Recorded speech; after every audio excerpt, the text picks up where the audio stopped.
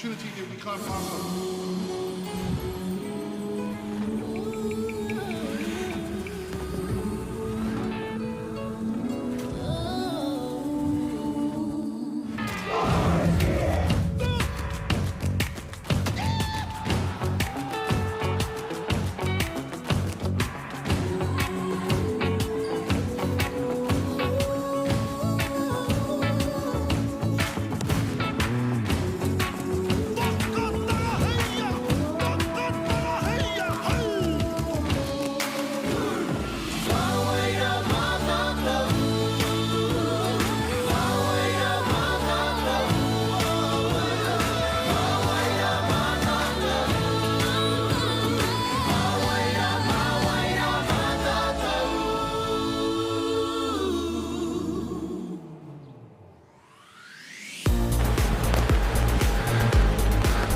Iti iwi nau mai haere mai ki tēnei papahotanga a whakaata Māori, ka mihi ki nā maunga, nā waimi nā ahi ka o tēnei rohi, tēnā koutou katoa, ki nai kai whakahaere, me nā kai whakataitai, he mihi māhana hoki ki a koutou.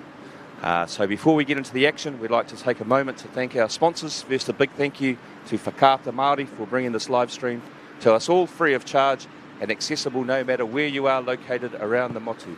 We're also grateful for the support of Bailey's Real Estate, Caltex, New Zealand Carbon Farming and Apollo Projects, whose sponsorship enables us to share this event with you and your whānau. And finally, we'd like to thank Te Taura Whiri for the valuable mahi they are doing to support Te Reo Māori commentary and development. Nā mihi nui, your support truly makes a difference. So welcome all to day 3 of the National Secondary Schools Football Tournament held here in Tāmaki Makaurau. Out here in Rāwhiti, Tāmaki Makaurau, East Auckland, we are at Riverhills, and in the background is the Pakuranga Highway, as the game between Whangarei Boys High School and Napier Boys High School, Ahuriri, is about to commence. So let's run through the team lists if we can. And we have for Whangarei in goal. We have Ethan Kite, Hamish Campbell, Jake Renee, Jacob Redfern, Jack Loft, Aidan Colleen, Charlie Kelly, Jake Smith, Matthew Philander, Giovanni Joseph, Jono Benetti, Jackson Alexander, Luca Owen, Ethan Pedersen, Riley Burgess, Leo Cross and Fergus Davison. We'll get you the starting team when they come out onto the field. And for Napier in goal, we have Charlie Fruin. Charlie is goalkeeper. He affiliates to Ngāti Ranganui in Tauranga. And we have Leon Lisaback, Rory O'Mani, Max Webber, Matthew Hogg, Mason Shaw, Max Fish, Maxwell Bedford, Ethan Spencer, Sasha Pickering, James Redmond, Archie Furlong, who is Ngāti Porou Kaitahu, Noah Onuma, Max Gavin, Ryan Johnson and Max O'Dwyer. As our referee, Trevor Middleton, leads the teams out. This game is in the 17 to 24 classification. Both teams had good wins yesterday. Napier disposed of Auckland School, McLeans College by 4-1, and Whangarei are searching for their first finish within the top 20 at Nationals. So the Kayako, the coach for Napier, is well-known Napier City Rovers coach Bill Robertson, assisted by their Tumuaki Tururua Grant Bundle. And with the Whangarei side is a couple of young coaches, Dion Hales and Caleb Russ. This game will be 35 minutes each way, and with the winner heading into the 17 to 20 classification and the loser into the 21 to 24. Looking forward on a beautiful day to some excellent football. And before we start, just like to acknowledge the passing of Kingi Tuheitia this week. So ko tangi rā kia Kingi Tuheitia po tātou te whirowhiro whitu kua riro ki te pō moi mai rā.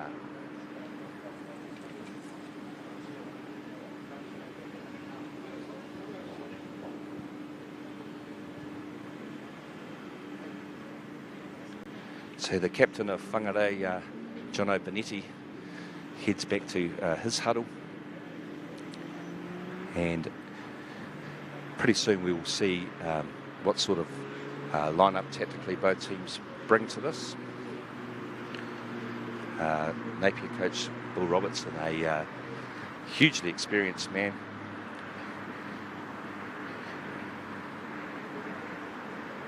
And all is in readiness. The aim of the broadcast whānau is to bring you as much as possible of the broadcast in extending your knowledge of Te Reo Māori kupu terms for positions, for equipment, for things to do with refereeing and general play. And so as we go along, we'll learn a couple of things here and there and also enjoy some good quality action from the 46th Annual Secondary School Nationals. Both teams actually very keen for this, talking to both coaches beforehand, very keen to build on yesterday's good result.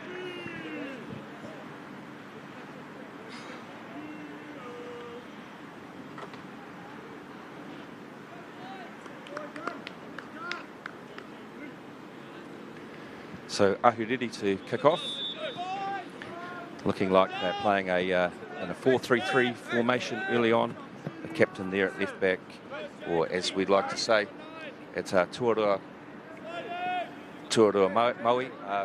We have Napier here in the Kikorangi Marama in the sky blue, and we have Whangarei in their traditional pango and kōwhai strip, black and yellow, as we have the first maka paitaha, the throw-in, as Whangarei look to go long. The whanaroa there from Whangarei. Goalkeeper Fluin has it under control. He finds his Tuara Pua centre back. Just looking along the Whangarei setup, they too appear to be playing in a 4-3-3 formation.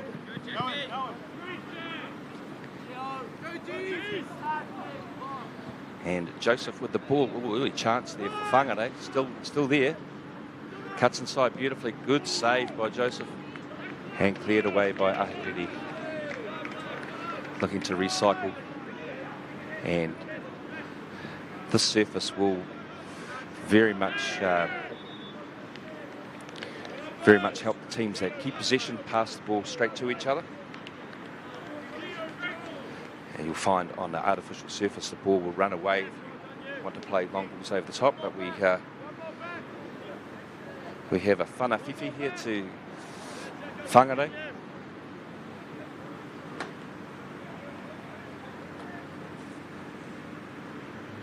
And they'll be looking to get numbers into the penalty area. Ooh, excellent delivery there, but it has gone behind for a whanatapawha.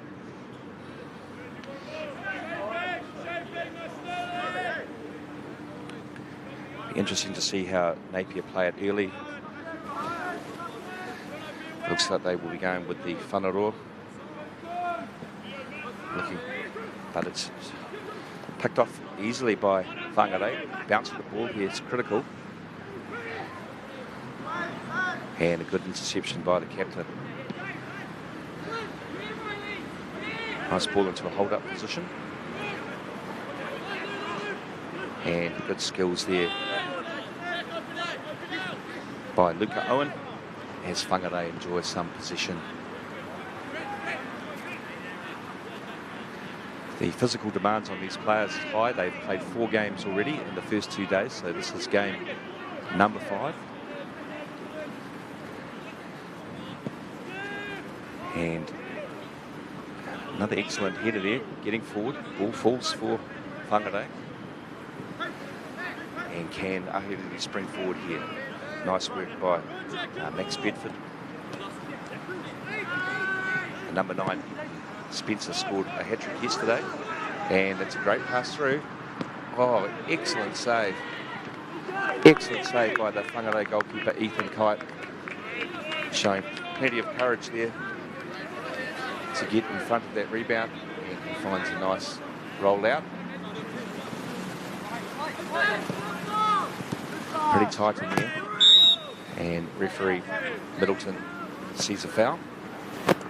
Whangarei able to settle things down.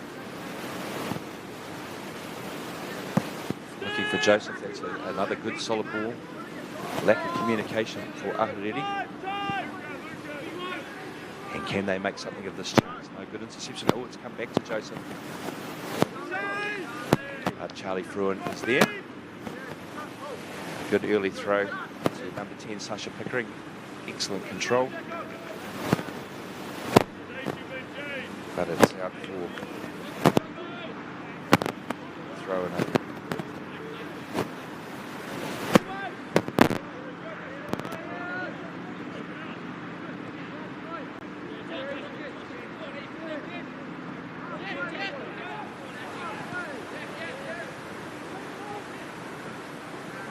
And that's the first whanapoko or corner kick of the day.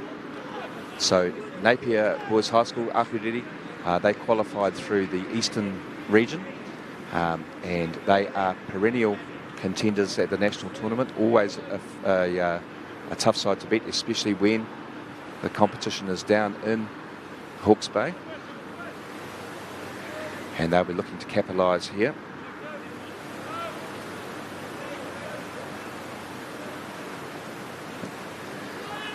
Go near post. Oh, very good chance. Comes out. And a first time hit. Goes wide from Max Bedford. But an even opening. Both teams having a couple of half chances.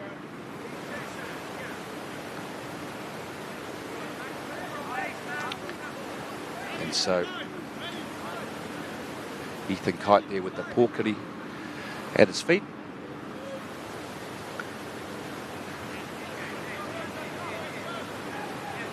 Ball is played short.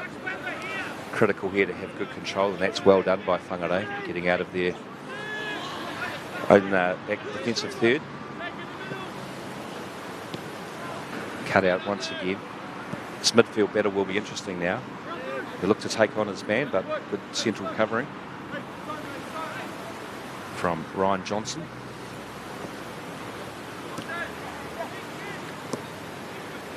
An excellent whanapōkiri there.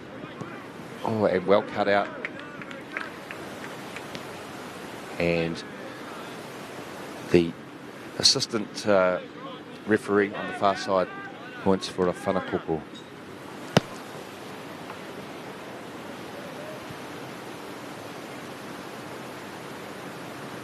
So the Boys Premier Tournament is one of a number of tournaments going on around the country. The second 11 tournament is in Ngāmotu in New Plymouth. The Hillstein Junior Tournament is being held in Tauranga Moana. And then a number of other tournaments. Over 100 teams are involved from colleges throughout Aotearoa. Oh, another fine save. Looked like a handball there, and the referee has spotted it.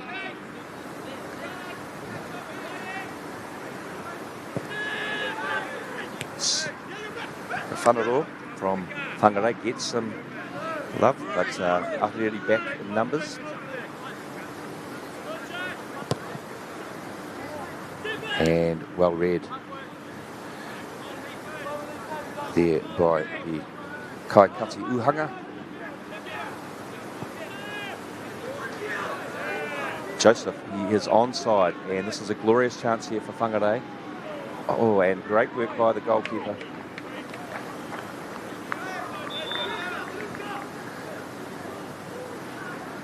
Could well have been 1-0 there, but I'm sure chances will keep coming thick and fast. Both teams showing an urgency to attack. The whanaro there, a long ball paying dividends for Whangarei. Napier have good numbers behind the ball, but they really do need to deal with that just a little bit better. Well won in midfield, and Spencer is doing well to get the ball at his feet, the number 9 for Ahuriri. Just has to find a touch more accuracy. But I'm sure we won't be going too long without a goal in this one. Hopefully I haven't put the kiss of death on that, but both teams showing very good enterprise.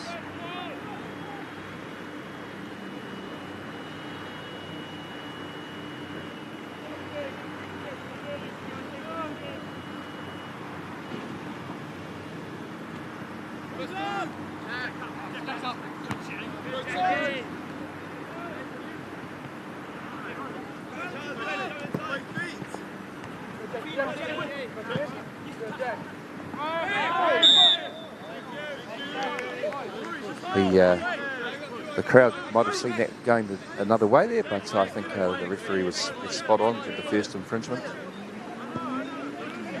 And once again, Whangarei looking to use the width of this magnificent facility here at Pukeawa at Riverhills. And Spencer, he looks a good player. Turns strongly. Unlucky there, just a little touch on it. One back again. And again, the ball is turned over. 15 for Whangarei, Riley Burgess. It's cool and calm under pressure. And what a fantastic whangaroa there. And the Kaikati Uhanga, Fruin, senses the danger and clears nicely.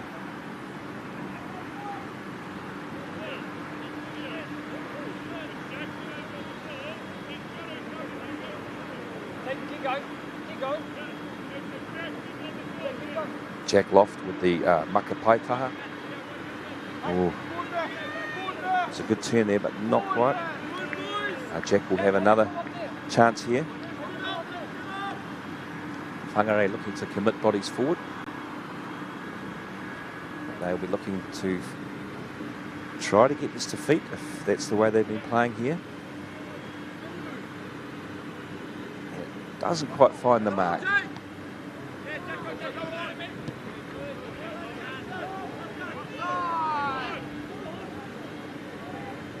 Close call there for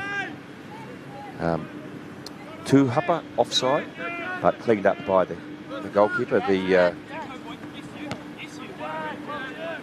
referees these days try to wait for as long as possible to allow the play to flow before putting their flags up for offside. I'm pretty sure the assistant would have signalled offside there.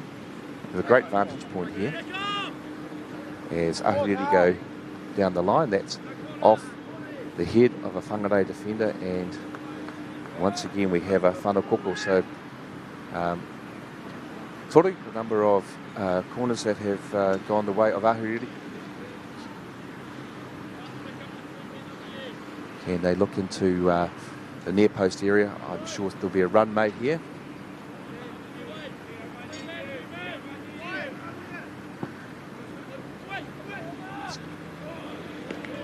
It's gone far. They've proved the liar out of me, and it's a corner on the other side.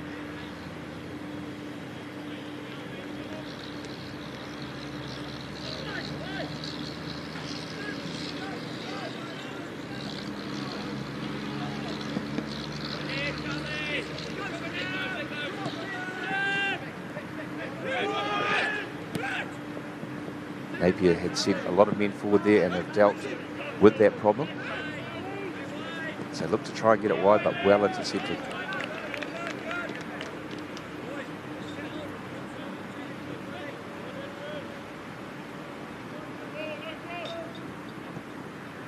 Fantastic early ball.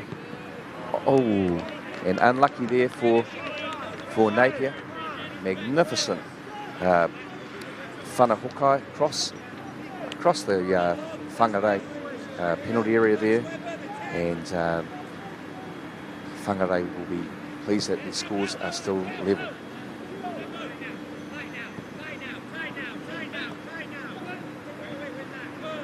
Napier just getting a little bit more of a foothold here, and they find Spencer there showing some good patience, recycling the ball.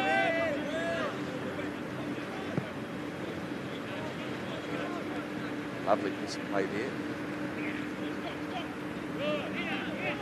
Well read by Whangarei.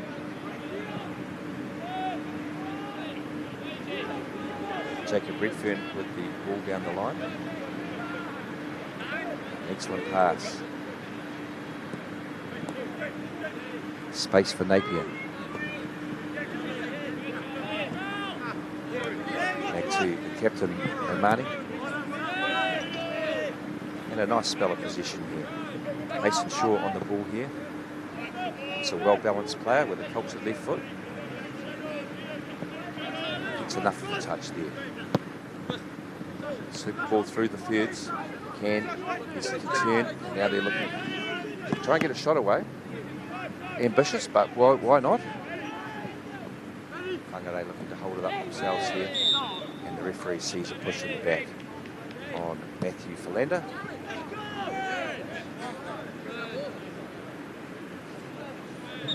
And attempted a quick free kick there at a whana Fifi, and it's gone out of play.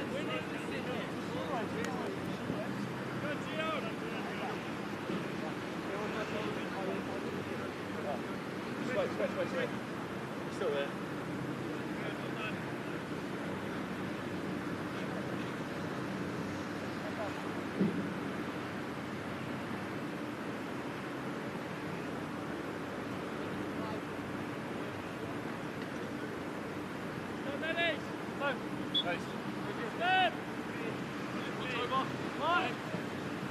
Napier looking at long crossfield ball, Whanarua, beautifully done by Philander again, not by Philander, sorry, by Mason Shaw. Whangarei, excellent touch there, through to Joseph. The bounce of the ball sometimes on these artificial surfaces very tricky, especially once the ball has been headed on.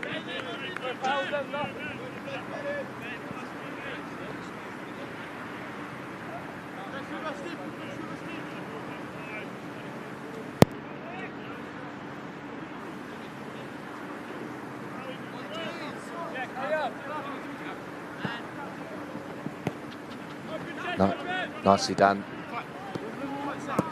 from the Makaurau. And will this ball hold up? It looks like it will. And Napier's captain, Rory O'Mahony, opts for the safety of the touchline.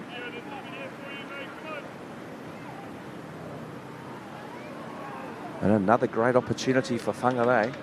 I'm probably counting 3 great chances each so far, but it remains goalless here at Riverhills. Good tussle over there. Luka Owen winning the Makaurau for his team.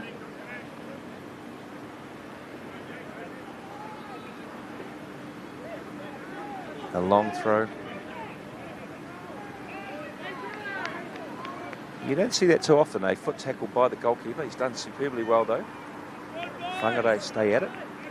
And they get their first whanakoko of today's game.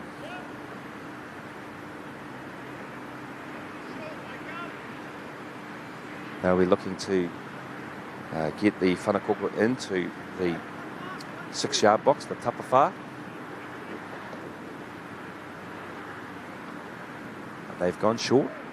Got a routine here which hasn't worked. And now Spence will try and hold this up as his teammates charge forward on the counter-attack.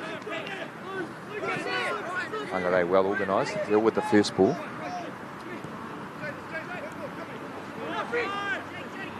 Another very good tackle in their own third. And here is Joseph. Sprung the trap, he's got the man in the middle. Wonderful save, absolutely brilliant save by Charlie Fruin.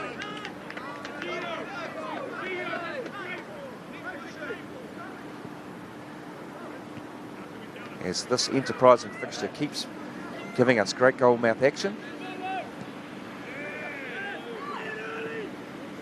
Another great ball. The flag is up for tūhapa. Just going a little bit early there. Giovanni Joseph looks a live wire up front for Whangarei. They qualified through the wildcard system. Difficult for the men from Northland to push their wares, but great to have them back in the national tournament. They've got a young team talking to their coaches. Only 4 boys in year 13, so a lot of their players coming back to school in 2025. So this experience for them this year down here in Tāmaki Makaurau will be more than useful for them. Living together, staying together, learning to work as a team, get through the trials and tribulations of so many games in a short space of time, they will only improve. But it's Ahuriri trying to get to the byline. Very good piece of defending by Whangarei. And I think that's Jack Loft again. Jack's having a good game down here on our near touchline. Whangarei staying true to their principles here and looking to play out at all occasions. Great turn by the 11 there, Jono Benetti. Sharing a surname with a famous English goalkeeper of yesteryear. And once again, good play down the left-hand side. Good loud call by the Kaikati Uhanga. He seems to be a solid presence back there. Very difficult sometimes for the goalkeepers on the surface. Can't quite throw yourself, well, you can throw yourself around, but you pay the consequences.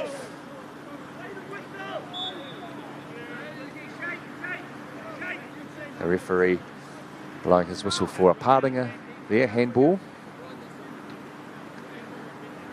Very calm, very experienced referee, Mr. Middleton out there. The sign of a great football referee is that you don't notice the man in the middle, and he's kept a very low profile. He has full control of this fixture, and there's plenty of respect being shown by the players as well.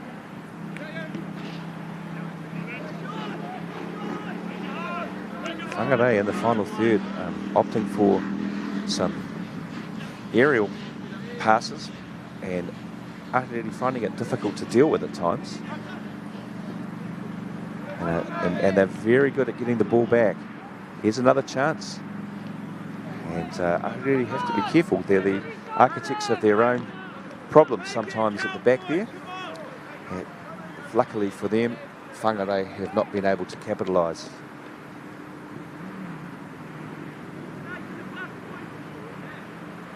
So here on Whakata Māori, over the next 3 days, we will be bringing you 11 fixtures. The game after this one will be one of the quarterfinals between between last year's beaten finalists, Hata Petera from Auckland, St. Peter's College, and we also have a team which has been extremely successful over previous seasons in Sacred Heart College, so lots to look forward to here today. A reminder, whānau, if this game finishes level, it will go to a penalty shootout, so a whanawhiu, a shootout, so let's hope we can have a winner in normal time. Plenty of enterprise, like I've said, and another ball cut out.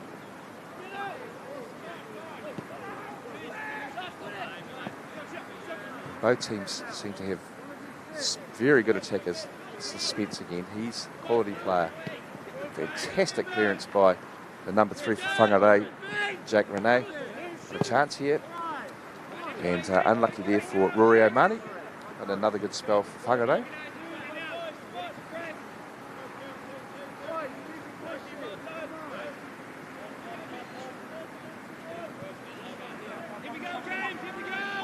So the short tuku, and then the whanaroa seems to be the way for Whangarei tactically. James Redmond struggling to bring that one down. Very difficult ball for him.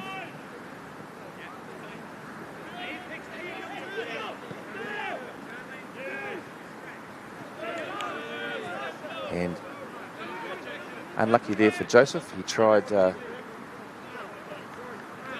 whanaraho, the nutmeg. But the Ahuriri defence was alive to it.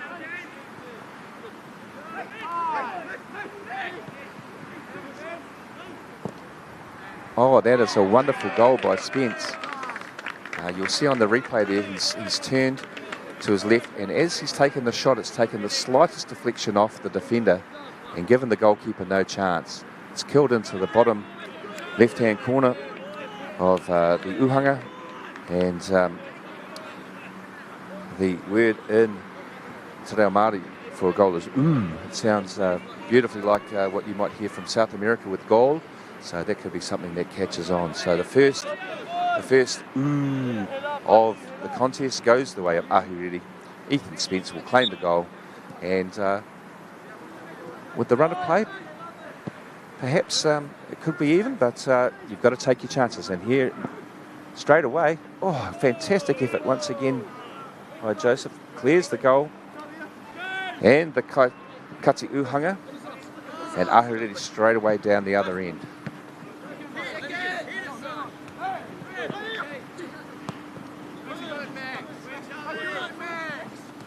Both teams, it's pretty tight in midfield.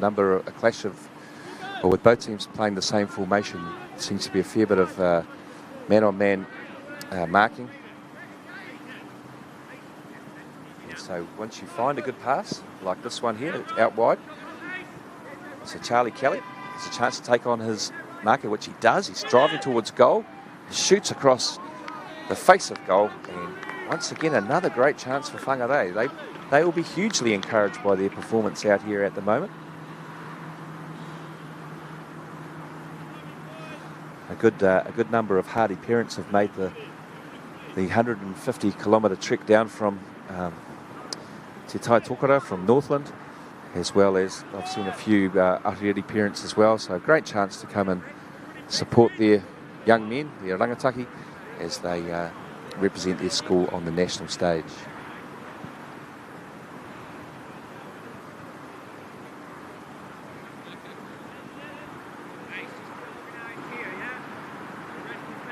So about 7 or 8 minutes to go until we get to half-time.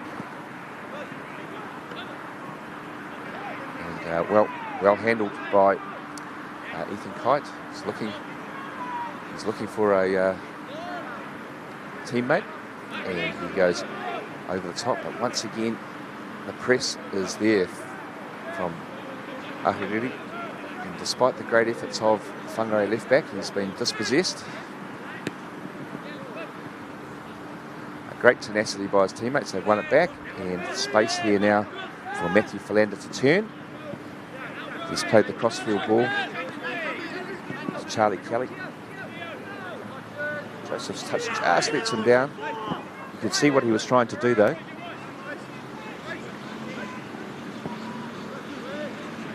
And another superb ball from the centre of defence. Finds Spencer. And Bill Robertson will be pretty pleased with how his charges are doing out here. Looking to get forward at every opportunity. And lots of confusion there within the tapawhā, but eventually it's cleared over the crossbar.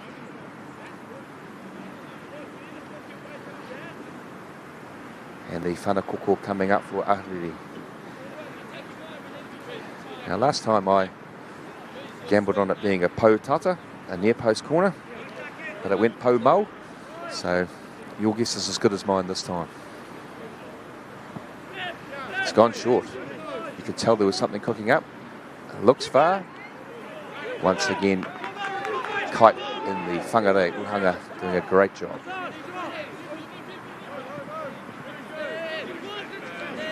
And superb covering by Max Bedford.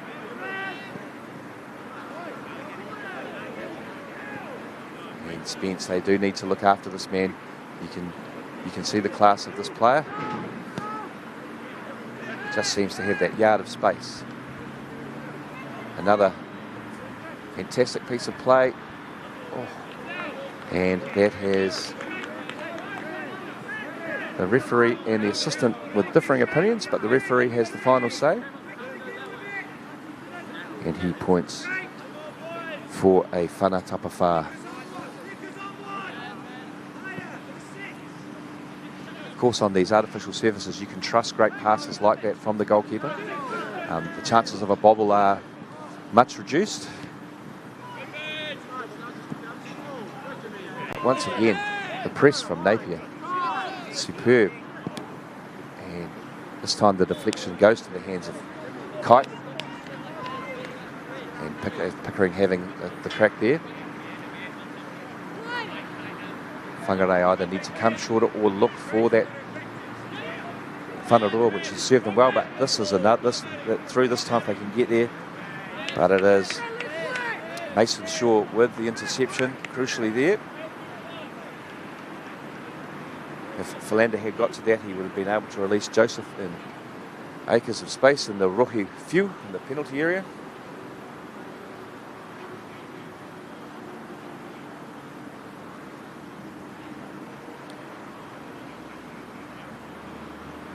As the Makapai Taha is to be set. Might see a flick on here. No, they to feed once again.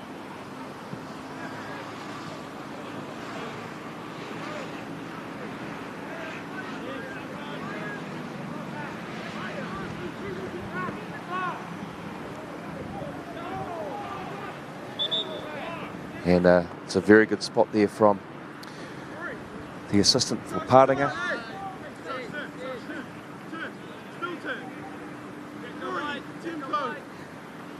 And it will be left to Shaw to look. They've had a lot of success to the right-hand side here, so I would suggest the Kaunuku Mato, the right-hand side field there, might get this, but he's going down the other touchline, looking for a flick on. Excellent technique. The breaks here. And a clear chance. Yeah, I think I have to agree with the assistant there. Only just the delaying of the pass. Just seeing Philander offside, but great work once again by Charlie Fruin.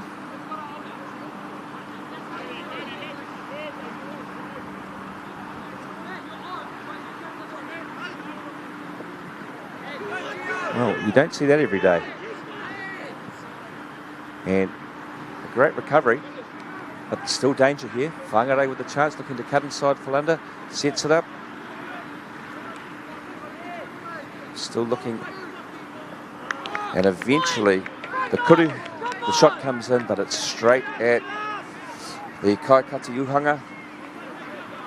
Golden opportunity for Whangarei once again, as Ahuriri seemed determined to give Whangarei opportunities, and they've been equally determined not to take them. So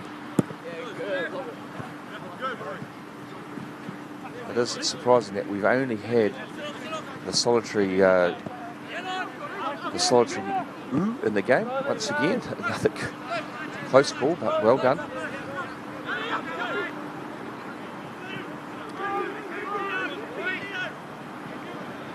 It's excellent endeavour by Luca Owen, but the straight pass is always going to be your enemy on the artificial surface. The diagonal ball is the one which will be very much your friend, gives the runners time and space.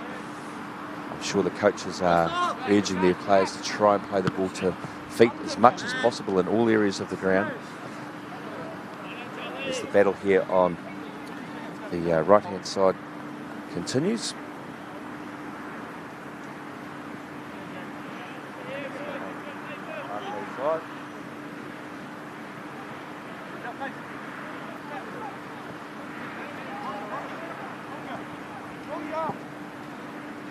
And a ball out of defence. Whangarei there with Jackson Alexander, very cool and calm, finding the right pass. As Whangarei enjoy a good spell of position. They can find the right pass, they are going to be dangerous, but a superb Rutu there, and Spence is in space. He has it all to do, but he cuts inside. Gets a good, solid piece of the ball there with his kuru, but it goes wide.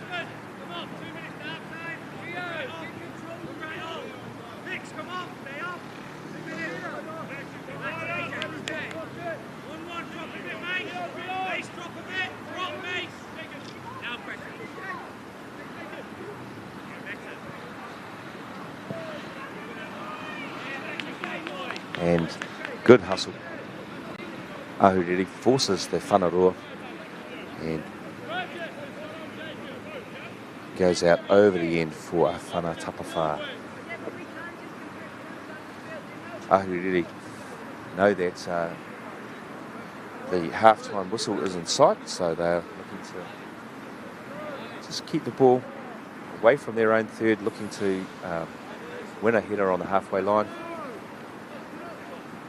which they do. And now it's the second ball. But a great piece of hustle there and a great pass. Here's the chance. Can they get on the end of it? And just what they deserve. Philander has scored the goal just before the break. Excellent work in the midfield there. And you'd say a fair reflection of the state of play. The man there in number 15 for Whangarei, Riley Burgess, doing all the good work in the midfield. And we are at Tahi.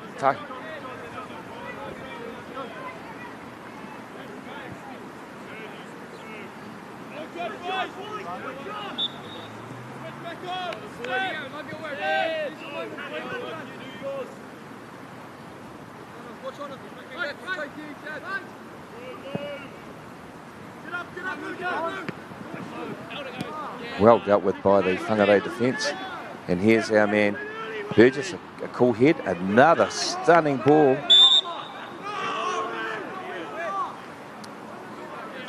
And a tight call brings us to half-time.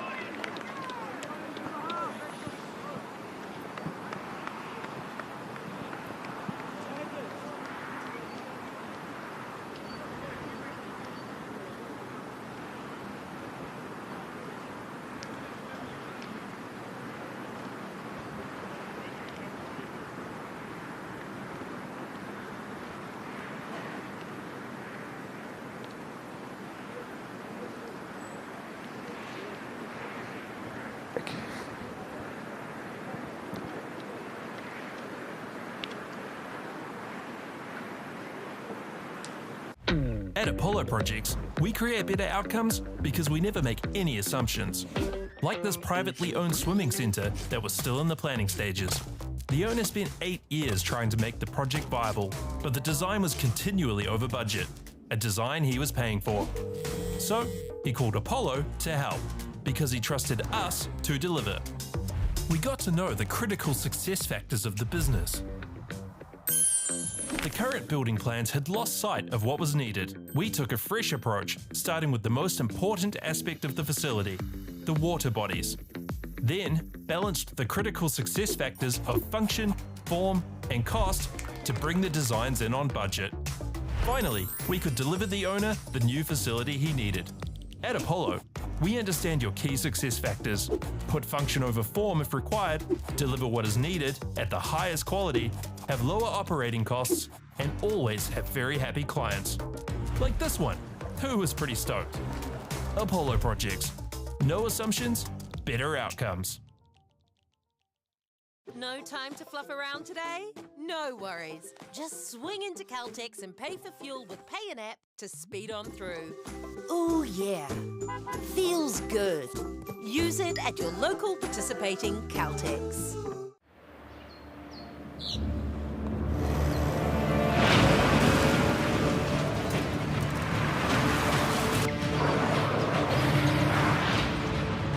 This isn't an ad about four-wheel drives.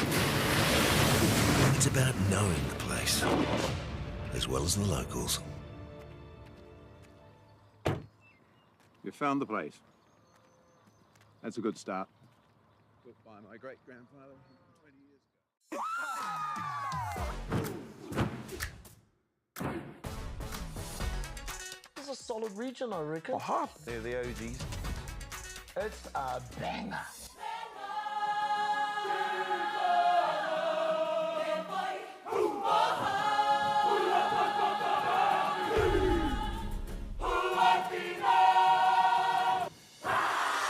Make Māori Plus your mate.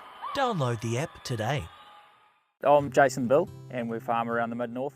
We took a review of our business a couple of years ago, sort of identified challenges that we had.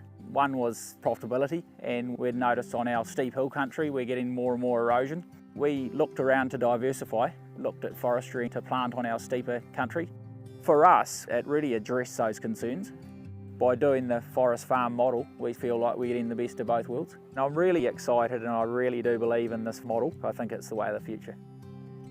Get the Māori Plus app. Download now on Google Play or the App Store with exclusive viewings and 100% ad-free. Quite like top tier. Watch us anywhere, anytime. Make Māori Plus your mate and stream now. Want to catch a fuel bargain with Caltex and Supergold? Scan your Caltex app, Flybuys or Airpoints for 6 cents off per litre with Pumped. And show your Supergold card for an extra 2 cents off. Ah, feels good.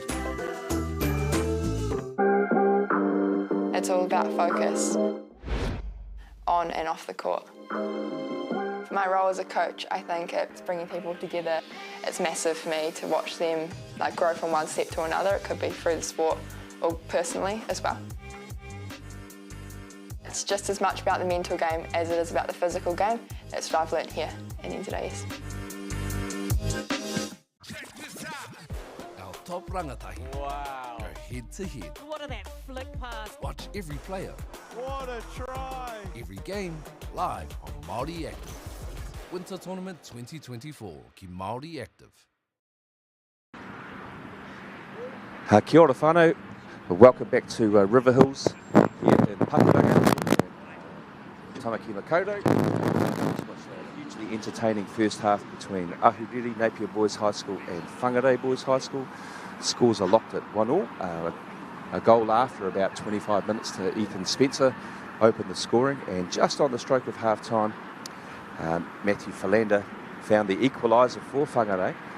Both teams could probably say that they've had 5 golden chances to score, and the work of our men between the sticks, the Kaikati Uhanga, has been solid, and both teams have been trying to play. The key to the second half will be the team that makes the least defensive mistakes. I'd say both teams, when put under pressure, the press has been very good from both teams, and when the teams have been put under pressure, they have managed to get out of it, but only sometimes by the skin of their teeth. So the team which can utilise their bench, I think we're playing our 5th game inside 2.5 days, might well do well to get on the front foot.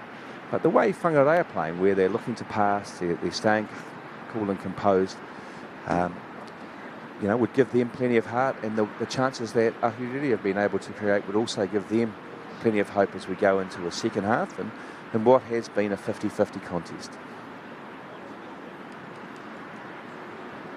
Coaches having their last say. My old mate from Ahuriri, Grant Thunder, was walking across the turf here with the important job of filling the water bottles, and Napier play in the Super 8 competition along with Hamilton, Kirikiriroa, Tauranga, Rotorua, Gisborne Boys High School, Ahuriri, Heretaunga at Hastings, Papaoia at Palmerston North Boys High School, and Te Kura Tamatani o Ngāmotu at New Plymouth. Whangarei, a lot of their boys play in the Northern League or play in the Northern League, come together for inter-school fixtures, and for Napier Boys High School, they play in the Hawke's Bay Secondary Schools competition. It means a lot of 8:30 in the morning starts, and they then play for clubs in the afternoon. Napier Boys High School have had some great stalwarts over the years, none more so the late great Peter McLeans, a man of huge mana in the Napier community, taught at the school for over 40 years, and so I'd like to acknowledge Peter and his contribution to secondary school football, and he'll be proud of the way that his team in Sky Blue is playing today. The officials are back out onto the pitch, and it's been a free-flowing game. There's been not a hint of a bad tackle or any disciplinary action. There's been no puka whiro, puka kōwhai, red or yellow cards to speak of, and I can't see that changing in the second half.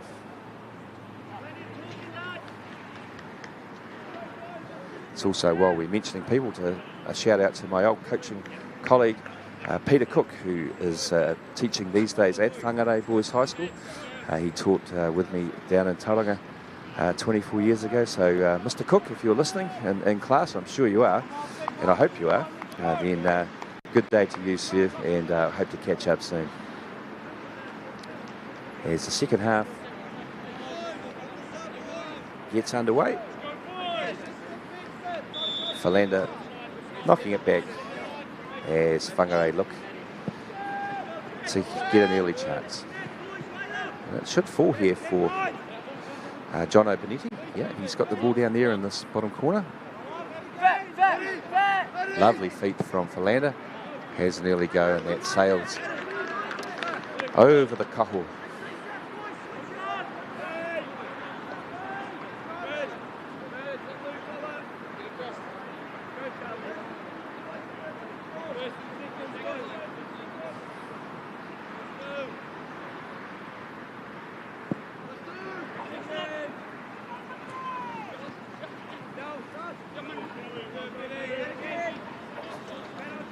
A game of head tennis there, just out of the Napier third, and just a little nibble from behind there.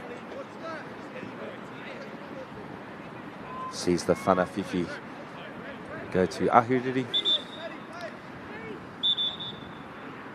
The crossfield tactic of Shaw has paid dividends for Ahuriri, and that goes through to the Uhanga.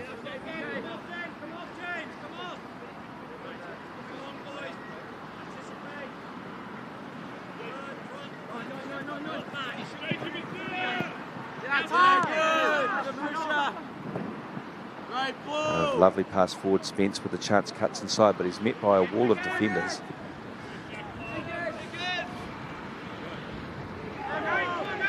And a nice clear call from our Uhanga.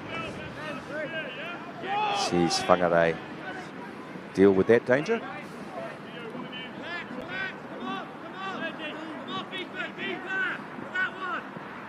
Looks a good player, does young Riley Burgess.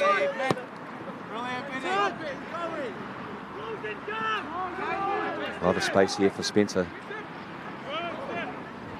But once again, he's crowded out.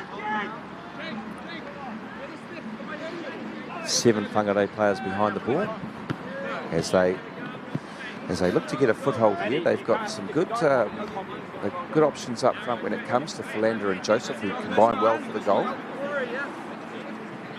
And I think as the game goes on, they'll look more and more to keep the ball and then try and spring forward. There's Philander now. Doesn't quite find the mark, but works hard to try and win it back. And there's a great through ball here. Spencer has a fantastic chance, and he makes the most of it.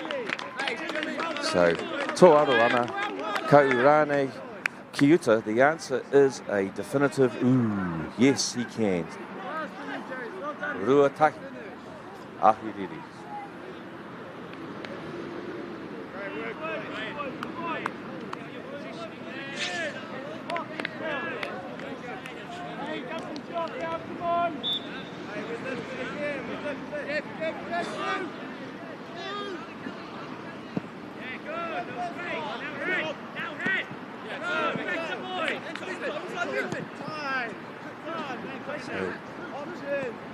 Be interesting to see what that goal does to the game. You can see a bit of a spring in the step of Ahuriri. But Whangarei will stick to trying to make their passes stick here. Coming short is Joseph. Possibly have to trust that pass just a little bit more. They've won it back here. And that's a nice piece of play there in the middle third. But crowded out by the midfield 3 of Ahuriri.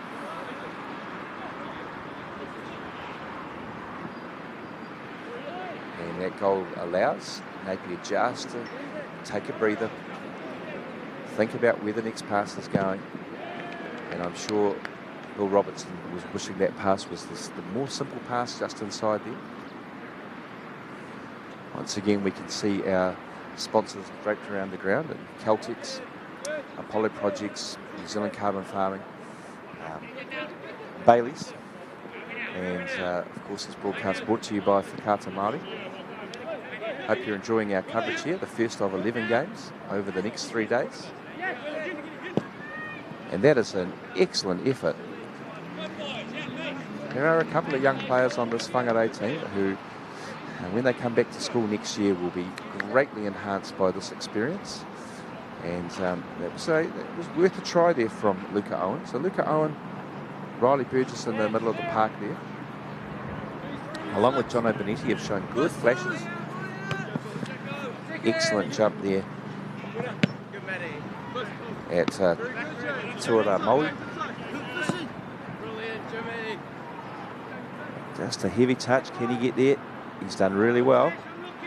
But so difficult to, on the grass pitch, you might slide in there.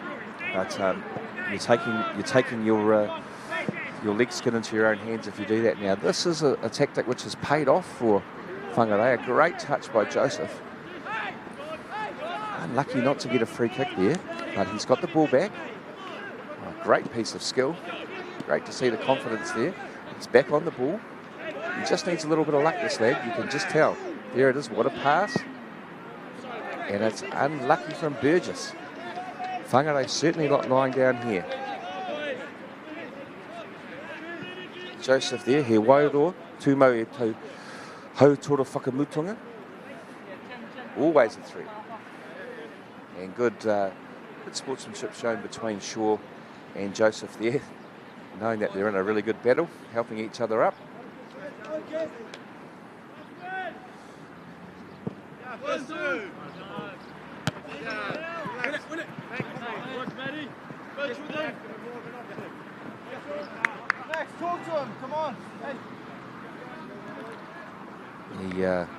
A number of Tuki Mahunga headers in this game. Whangarei being probably the more proficient.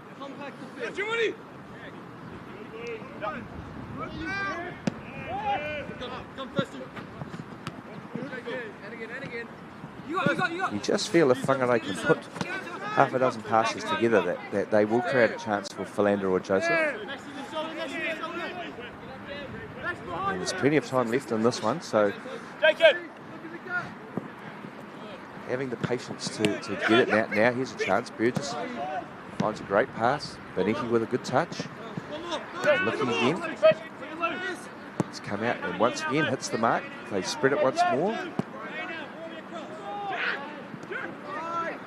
Luke finds the Tuara Mato, and Joseph has chance. Can he beat the defender?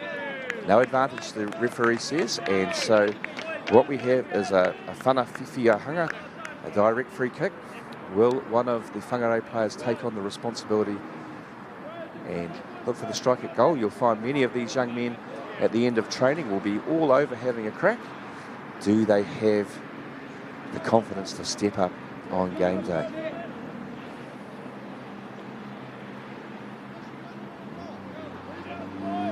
I'd like to see the uhanga tested here. The structure of the goal, the old beans on toast. And it looks like Burgess is, there's a four-man wall for Ahuriri. It's either Joseph or Burgess here. Joseph leaves it. And Burgess had the confidence, but not quite the direction. So good to see.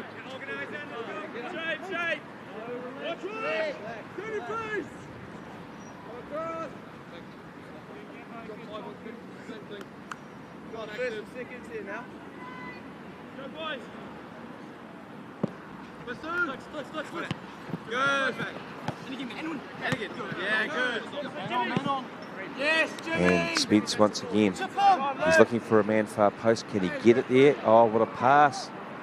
Oh, magnificent finish. Magnificent finish by Ryan Johnson.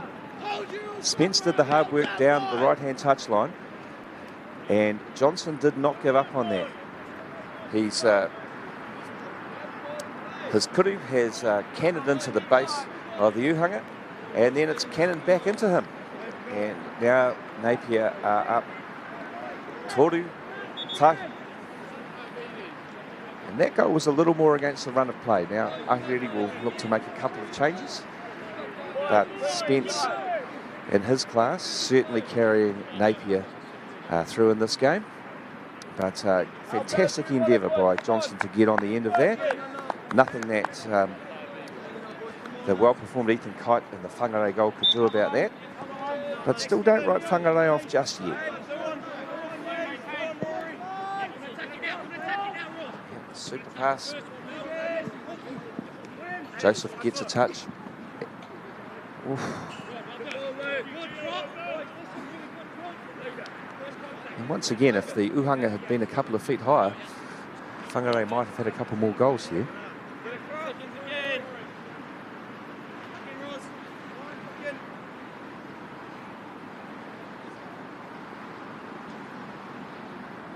So we are at the home of Fencibles Football Club. This ground, for some of you older viewers who might have played here when it was a grass surface and it was Pakuranga town. Fencibles FC is a combined venture between the old Howick and Pakuranga clubs.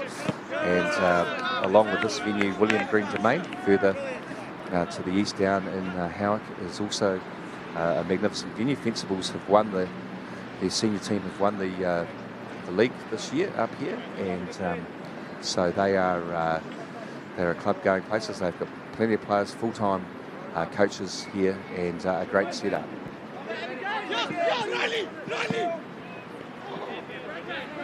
Another fine effort by Burgess. Fruin in the right place, and that's a great ball up the left-hand touchline. Spence showing his speed internationally, but well done there by Jake Renee, with a little bit of help from Luca Owen. Sometimes you might feel the artificial surface actually tackles you. It has that ability to get in the way of players. It's very much an acquired taste, and for the boys from Ahuriri, there's not too many options for them to play on a artificial surface.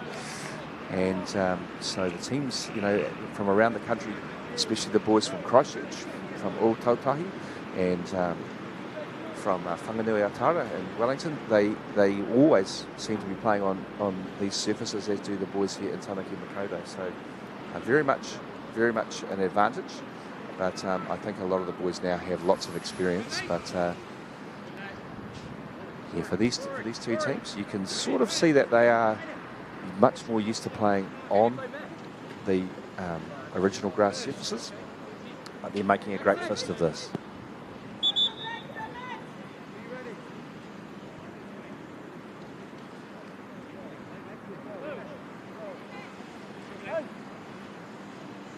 We have a wonderful vantage point here at Riverhills. We're up in the extension of the club room outside. It's got a great deck. I'm sure there's a number of locals here who find this as a great spot for themselves at 2:45 on a Saturday afternoon.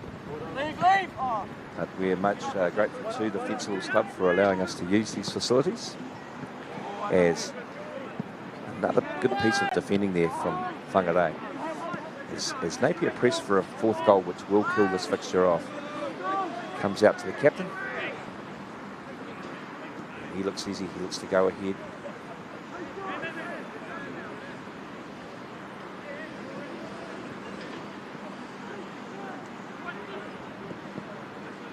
Great hustle once again from Burgess. Good calm pass there. Out it comes to Max Fish. Looks to put on a move, and he's probably fouled. Yes, he has. He's fouled Benetti in the process. Benetti working hard down this left-hand side.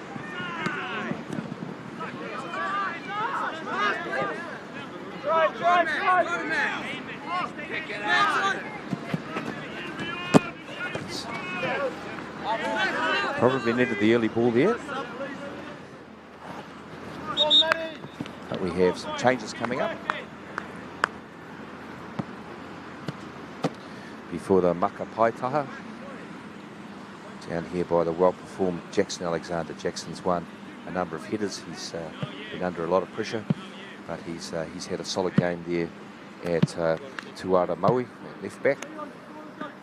I'm not going to receive. This Whangarei team, you just get a feeling if they can get a sniff, if they can get a second goal, that will have a grandstand finish. And a long throw. Very much a huge fan of the long throw tactic. And here we go. Can he get the touch to square it? It's a quality goalmouth scramble. It's gone out for Whanakoko. No. The assistant on the far side has signalled Pāringa. So handball.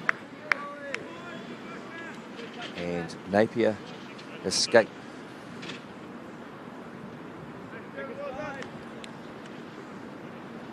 It's a magnificent initiative, this tournament. 32 teams from all around Aotearoa converging on one spot.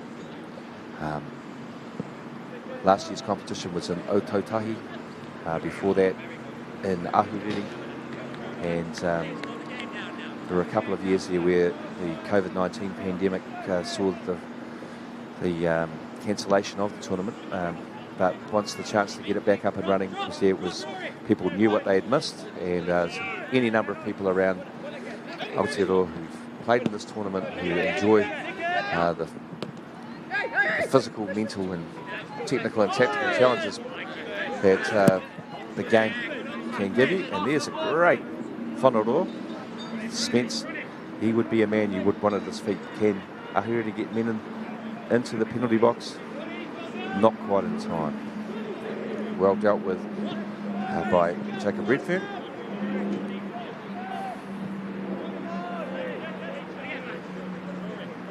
And Ahuriri just seem to be just a little bit more physically capable here. They look to be an older team, and the strength that brings is showing through. But once again, Benitez won it back. Unfortunately, can't find the pass. Just needs a little bit of a calm head here. And fine pass. Midfield sitter there for Napier, Max Bedford. He's holding a great position, doing the right things when it's coming to him. And once again, you'll find him here ready to diffuse an attack. And this man has run all day, Matthew Philander. He's picked it up there. He might try to win a Whanakoko. No, he finds Burgess.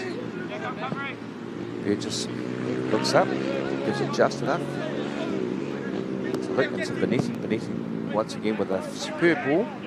Early ball wide here. And the 1-2, and we're in. Can he beat a player? He can. And that was the half a dozen passes I was talking about earlier. And if Whangarei can keep doing that, they are still a chance. I'd like to see our man at the back try to get forward, but here's the chance. Oh, wonderful tackle there. Eyes on the prize there, and very calm, as was that piece of play there, but no, given away. Oh, and he's seen the keeper off his line. And not quite enough on it. Fantastic piece of vision there by the Ahuriri midfielders.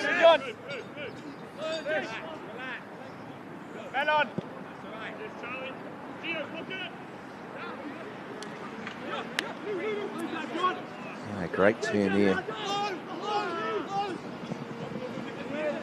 This young player, Luca Owen, he is very, very good. Oh! And the kaho takes a rattling from Riley Burgess. Still there for Whangarei. And Ahuriri at 6s and 7s there. Get it away for a whako koko. So Burgess with his left foot heading over to take this.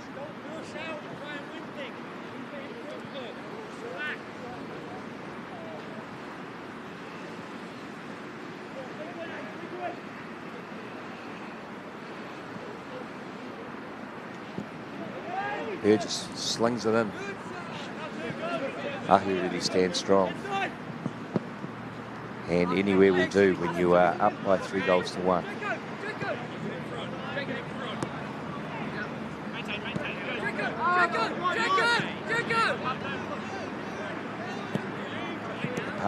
The pass is wide. The man needs to stay inside out there. Burgess has stayed out there.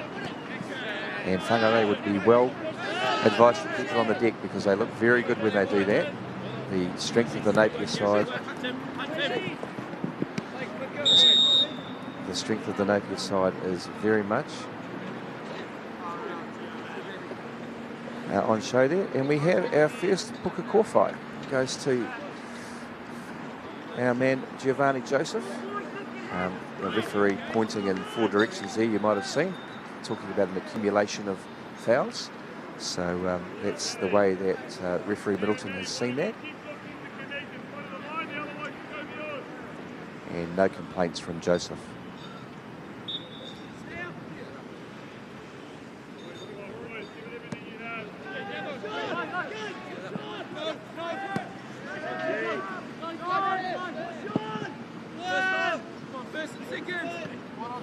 Brilliant, Sasha.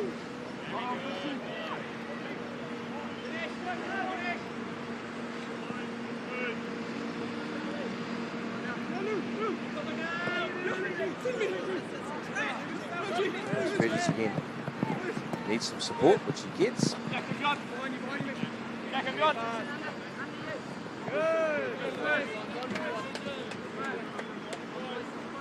Ready, Benji. Ready, Benji. Next game. Next game. No clip. No clip. Hold, hold.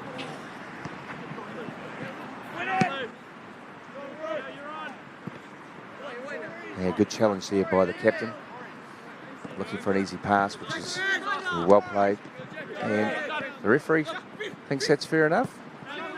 It's a physical game after all. And a long-range effort here. Oh, from all of 35 metres out. That is an unbelievable effort by Luca Owen. And the Potata, the near post there, comes to the rescue of Charlie Fruin. Fruin was also lucky the ball didn't collect him on the way out and come off his back and in. But it's a game of inches there for Whangarei. And you can see by a couple of hands on knees that the boys realise that it hasn't quite been their day out there. But the one thing you can say for Whangarei, they have not stopped. Plenty of endeavour as Ahuriri make the time here to make some changes. Always a great idea in these games to get the fresh legs on. And the players coming on will look to get some energy levels up there for and support the guys that have been out there from the very start.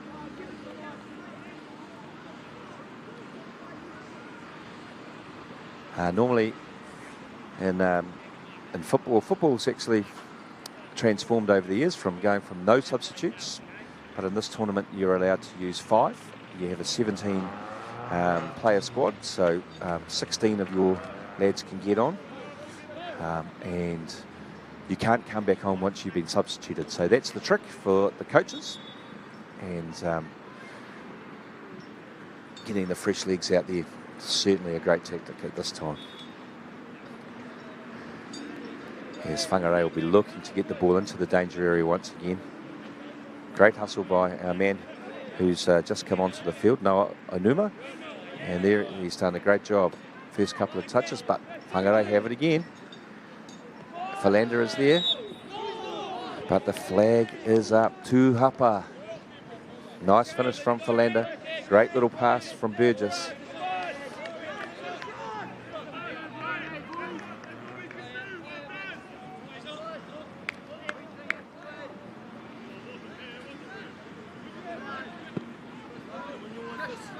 Yes, and a smart play there from Fruin. Ball Come on! further wide, less of a problem.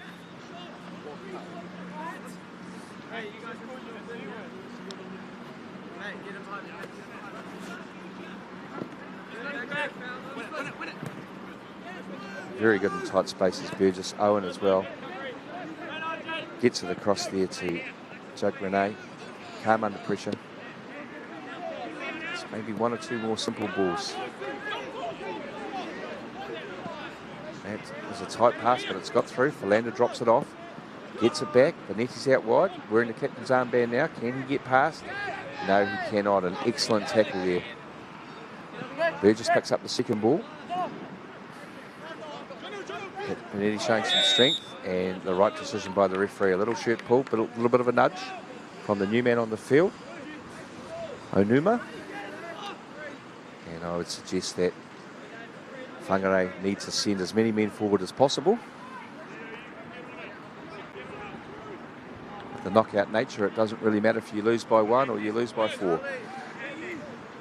So a couple of extra men going forward. Napier having all but 1 man behind the ball here. Great ball in there. Can we get on the end of it? And it has been bundled home. It's a great save by Fruin. I couldn't for the life of me tell you who got the last touch there, but Whangarei have rushed the ball back to halfway, and it's game on once again. You can't help but admire the tenacity of Whangarei here. Boys look like they absolutely love it.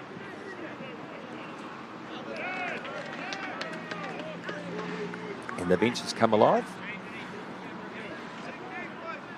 Really looking to go down the line.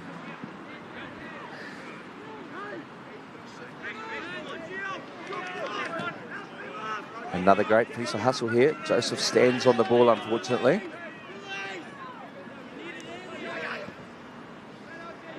They've certainly hustled to get it back.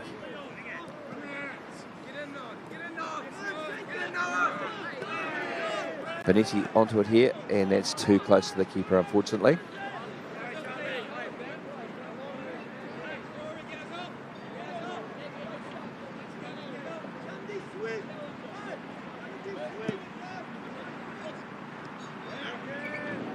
Spence with a great touch. And yeah, under too much pressure to go back to the keeper there. It would have been the ideal result though, but you can see Ahuriri will take their time getting to this throw-in, as we must be getting close to a finish.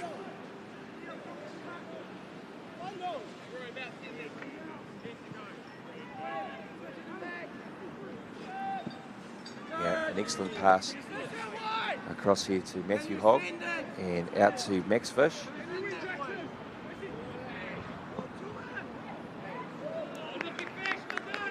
That's a wonderful effort by Max Fish. Seeing Hogg and Fish there, and it reminds me of a Blockhouse Bay team of the 70s, but that's for another day.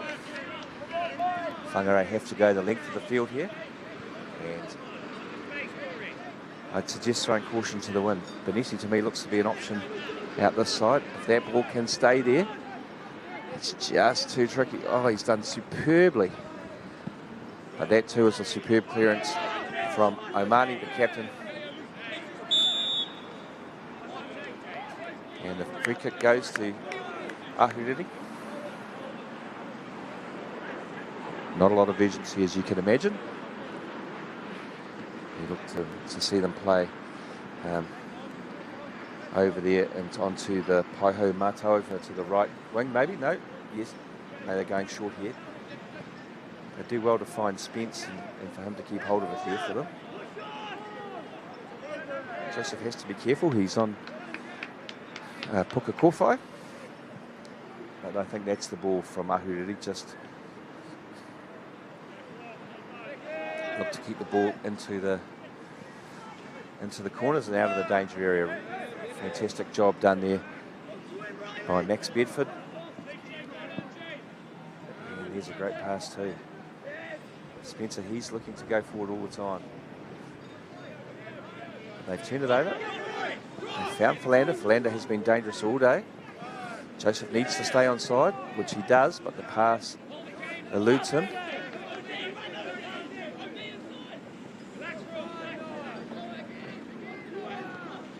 Oh, beautiful. Oh, not quite enough on it, and well read. Excellent work there by Jackson Alexander.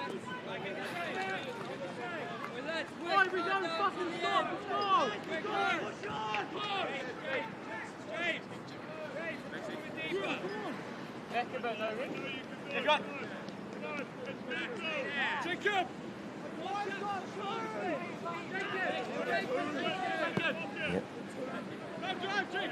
I'd urge Whangarei to keep it to feet. The man out wide there.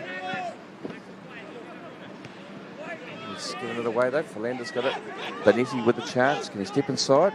a deflection, but Fruin holds on.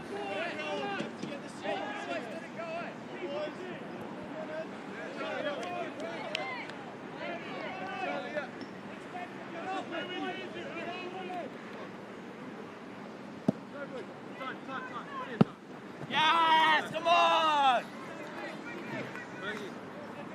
Hey, let's go, boys. Charlie, we need you now! You win it! Max, Max! Play him! Jim! Referee looking for an advantage there, but there is none coming. Hopeful ball forward. Joseph gets a flick. And Calm heads at the back there. Needs one more clearance.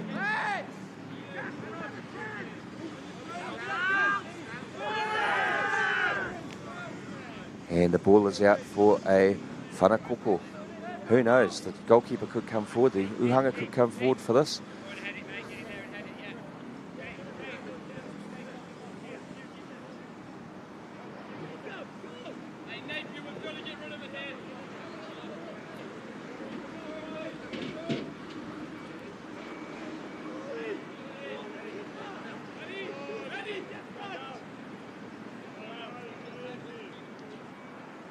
So still about 5 minutes on the clock here.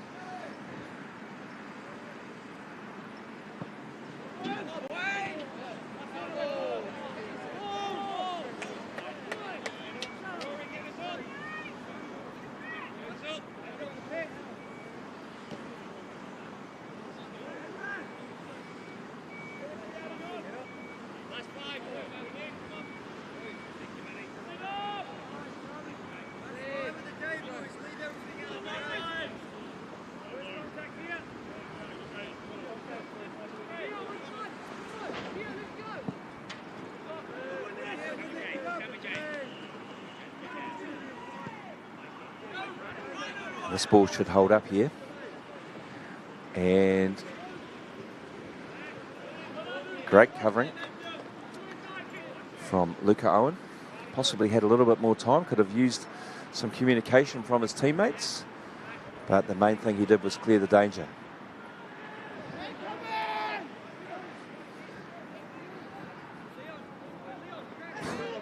A bit of a speculator there with the whana hokai.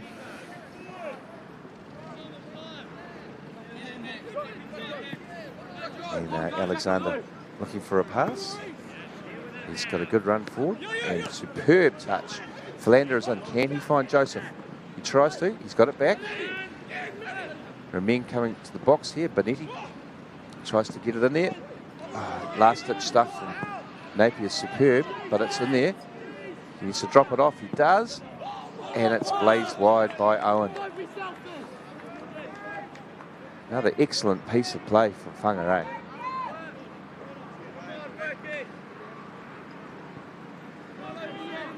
I mean, these teams are playing for positions 17 to 24, but judging by all of their other results, very close contests. I mean, Whangarei were unlucky to be in the pool with Tauranga and St. Peter's, who have both made the top 8.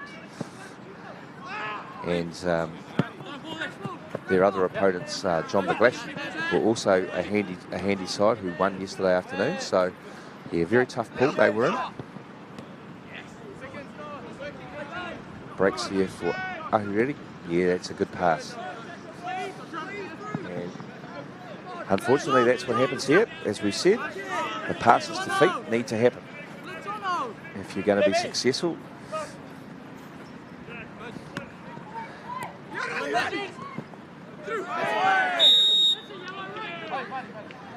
Burgess gets pulled back there by Max Bedford, and he goes into the referee's book. He is given a buka kofai. Once again, no arguments. Probably felt he needed to do that. And this time we see Whangarei have pushed everybody but the goalkeeper forward. Ethan Spencer is on his own there on the halfway line.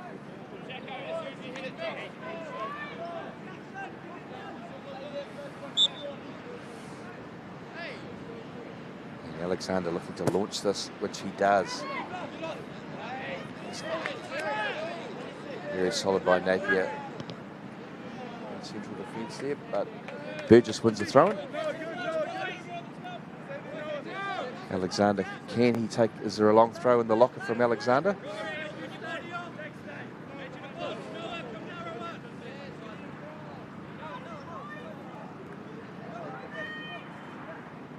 Oh, he's found feet again. And Burgess reads the play nicely. It falls to him.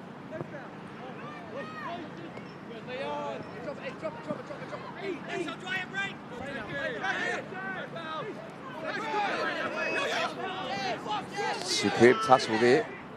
And a great tackle. But Whangarei will not give in here. Benetti has it. Trying to get the better of Bedford, which he does. Gets his cross in. But Fruin is there.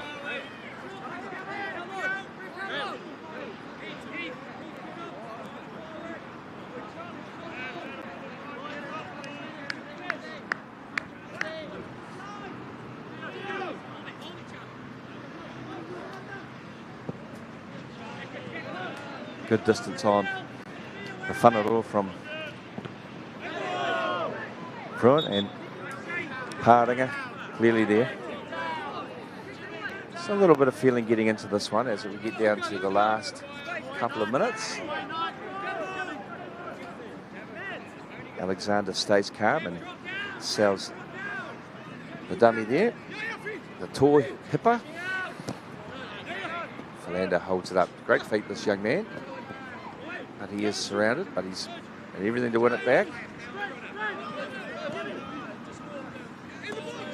Alexander looking to get the Whanaro in there. Some tall timber back there for Ahuriri though. Chance. Ooh, and the kudu there. Some good power, but the direction at the goal there, not quite there. The Uhanga, 24 feet wide, 8 feet high, so there's a lot to aim at. And goals are at a premium.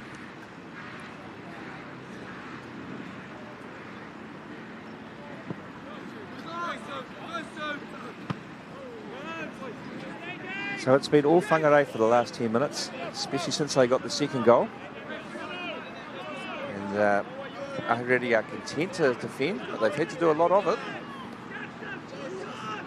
Is there one more twist in this tale here? Unfortunately, no.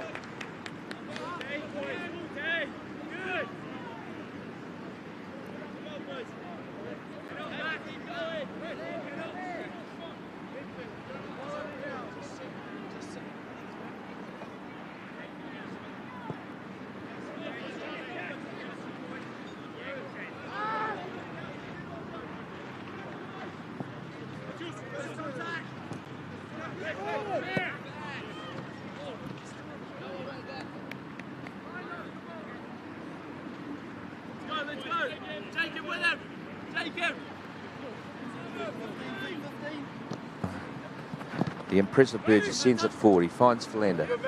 Excellent tackle there.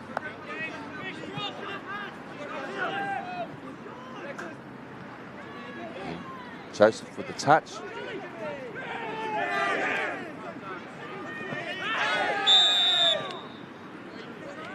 And a little late there.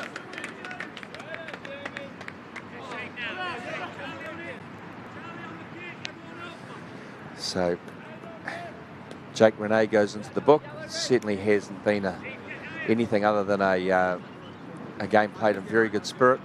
Obviously, with it being close at 3-2 towards the end of the game, there's going to be a little bit of desperation. And you can see Fruin here.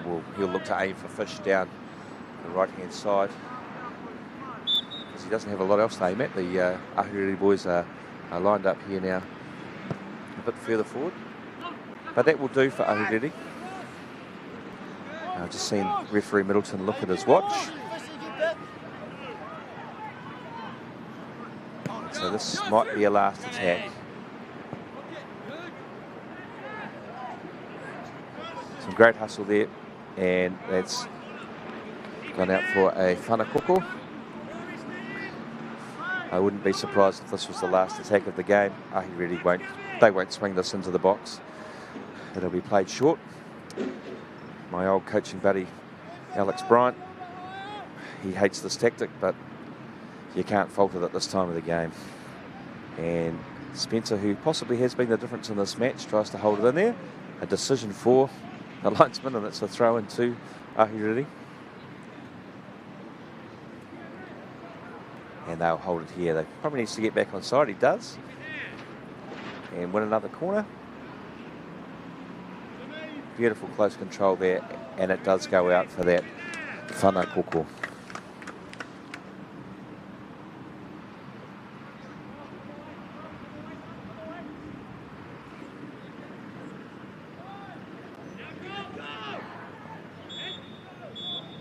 And that whānau is the end of the game. A victory by 3 goals to 2 to Napier Boys High School. The players shaking hands. So we now look forward to the quarterfinal matchup between Sacred Heart College and St. Peter's College, both of Auckland.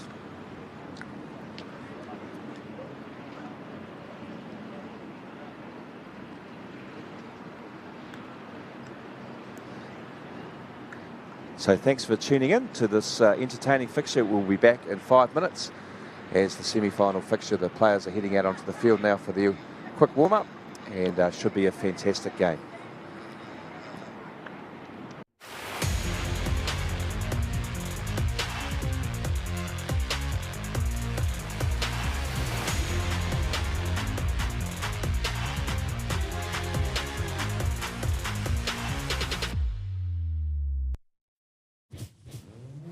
This is an opportunity that we can't pass on.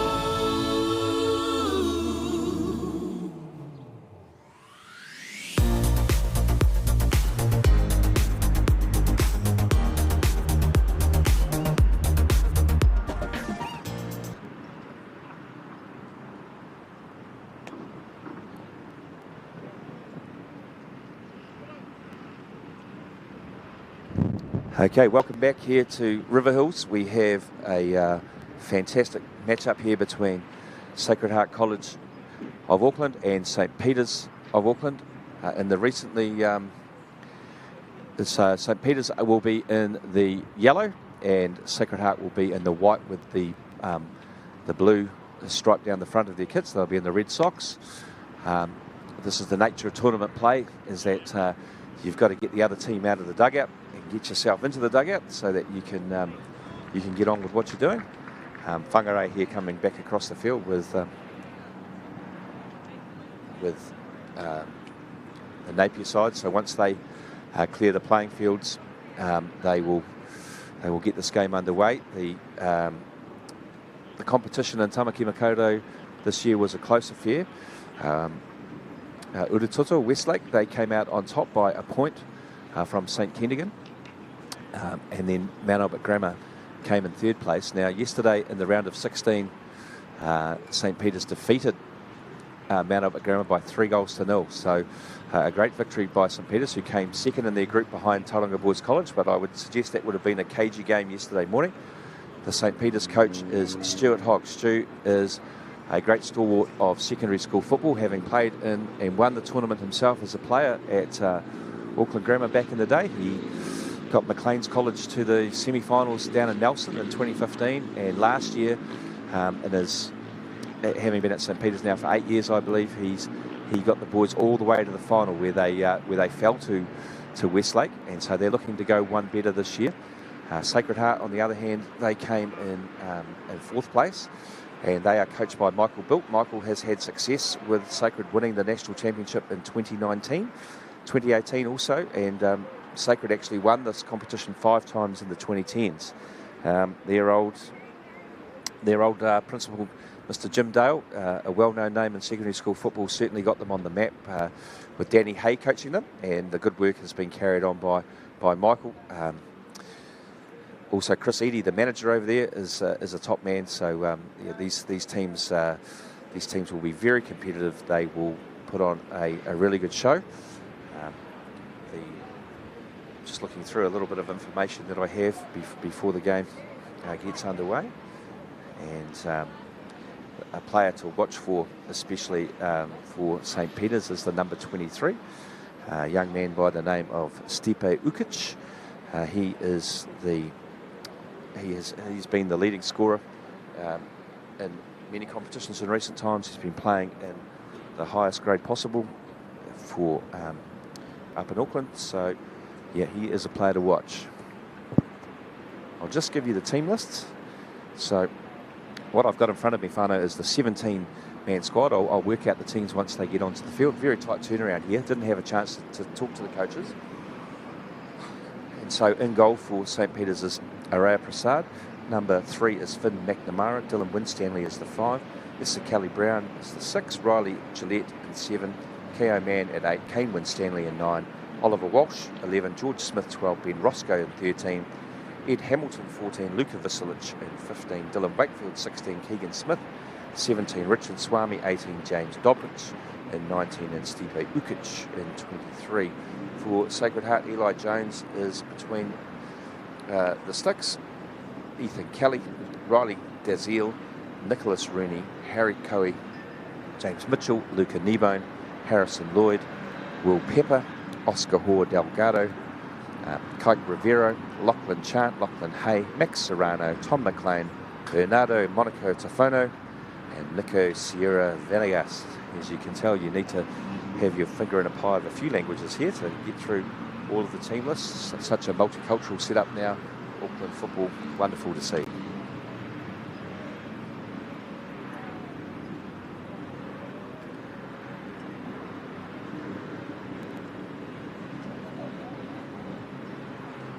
So assistant to Stu Hogg is Glenn Armstrong. He's been coaching at St. Peter's for 15 years now. Assistant is Alistair van der Water, an old boy. He's been the coach of the second 11. And the kit man is Neil Finnegan, who I'm reliably informed is an Aston Villa fan. So we can't all be perfect, but don't be hating on me, you Aston Villa fans out there. Finn McNamara is the captain for St. Peter's. He's a year 12 student, so doing very well to be in that position. He started the team as a year 10, so it's his 3rd year in the team, so he'll be close to 100 caps for the first 11. Luka Visilic is a member of the New Zealand under-16 national squad and captained Aotearoa against Aitutahi, the Cook Islands, in Oceania qualifiers last month. And the goalkeeper, Araya Prasad, has made 2 starting appearances for Auckland City. So Te Kura Teite o Hato Petra is St. Peter's College, Auckland. They have a very famous ground in the middle of Newmarket there called the Cage, on which their first 15 also play on the artificial surface, and so I'm expecting some good things. A number of these boys would have had the experience of playing in last year's final, and they are on the back of an outstanding victory against Mount Albert Grammar School, a school with a fantastic pedigree in this competition yesterday. For Sacred Heart, they have progressed quite comfortably through pool play, and yesterday they, in the round of 16, they faced, let me jog my memory here, they faced St. Peter's School from Cambridge. St. Peter's School coached by one of my old teammates, Shane Knowles. Shane doing a great job there at St. Peter's in Cambridge, but it was a bridge too far for St. Peter's after they had a winning game in the morning, and Sacred Heart also had a comfortable victory 3-0. So you imagine that both teams were able to rest some players ahead of this game, get their bench on and do those sorts of things. Sometimes it's a little hard to keep up with the names of schools and where they're from. So there's a St Peters Auckland, a St Peters Cambridge. To make it even more confusing, there's 2 St Patrick's teams in the Greater Wellington area, but I'm sure, whānau, you can keep up with those things. So we're just running about 5 minutes behind here, but we're looking forward to getting the game underway. For those of you who might know me, my name is Neil Howard. Howie, I'm a long time coach with Tauranga Boys College this year, enjoying a nice break from that, but also wishing my school all the very best as they kick off at the same time elsewhere. So I'll be hoping that my phone blows up a little bit with some results from that game as they take on St Pat's Wellington. So all 4 quarterfinals are on at the same time. So that's magnificent stuff from the organisers, which gives all the teams the same preparation time for tomorrow if they get through. And so before we get into the action, we'd just like to take a moment to thank our sponsors. A big thank you to Whakaata Māori for bringing this live stream to us all free of charge and accessible no matter where you are located. Those of you who have enjoyed Super 8 sport throughout the year, various other Whakaata Māori initiatives, this week we have got people all around the country at things as diverse as golf, croquet, wrestling, as well as the football, netball, to name but a few. We're also grateful for the support of Bailey's Real Estate, Caltex, New Zealand Carbon Farming and Apollo Projects, whose sponsorship enables us to share this event with you and your whānau. And finally, we'd like to thank Te Taura Whiri for the valuable maki they are doing to support Te Reo Māori commentary and development. Nā mihi nui, your support truly makes a difference. I'd also like to give a shout out to our cameraman here, Daryl, fantastic bloke. He's going to have 3 games on his feet today, so that'll be good preparation for tomorrow when we do 4 and for the day after. So Daryl's bringing the action on the camera, and as we lead the teams out, you'll enjoy a contest here that from the off there'll be a lot more noise in this game. There'll be a lot more feeling, and I'm looking for those displays of skill that will make the difference. Sit back and enjoy, whānau.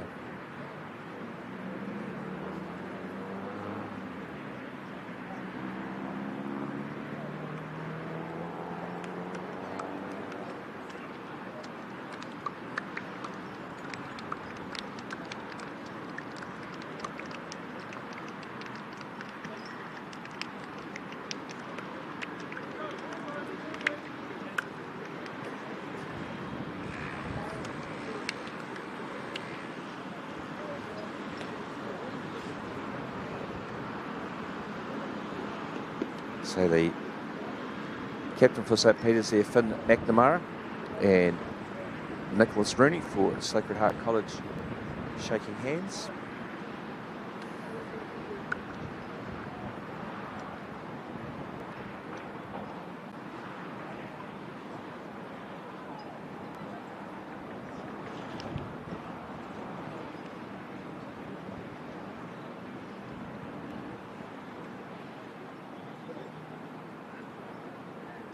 Just a little overcast here today. It's actually much easier to see without the sun shining through the back of the stand, so I'm sure Daryl's appreciating that. But I'm going to go out on a limb here, and I'm going to say that this game is going to have some goals in it, and it's going to be 3-2 either way. There you go. That's what I'm hoping for anyway. I just looking forward to a great game. Of course, some of you will have some deep affiliations to both teams, but these 2 teams know each other very well, having played against each other in the season and having close results through there. So Nako Tapu, Sacred Heart College, and we're having a chance here, and Te Kura Te or Hātua Petra, both Catholic schools, both with slightly different traditions. One in the Marist tradition, I think, if I'm right, that'd be Sacred Heart, and so and Sacred Heart based out in Glendowie, and St Peters in the heart of the city. They'll know each other inside out. Both coaches will have done their homework, and now it's down to the players to show their skills, their brilliance to get their team to the next stage, and that prize is a place in the semi-finals. We're away.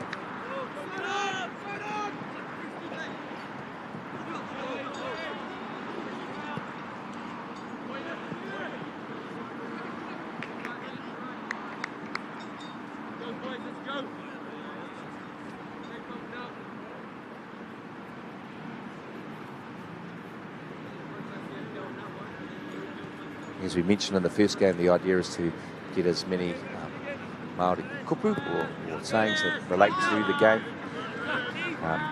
sometimes called poihana, sometimes by the purists called futuporo, but that seems to be claimed by rugby union more so.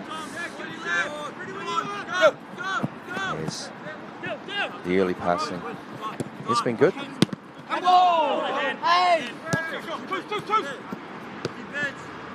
Excellent 1-2 there.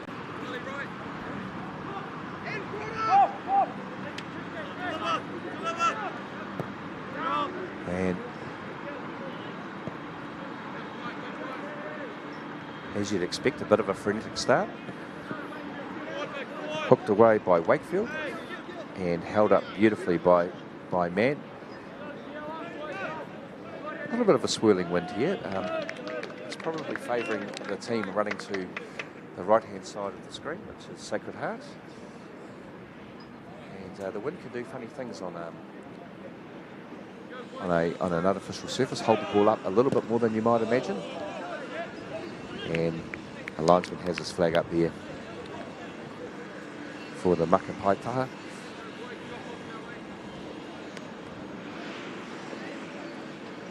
Stuart Hogg there, easily recognisable with his shorts and beanie on. Missing the influence of his old man Jimmy. So I'm sure you're watching, Jimmy. Hope you're well, sir. And just those little bits of accuracy are the things that matter. If you can get the throw-ins pinpointed, you get the passes pinpoint on the surface, you've got an awful lot more chance to do well. Sacred Heart will be patient back here. Ali Dazil, and we find Gore Delgado. Excellent movement. His chance, early chance. And small moments can make a massive difference. So Tafono there finding a fantastic position, not being able to squeeze it in the post. And the press here, you can see 5 players forward for Sacred Heart as they look to nip in early.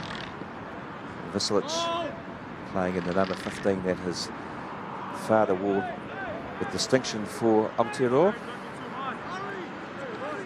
Prasad, a very calm presence back there. And the Tuara Mato, the right back, doing some good work. Calm on the pressure, comes back to him. Out of there from Tom McLean. No, sorry, from Richard Swami.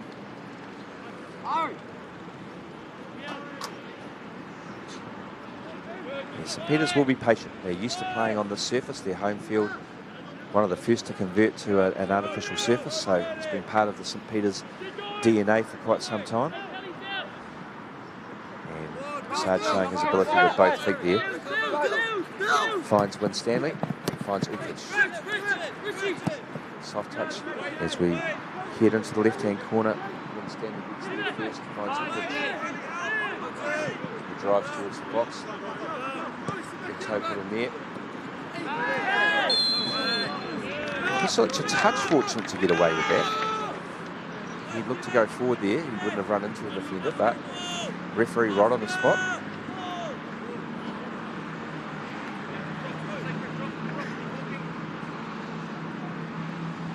So the way the top 8 draw has panned itself out, the 4 remaining Auckland schools are all on the same side of the door. So Tāmaki Makaurau with 4 of the 8 representatives in the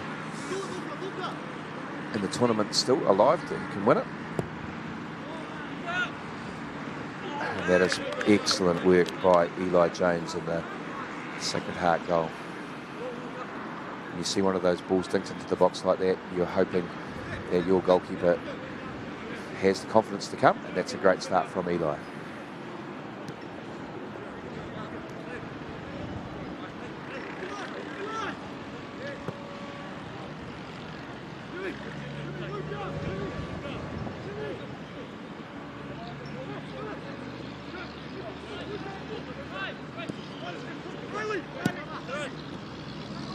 Good work there by Luca Nebo, and now we get the ball wide to Delgado. He's looking to get to the byline. He's done it successfully, drives it across, but Prasad is there.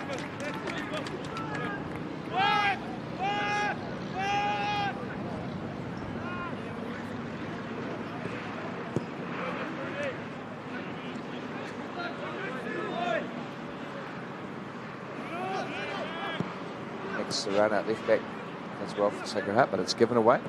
Sacred Heart having the better of the early exchanges to some extent. Can we see? Oh, and his chance. Oh, and the base of the post. The Uhanga comes to the rescue of Sacred Heart. Keo Man, beautiful feet, a low left-footed shot, but it cannons back off the bottom of the upright.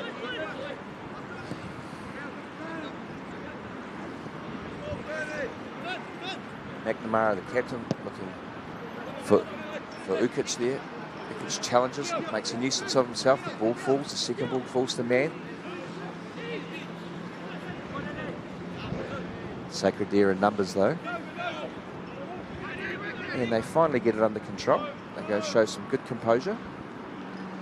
And they look to spread wide here.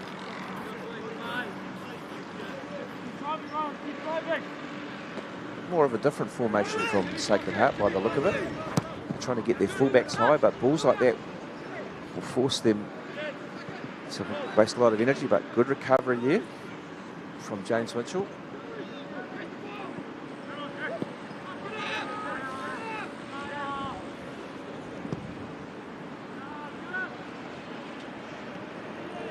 And some good spreading, some good pace on the ball from Sacred Heart. Just looking at the St. Peter's team, it looks like a back four there. A couple of midfield sitters. And the ball heads out here. This will be a theme today. Out to Delgado. It looks for the back heel, but well marshalled by Swami.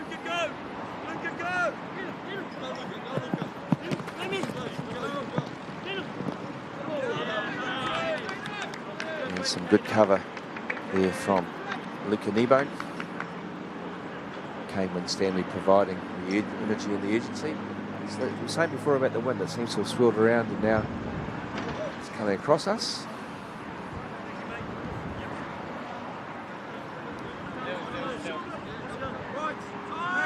Winstanley here finds Swami across to the other central defender, Brown.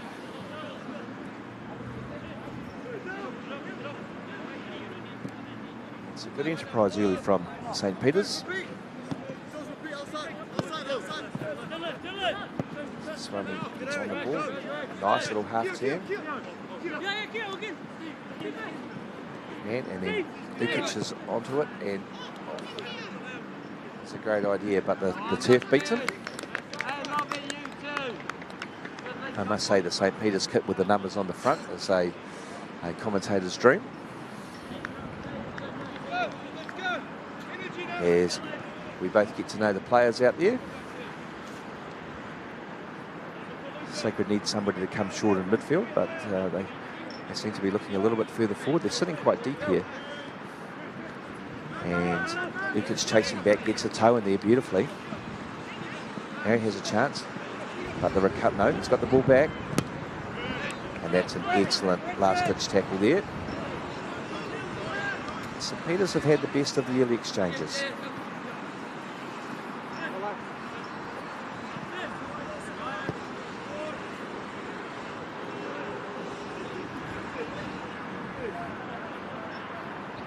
There's no doubt that the quality of the passes will make the difference. Obviously, taking your chances helps.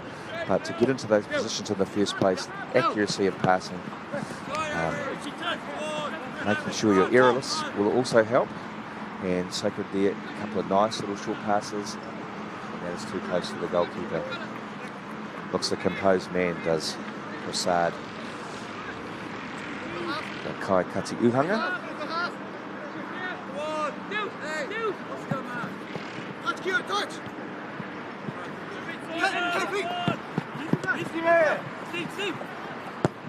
Ukic by the Pai Wihi there, the halfway line, opening the play out, and it's been spread beautifully. St Peter's here, you can see it trying to narrow, they've turned it over, and this is where it looks like Sacred Heart's game at the moment is based on a little bit of a counter-attacking play. They've got 7 guys behind the ball, but Ukic, what a threat this man is. And excellent close defending by Sacred.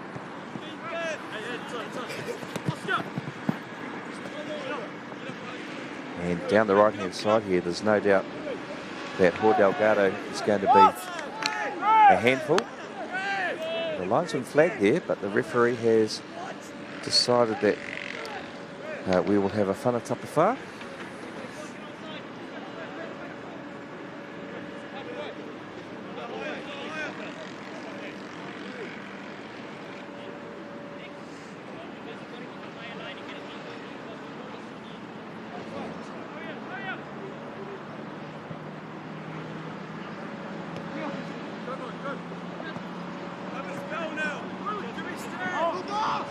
Breaks down here and looking for the early ball to Ukic. He is away there.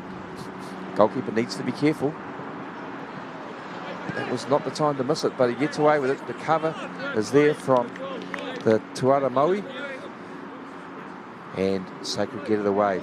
Ukic, a constant threat. Some smart movement. Looks like he's got all the time in the world. Looks like he's just strolling, and then he bursts into life. St Peter's able with Prasad here to play with 11 outfielders to a point as they look to unpick the holes here. It's a little bit more like a 3-4-3 from Sacred at time, and now it breaks into 2 lines again. So a little bit of a fluid structure there.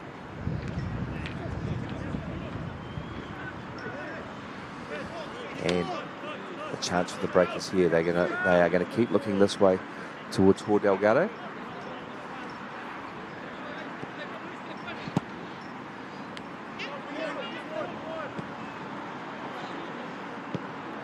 Tazil and Rooney are going to be under pressure back there. They're going to have to make sure of their passes, and some hands in the back there.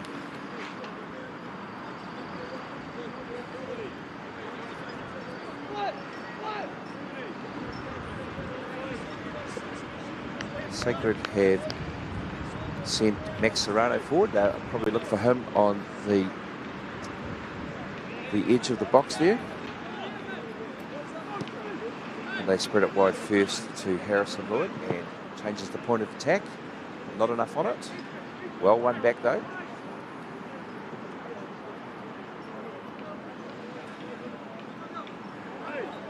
Many times this tournament can be decided by the team with the better set piece.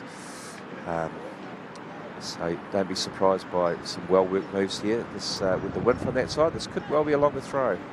Nope, they've found the man open by doing that. Tough one to bring down though.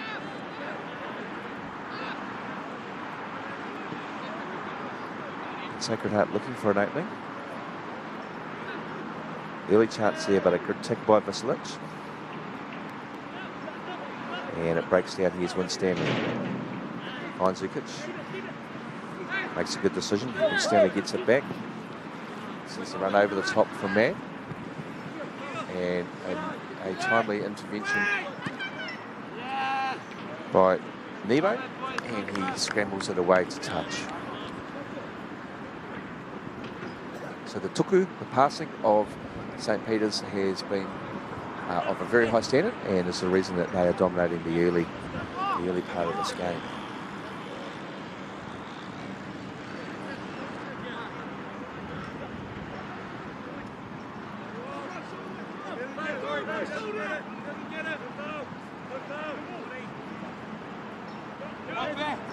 And looking to swing it in, which he does.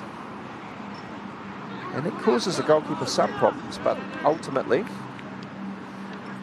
it has gone over the utanga and has gone for a whana tapawha.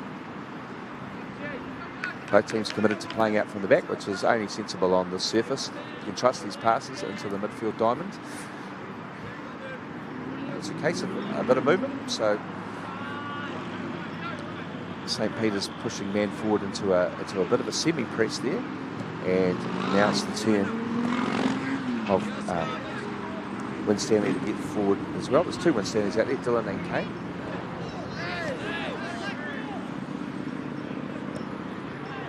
And an excellent whanaroa there.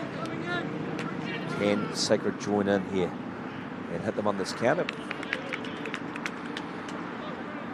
Good work by, I think it's Lachlan Hay over there. And the first whanakoko for Sacred Heart.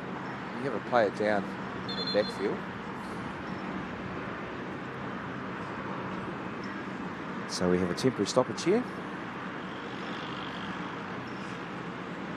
Watch for Prasad to come and claim this, this whanakoko. So once again, I'm a massive fan of the po tata, the near post corner.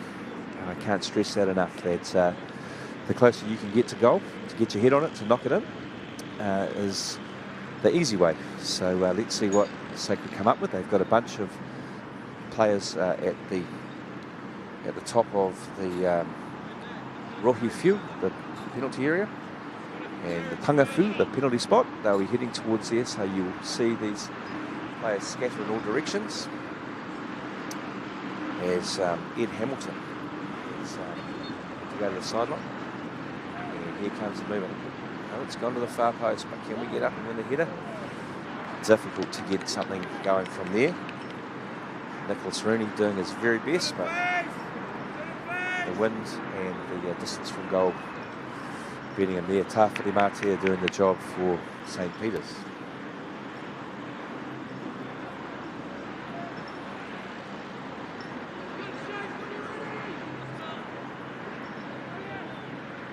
So Sacred have decided that St. Peter's have had too much of the ball and they've pushed the press forward, and they've done a good job at getting it back there.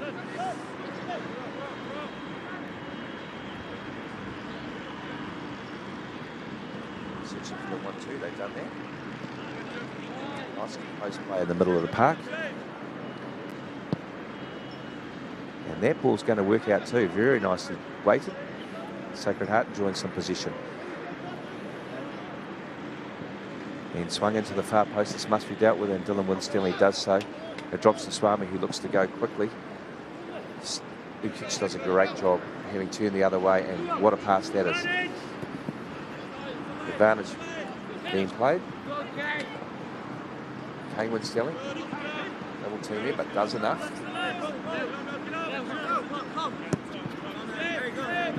And McNamara looking to switch play again. Some good hustle up front by Tafono. Be hard to keep that up all day though on this surface. Big pitch out here.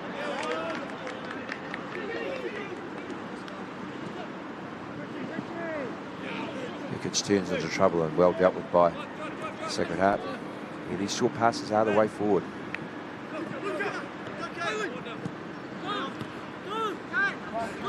Sacred Heart do very well there. Some difficult balls, and they have got the second ball here. There's a chance. Some good last-ditch defending there. And Prasad will clean that up.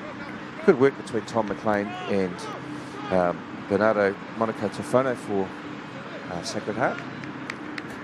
There's a bit of a cagey start by both teams. Just the one really good chance to Sacred Heart early. About 40 minutes each way. There's a long way to go in this game.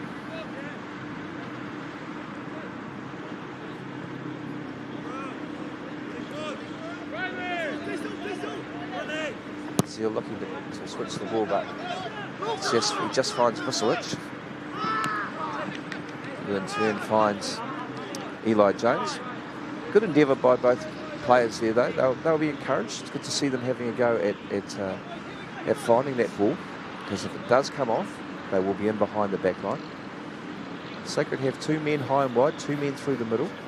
So the Whangaroa is the more likely path here. And they look to go line and get it to feet, which is what's done. Very good effort there by Delgado. He looks like he has plenty of strength to get in behind some players. Sacred Heart probably doing the right thing, just slowing it down just a bit.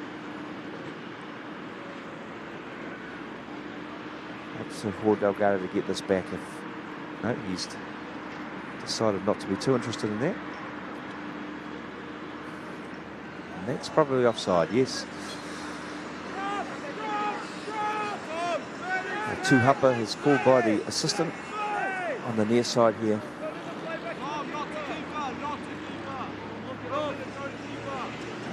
As the sun comes back out, got a little bit chilly there for a moment.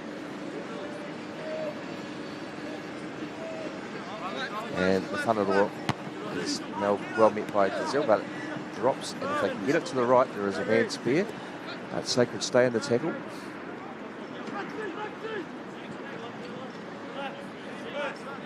It's good to see so many players with their head up, trying to find the right pass. Ukic there doing a great job in winning the ball back for his team.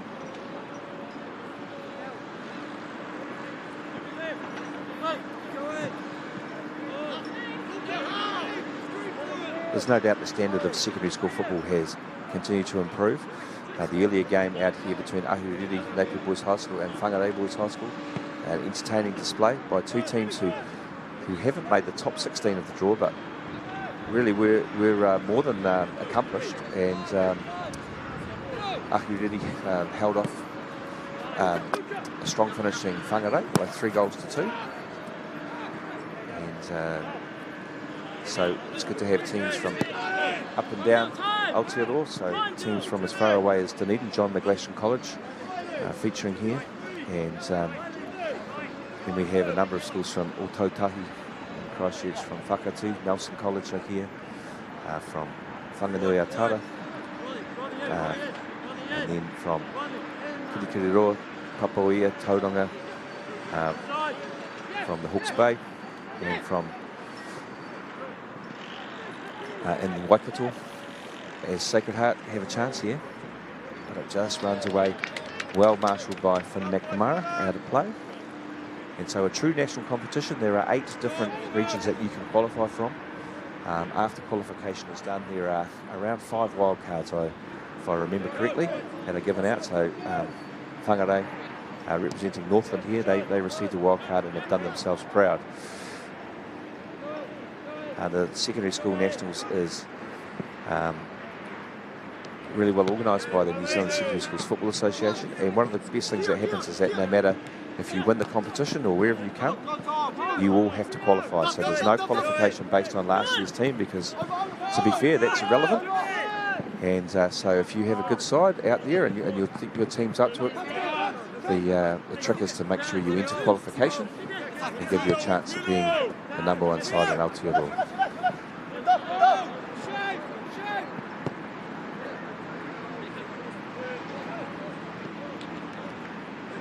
Just filling each other out a little bit more now. Both teams are eager not to make a mistake, so you'll see some balls into the final third where there'll be a bit of risk taken, but when teams have possession in their own third, they're looking for accuracy, they're making sure that they're being errorless and that they are not providing opportunities for the opposition.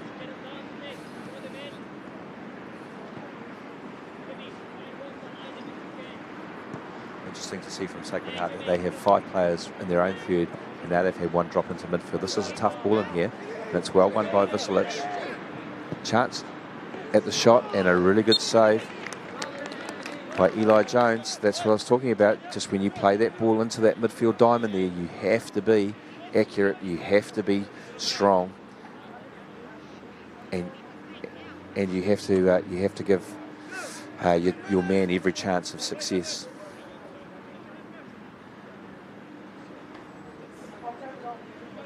Sacred Heart are have everybody back here except for Delgado. And you can see St. Peter's have everybody crowded in. And unfortunately, the whanakoko goes behind for a whanatapawha.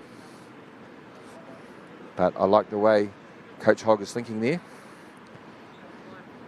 giving the goalkeeper who came early for a whanaroa for a cross, giving him less chance of being the dominant force in those situations. Having a goalkeeper who's confident and is very good with the ball at his feet is worth its weight in gold, gives you an extra player to some extent. And both of these goalkeepers, Eli Jones and Araya Prasad, have displayed those qualities. So we've got 10 minutes to go in this first half, so the first half an hour has ticked away quickly. Visilic again showing his ability without the ball. And not quite there from Mann. It was the right idea. Ikic had wheeled away into some space. And now we see an error, and St. Peter's will be hoping to capitalise.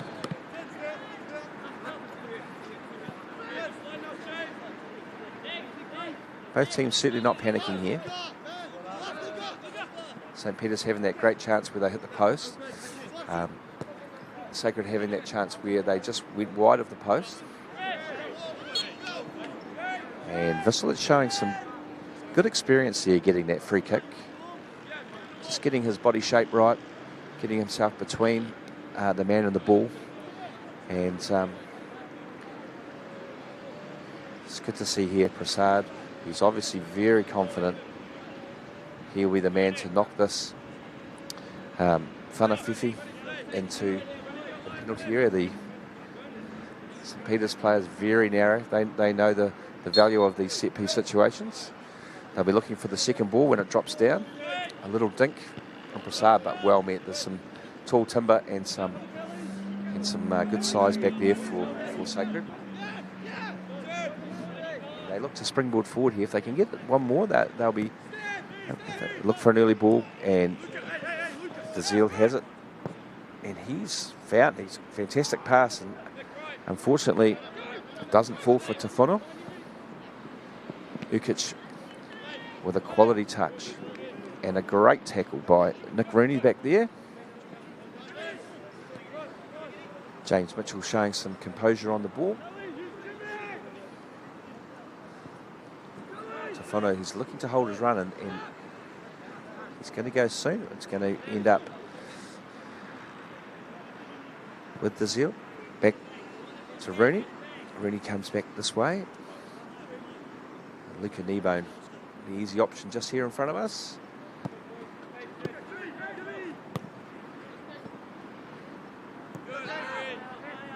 And Sacred Heart showing some good composure themselves. I think it's still here on the right-hand side for Tawhana, but they're searching both sides. They've got 5 up in the forward line here.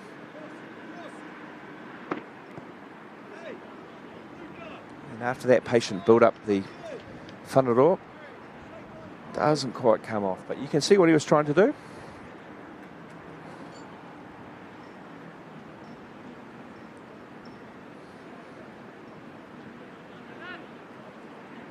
Sacred Heart have cottoned on to the fact that St. Peter's play it to the goalkeeper each time, and a good press there.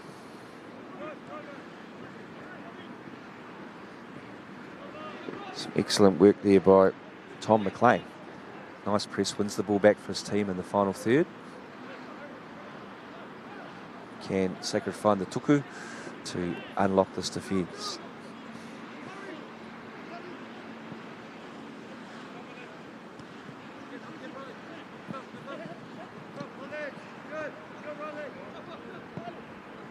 Oh, that is vitally unlucky there for Rooney. If he can just find the player's feet, he's in.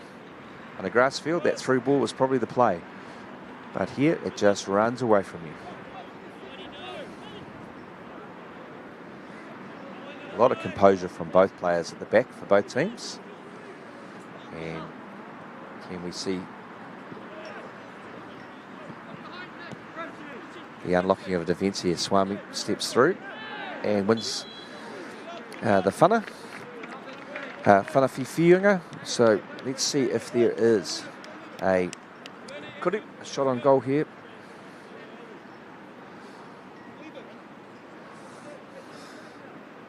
Whichever way they do it, I think St. Peter's will have prepared for this. A favourite move of a number of teams I've seen is to the far post, head it back across the 6-yard line, the tapa whā, and for an easy tap in for a player coming through. Let's see if this is the case. I have a feeling it's going to be a kuru. Ukic sizing up his options.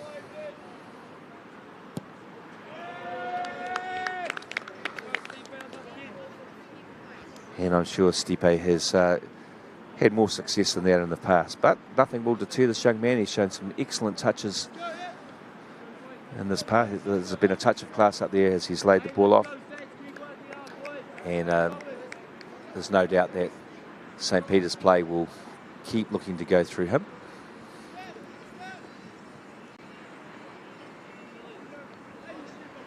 Jones is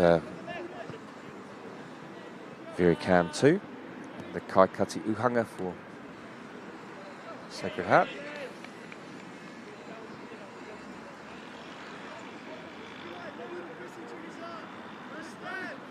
As we're in a bit of a holding pattern. Sacred looking to get it wide on either flank, and they've managed to do this. And now the pace of the play will pick up.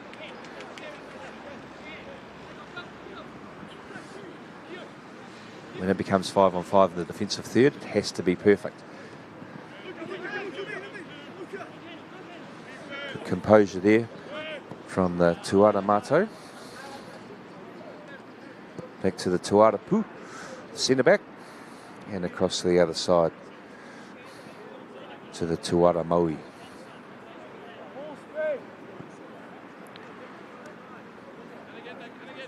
We really need to see somebody in midfield, the Kaunuku, step up here and take charge of this game.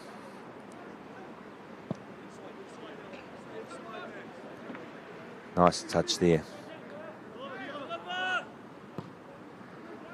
First time ball under hit, but won back by Sacred Heart. James Mitchell doing some good work.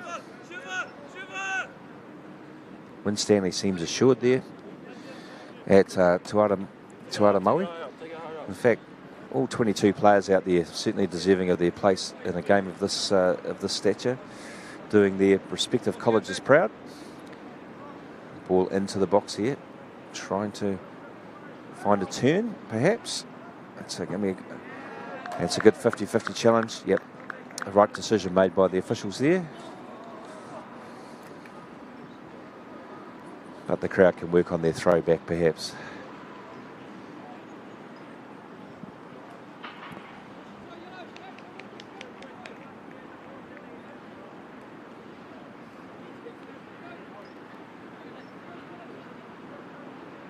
...40-minute halves in the quarterfinals, so 33 minutes into it. Some good pressure here by St. Peter's, and really well done by Nick Rooney. The chance is created, and the wind holds that up. Okay, so now this is where St. Peter's are dangerous, but Sacred quickly with 4 players behind the ball. Well marshalled by Rooney there. And Sacred Heart have had the best of the last 10-15 minutes. I think both Ko Whakahaere, the managers of both teams, Stu Hogg and Michael Bilt, will be happy. The last thing you want to do is concede an early goal in a game of this nature, so both teams clearly still in the contest, but the longer this goes, the first goal will become more and more crucial.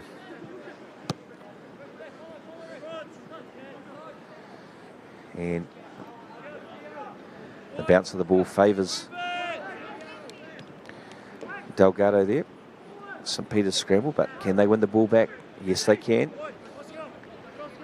And good summing up of the situation there And Prasad, back pedals. Made that look very easy. That is the sort of goalkeeping error at schoolboy level which is not unheard of, but he made that look very simple. It's a good contest back here between Riley Dazeel and Stepo Ukic.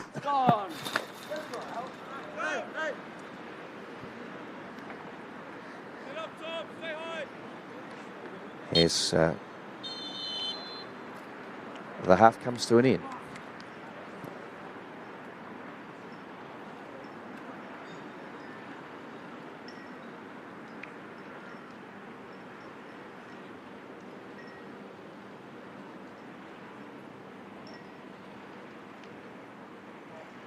Time here at Riverhills, it is a 0-0 between Sacred Heart and St. Peter's as we go to an ad break. At Apollo Projects, we create better outcomes because we never make any assumptions. Like this privately owned swimming centre that was still in the planning stages. The owner spent 8 years trying to make the project viable, but the design was continually over budget, a design he was paying for. So he called Apollo to help, because he trusted us to deliver. We got to know the critical success factors of the business. The current building plans had lost sight of what was needed. We took a fresh approach, starting with the most important aspect of the facility, the water bodies. Then balanced the critical success factors of function, form, and cost to bring the designs in on budget. Finally, we could deliver the owner the new facility he needed. At Apollo, we understand your key success factors, put function over form if required, deliver what is needed at the highest quality, have lower operating costs, and always have very happy clients. Like this one, who was pretty stoked. Apollo Projects. No assumptions, better outcomes. No time to fluff around today? No worries. Just swing into Caltex and pay for fuel with Pay an App to speed on through. Ooh, yeah. Feels good. Use it at your local participating Caltex.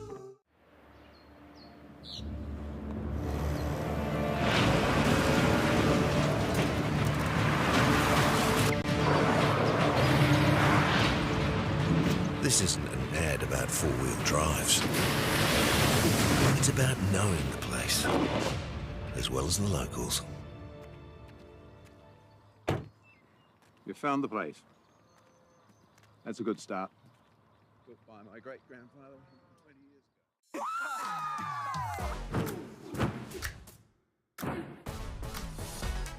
This is a solid region, I reckon. Aha! They're the OGs. It's a banger.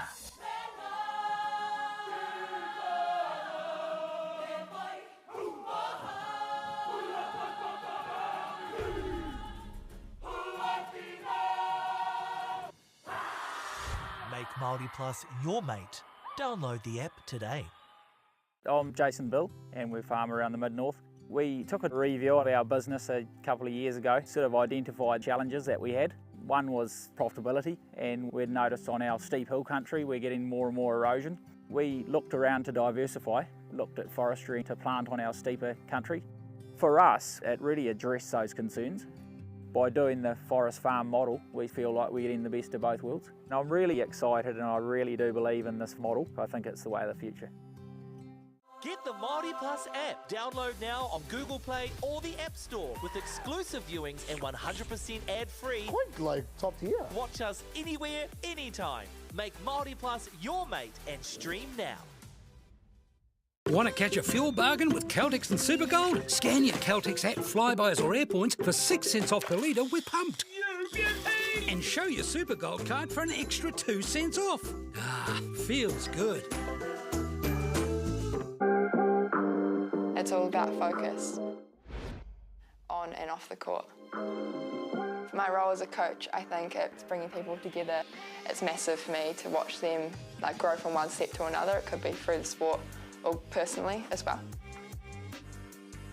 It's just as much about the mental game as it is about the physical game. That's what I've learnt here in NZSS. Our top rangatahi. Wow. Go head to head. What a that flick pass. Watch every player. What a try. Every game live on Māori Active. Winter Tournament 2024 ki Māori Active. Kia ora whānau.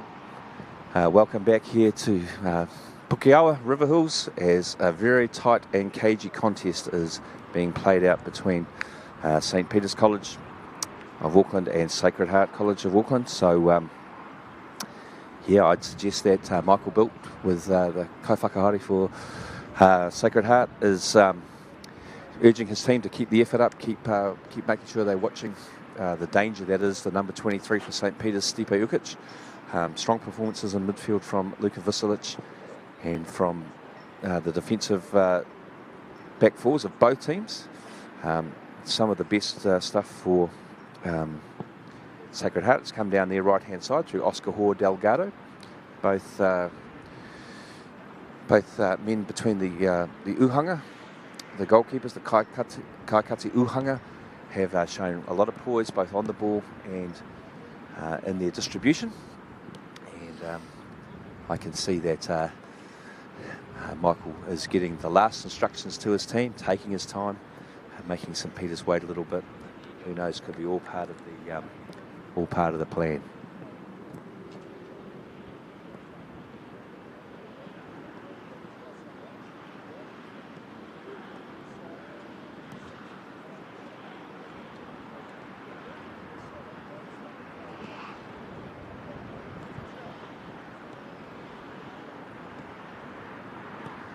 So the 4 semi-finals in the secondary school nationals taking place at the same time. Awaiting the winner of this game will be the winner of the game between Urutoto, Westlake Boys High School, and St. Kentigern College. Those two teams came 1 and 2 in Auckland and Tāmaki Makaurau this season. As our refereeing crew head back out onto the turf.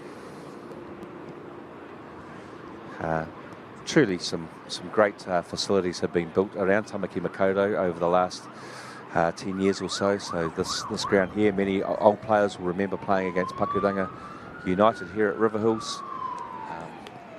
And you always needed to have your long studs at places like this. At Crum Park out in Green Bay was a similar sort of place, which has got a magnificent turf there as well.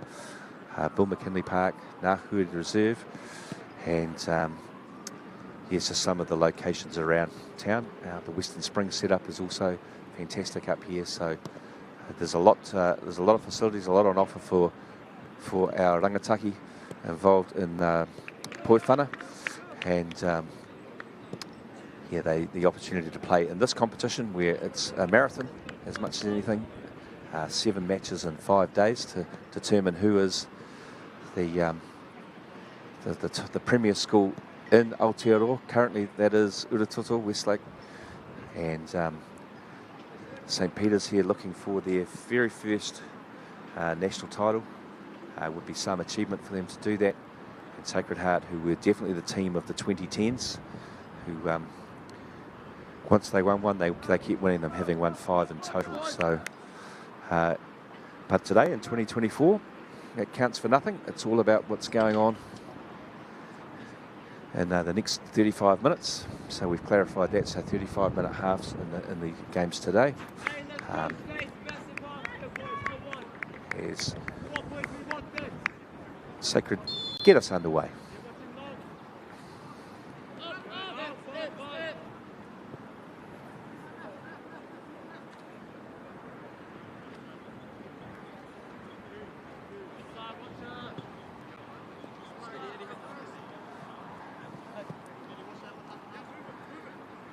Sacred Heart once again showing the patience. I'm sure Michael Bilt has drummed that into them as they look for a pass. Not a lot of movement in front of the 2 central defenders. I feel a little bit for them, but we have an excellent whanaroa, a long ball there, and we've got to the byline.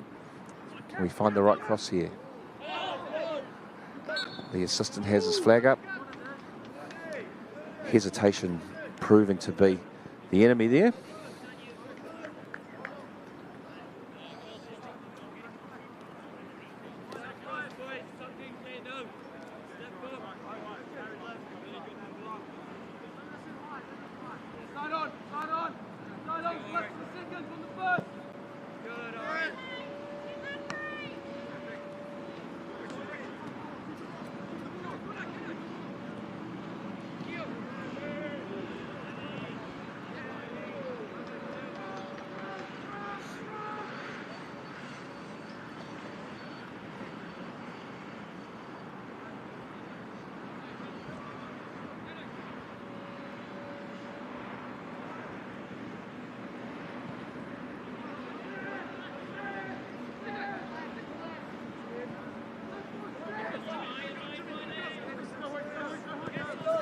Sacred putting in the hustle here. Visilic. Unlucky there, but you can see the idea. These young men out here battling some fatigue, getting through the group games that they've got through to get to this stage. First time that their national championship has been in Tāmaki Makaurau for 22 years, so 2002 was the last time. I know a couple of my colleagues and friends, Andrew Scaife, who is a kaioko at Mount Albert Grammar School, played in the tournament for Tauranga all those years ago. I know he's tuning in and watching. And he was part of a very good team in that year. It ultimately lost to the coach of the St Peters team, Stuart Hogg, playing in the winning team in 2002. Prasad knocking it forward, but some good cover from Sacred Heart. Sacred Heart looked very well organised defensively. It's going to take a piece of magic somewhere from someone. And there are plenty of contenders out there who can do that. I think the team that starts to shift the ball a little bit quicker could well start to get on the front foot. We saw that in the earlier game, that Napier did that well for the first period of the second half. And then Whangarei, once they got their range, nearly came back from 3-1 down. They were unfortunate, but I guess it's about taking your chances.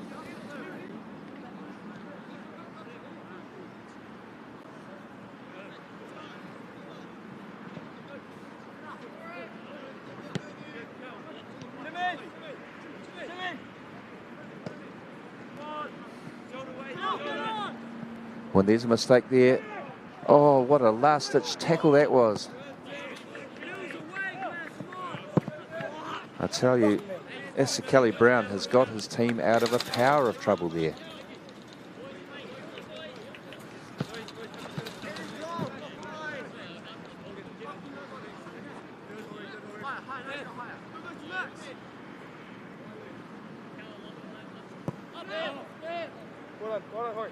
And that's how quickly whānau the game can change, and just one small step. And that ball again is beautifully weighted, as is that. Brown doing a lot right there, but not quite finding the distance on the clearance. And Mitchell showing some good composure there. Sacred passing the ball nicely. If you can win a header here, they could be in. And that is a two-hupper. Just ahead of the play there was Delgado, who's been switched over to the left-hand side in this half. Did a lot of good work down the right-hand side in the first period, but he's back over here.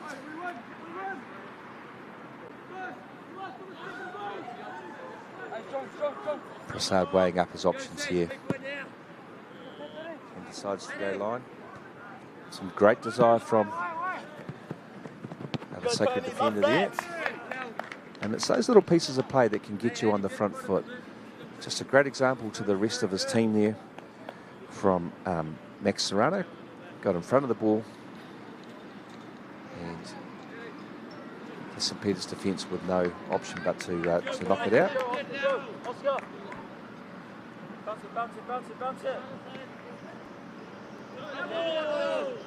So still goalless here at Riverhills. As the rest of the city rumbles by in the distance.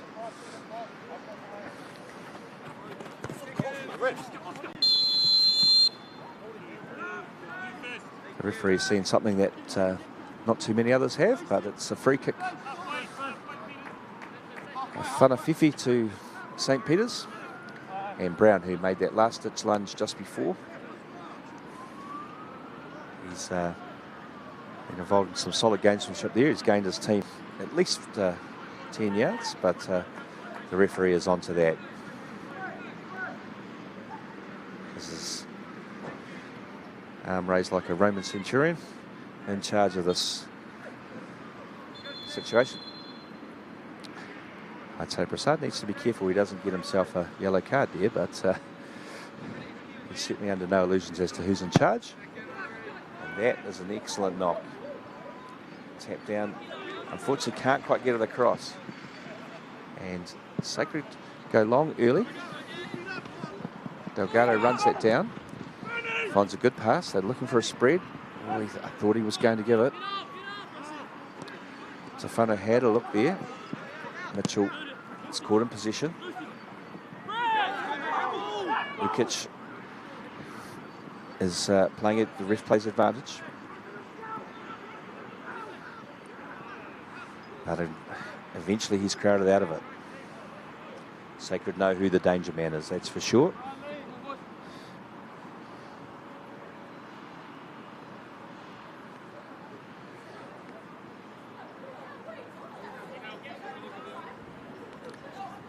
Lukic, he wairo tūmau e te hautoro whakamutunga.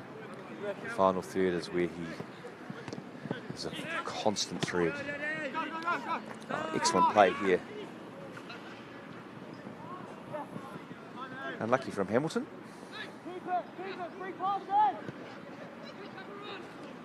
Early ball finds Tom McLean.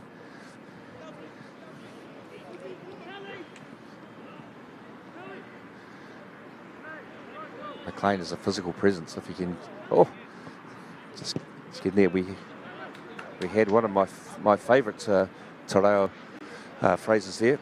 We had the nutmeg, the whana raho. It's happened twice today. Not a place you want to be. So a little bit of pressure here from Sacred. Good passing, straight two players, what we talked about. Oh, well cut out.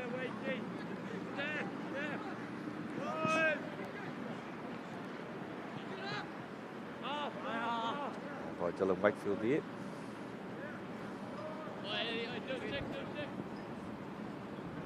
Pace of the play seems to have picked up, and with that, mistakes can come a little bit quicker.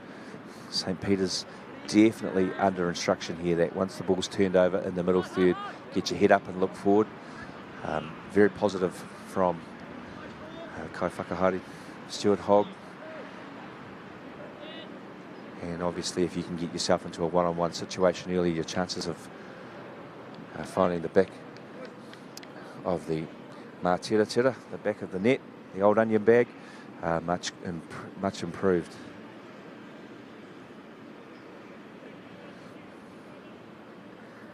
I've got to say the crowd's very quiet. There's a lot of nervous parents, obviously with it being two teams from Tāmaki Makaurau. There's a sizable crowd here. Car park full to bursting.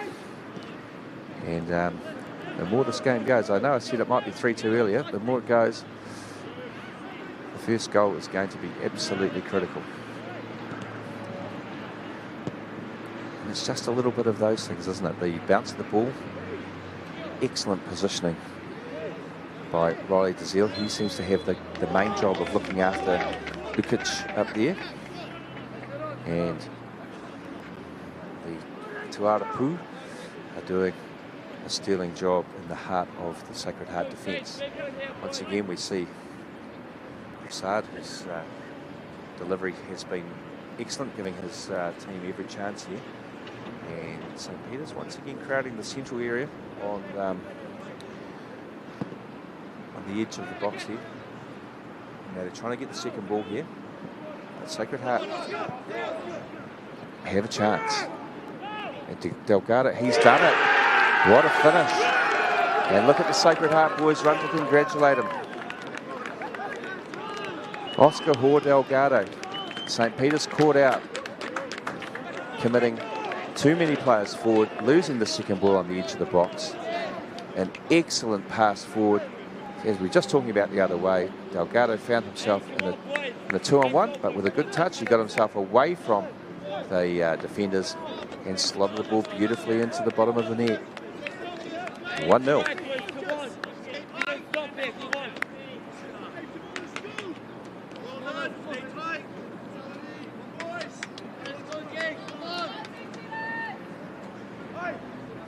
for the neutral. Maybe that's what the game needed. So you can guarantee that St. Peter's are going to have to really push it along now. And not that they haven't been enterprising, but they're going to have to be a little less patient, forcible a little bit more. And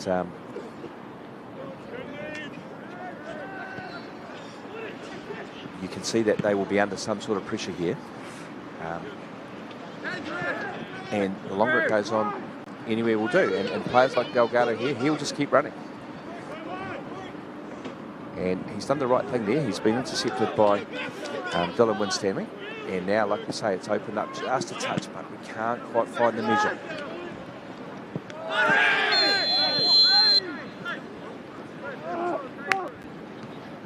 Ikic goes into the book there. Just a mistimed challenge, really. And a heavy fall for Max Serrano, I think it is. It's, having walked on the surface earlier, if you land on it like he did from that height, it's unforgiving. And so let's hope he's just winded here. The referee hasn't called the Kai Whakahaere on to attend to him, but now he does. Just as he was getting up, the irony of that. So, more of a poor tai-tai from Ikic, an obstruction. And yeah, he's gone into the referee's book and has been shown a poor fly. Chris Eady, the long-serving Sacred Heart managers out there. And he's offered them some wise words, and I think that's it. And he showed some good grit. There's Serrano to get up, and he's currently walking it off.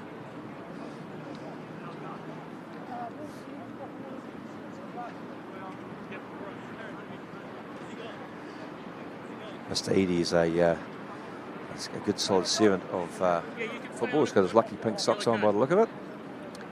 And now he's faced with the walk around the entire outline of the pitch.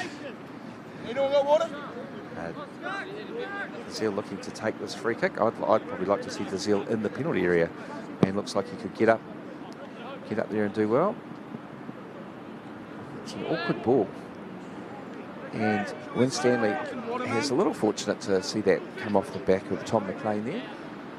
Some good targets for Sacred Heart. McLean especially. Tafono.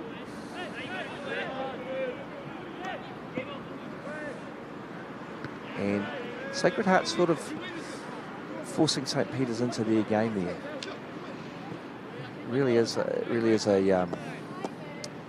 little bit of a quandary for them, whether to stick with this passing that's gone so well for them, or whether they start trying to look for the ball to get forward a bit quicker. I think for the time being, sticking with the pass is probably the best plan. And you can see from Serrano there, what Sacred Heart's intentions are. They've got a goal, and they're going to try and hang on to it. There's no doubt that they've got some weapons up front that can catch you on the counter-attack. Good swift pass in there. And if my point wasn't underlined before, that nearly went on the road. So, yep, good strong stuff. If you're going to clear it, there's no point mucking around. And at this rate, from Riley Dazil, we're going to be out of balls. Lotto once again sponsoring this tournament, as they have done for many years. And a good chance for us to talk about our sponsors here at Whakaata Māori, Caltex, Apollo Projects, New Zealand Carbon Farming, Bailey's, of course. And also we'd like to thank Fencibles United. They've been very hospitable here, opening up the club rooms for us, for Daryl and I, to bring you this broadcast. Some good hustle there from Ed Hamilton. And Serrano sticks at it well. Tries to impose himself on Hamilton, but I don't think he was taking much notice.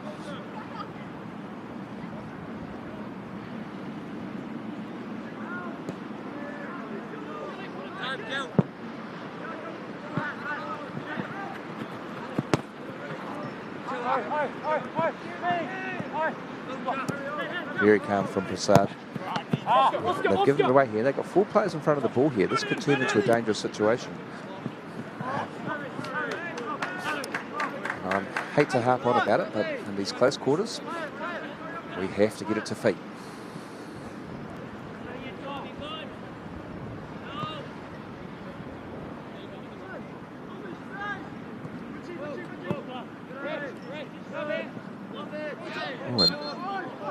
I tell you, Swami a little fortunate to get away with that. Some good pressure from Ethan Kelly there, and he's back on his task. It's through the middle, very calm from the captain back there, and that is a very good tukia mahunga from Tom McLean, who rides the challenge there. And the referee plays a fantastic advantage. Very impressed with the standard of officiating that I've seen in the 2 games so far. Secondary school football often run a camp with their referees during a week like this. So they get together, they put in as much time and review as the players. One of my friends, Mark Orchard, is a qualified referee, referees in the Northern Leagues, and they put an awful lot of time and effort into not just being physically ready, but going through all the scenarios. And that's easy for Eli Jones, who's learned from the Premier League that if you catch a very soft shot, you can fall to the ground and waste just those few precious seconds. Good thinking by the young man. Something we haven't seen much of today. The long launch forward, the whanaro, and Sacred do well to win the second ball. And now they have a chance to build something here. And why not go on a whana?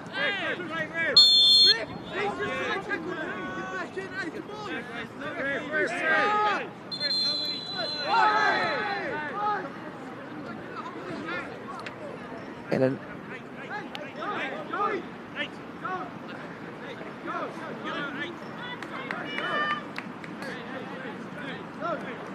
I'm not sure if the referee has given the puka kowhai to both players there.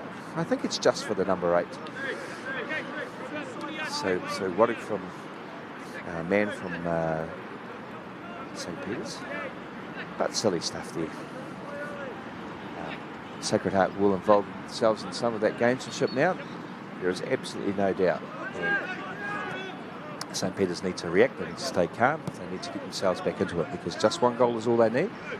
There is no extra time in this contest. It is straight to penalty kicks as we enter into the last half of the second half here. So straight to penalties if the game finishes level.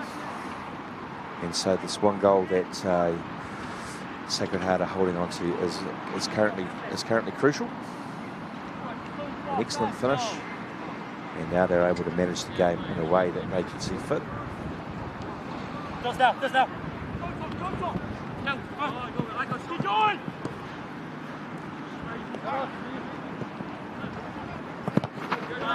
Wonderful calm play by the goalkeeper Prasad there, and the knockdown from Dylan Wakefield across from McNamara, the captain.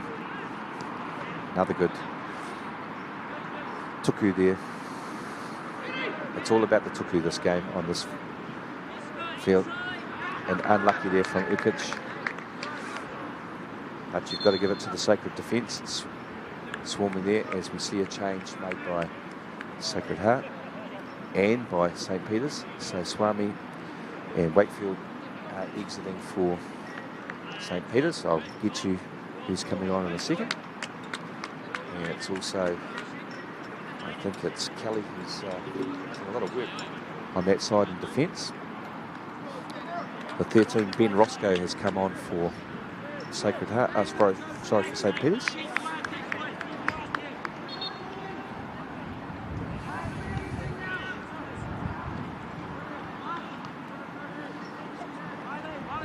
Peter's can break here. The fitty, the switch ball is on. I think we'll try and get the boys into the game here. Great hustle. Prasad for once not accurate with his pass, and there's a chance here. McLean can turn. He's won a free kick for his team. Done a great job there.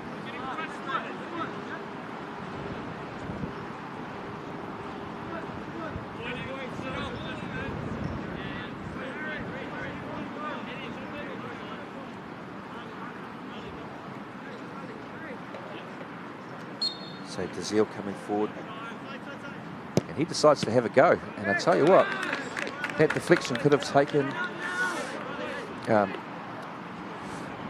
poor kitty anywhere, and as it was, it flew high over the uhanga, and now we have a whana koko.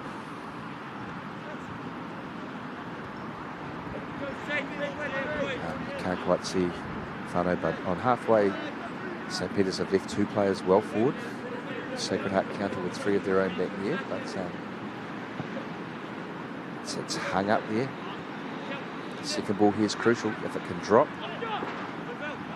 It's a bit of a scramble, and it's there. It's there. Set piece goals in the secondary schools tournament, hand in hand, as Tom McLean finally gets it down after, geez, I'd say half a dozen bounces and bobbles in the box. Just checking here though, the referee and the assistant are checking to see whether they're happy with the goal. There was a hint of tūhapa, a hint of offside to that. And I think what they've decided is that the last touch before the ball went to McLean came off for St Peter's player, because really I have to admit that I thought he was in front of the ball. The replay could well prove me wrong, but I don't have the benefit of that. But St Peter's have it all to do now. A bit of a masterclass from Sacred Heart here in what to do and how to soak up pressure. And that sort of stuff from Serrano, while it's not pretty, it's hugely effective. And now if they can keep hold of the ball, work for another Whanafifi, or work for another chance. There's a chance here. Oh, and it just doesn't quite break. But as you can see, Sacred Heart have a man coming to the ball. They've got another 5 behind the ball. And Serrano is strong back there, as is the rest of the central defensive crew. And he's just overhit that. But you can see the endeavour. Rooney and Dazil back there have been impenetrable so far at Tuarapu.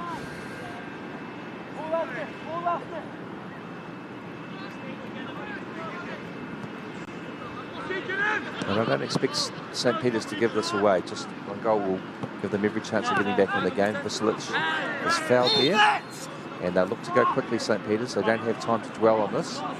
The outlet is here to the right if he wants to have a look, but they choose instead for Prasad to pump the ball into the box. I guess they're looking for the same sort of second ball that McLean found at the other end. I have to say though that the size of the Sacred Heart defensive unit does see them favourites here, but it just takes one piece of brilliance, and the delivery is good. The goalkeepers, yes, the fantastic work by the Kaikati Uhanga. Most impressed with both boys between the sticks, and the distribution's good too.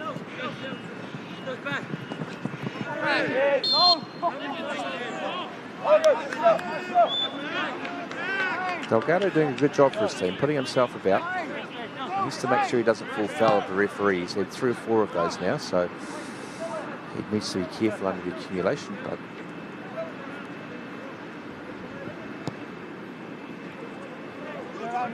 great hustle by McLean at the front here. And very calmly done by Rooney. He looks a composed and calm player. Looks like the last throw of the dice here for St Peter's. As Coach Hogg takes off Co-Man and Kane Winstander.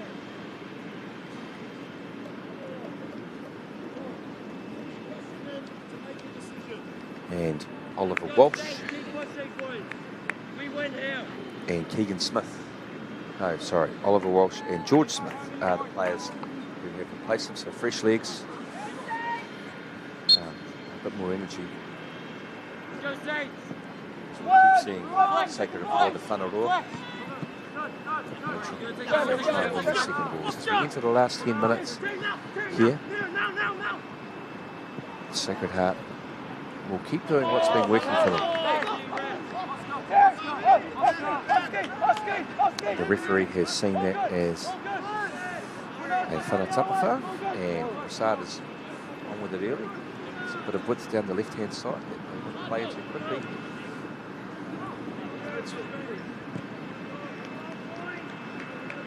That's what I'm sure Stu Hogg is impressing on his young chargers, is to move the ball quicker, and from Michael Bilt, it will be make sure you're with your man. If in doubt, height and distance in the clearance is all we need as they try and negotiate the last 10 minutes of this keenly matched contest.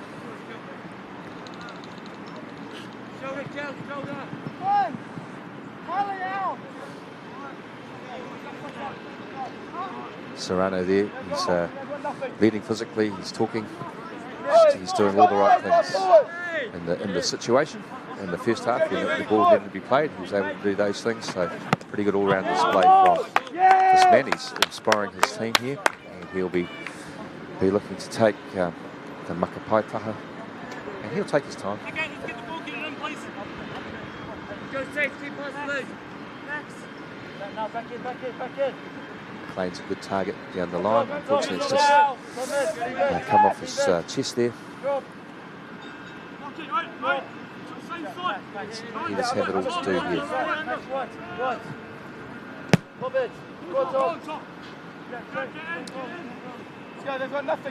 First to the ball, strong in the challenge. It's a winning combination when you're holding a 2-0 lead.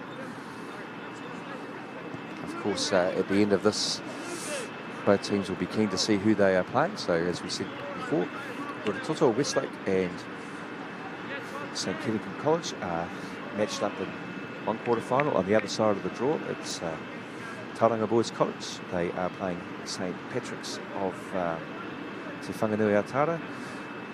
And in the other semi-final, sorry, in the other quarterfinal, it's Kashmir High School. They are up against Papaoia, Palmerston North Boys High School. Palmy boys with an excellent footballing tradition, having won this competition 4 times, the most successful school in the history of the competition from outside of Auckland. And they are contending again. They won an all Super 8 battle in the last 16 against Kirikiriroa yesterday in a 3-2 victory. My old mate Aaron Scott at Adam Scott's a golfer, of course. Aaron would like to be as good a golfer as Adam. Aaron Scott, who's done a marvellous job at Kirikiriroa, is the current director of sport there. And they were the Super 8 champions, but a boil-over caused by Palmerston North yesterday sees them up against Kashmir High School. Principal at Kashmir High School, Mark Wilson, very much a football man. And here we are on the break again. So McLean is away again. Does he have the legs? Does he have any support? He doesn't have any support, so he's got to go himself. He's done the right thing here. Great defending by Dylan Winstanley. McLean did everything right there. Sacred Heart, as you'd imagine, not committing bodies forward at this time of the game. There's Oliver Walsh chimes in, but that is beautifully read. And that is body on the line stuff.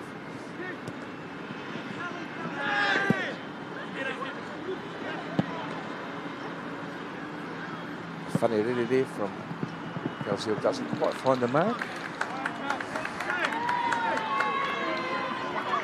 And you've got to say going forward that the Sacred Heart very well organised. They look very strong and very fit. And I mean, the tournament's different from a week in, week out league where you can put all your energy into one game. The crucial thing here for Michael Bilt is, can they get a third goal where he can then rotate players, give guys a bit of a rest? Because you've always got to be thinking, what's ahead? How can I do it? Obviously, the job's just right in front of them now as well. But some good composure here And that's excellently played.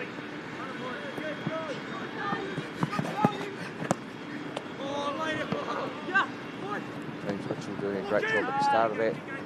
Delgado also. Lachlan Chant. Excellent run by Lachlan Chant there. Really good injection into the game. As the ball goes out for a whanakoko. And you can bet your bottom dollar that Sacred Heart will not be taking any undue pace to get to this ball.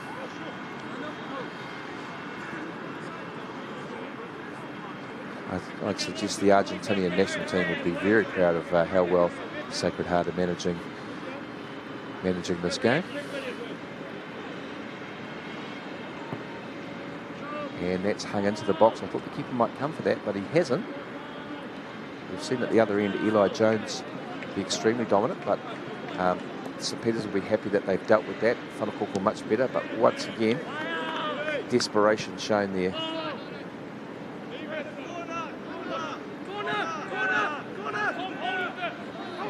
Again, let's get the ball. He's come into the corner. We saw this a little bit earlier.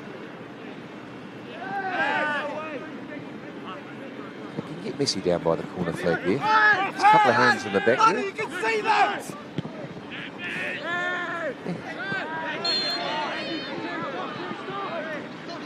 It's been some quality. Now it's getting a little bit silly. Both teams need to just take stock of their actions here. Sacred Heart especially, they've got to, if they're going to go through, they don't need players in the book, they don't need players that they can't pick tomorrow. And St Peters, for the same token, they want to keep their composure because they're still in this.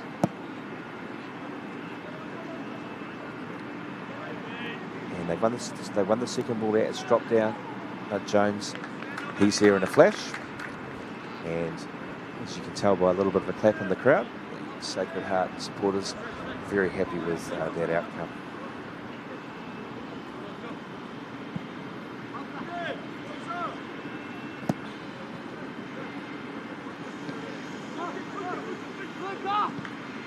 Chant has brought some good energy to the game since he's come on.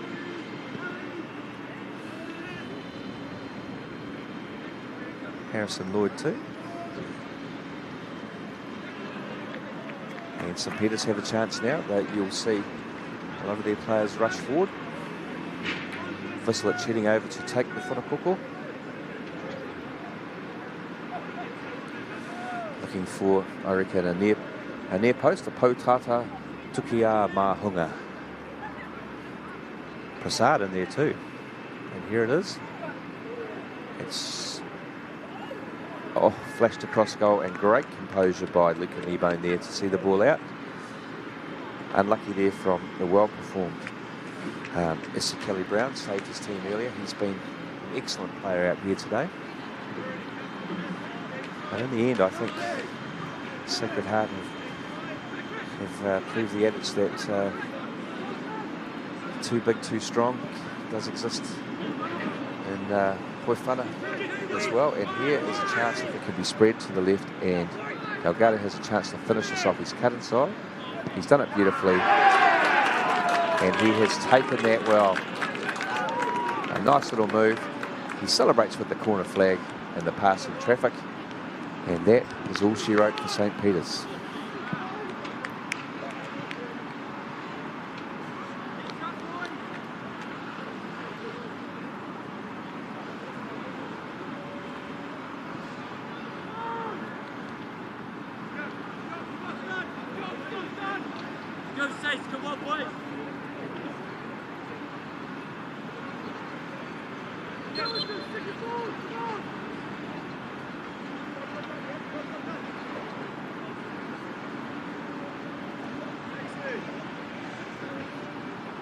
So tomorrow, whānau, we will see Sacred Heart back in action.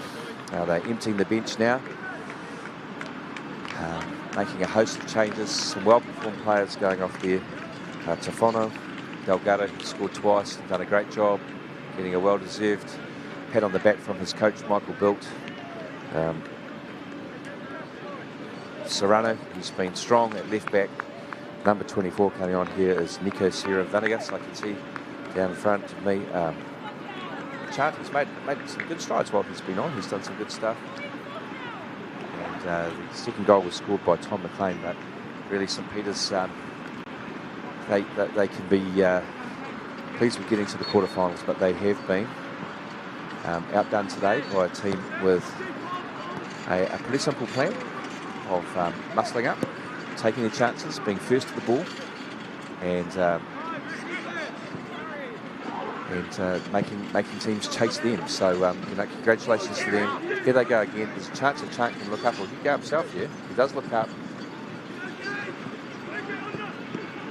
Very good save by Prasad. And that was Rivero with his first touch. So, Kite getting on there. And that's been the story of the game. That last play where Sacred Heart have been strong in defence. They've won a second ball. Their passing into their front three has been accurate. If it's been a Whanaroa long ball, they've been able to get on the end of it. They've shown excellent energy, and you can only say they've been fully deserving of their victory. And they probably don't need to do this at this time. They at 3-0 up, all they can do is get themselves into yellow card trouble.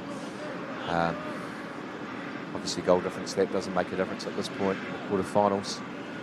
And so we wait in anticipation as to who they will play, but we will see them once again tomorrow on Whakata Māori, as we show both semi-finals here from Pukeawa, from Riverhills, and hopefully St Peter's can find themselves a consolation here, but no, well done by Vanegas as he gets across in front.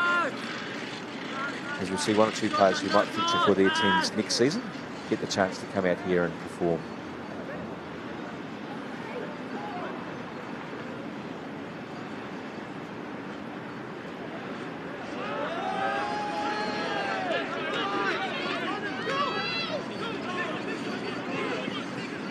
Rivero charging ahead.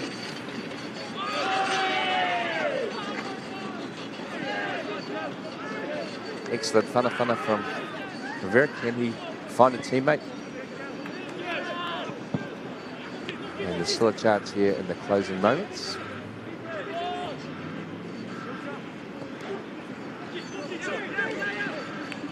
And Sacred continue to be first to the ball.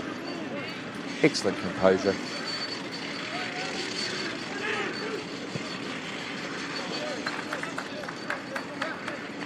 Riley Dalziel taking the opportunity to get forward, and this will be cleaned up by his captain and centre back partner Rooney.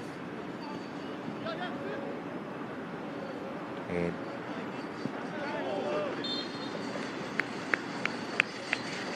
hiding it there on the ground. And they're not finished yet, Sacred. Chant through the middle. Can he get his foot on something here? No, it's my man Brown back there. He's done superbly well today. Whanaroa, well dealt with by our man Lika Kneebone there. And I can't see too much time left here. The referee had a little glance at his watch.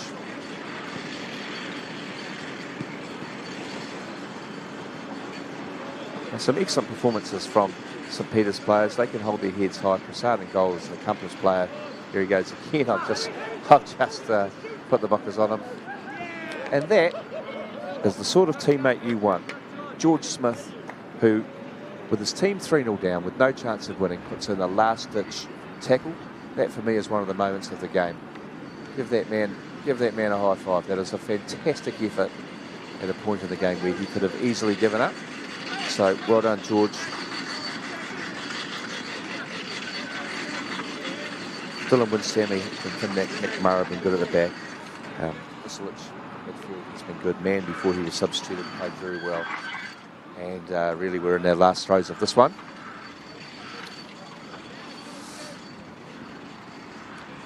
And it's picked up in midfield by Kneebone. I'm sure he'll find a pass, which he does. And a little bit of Olay from Sacred Heart. Prasad looking to give it to Vasilich, but that is the last action of the game. St Peter's can have no worries that they definitely put their best foot forward, but Sacred Heart were comfortably the best team on the day.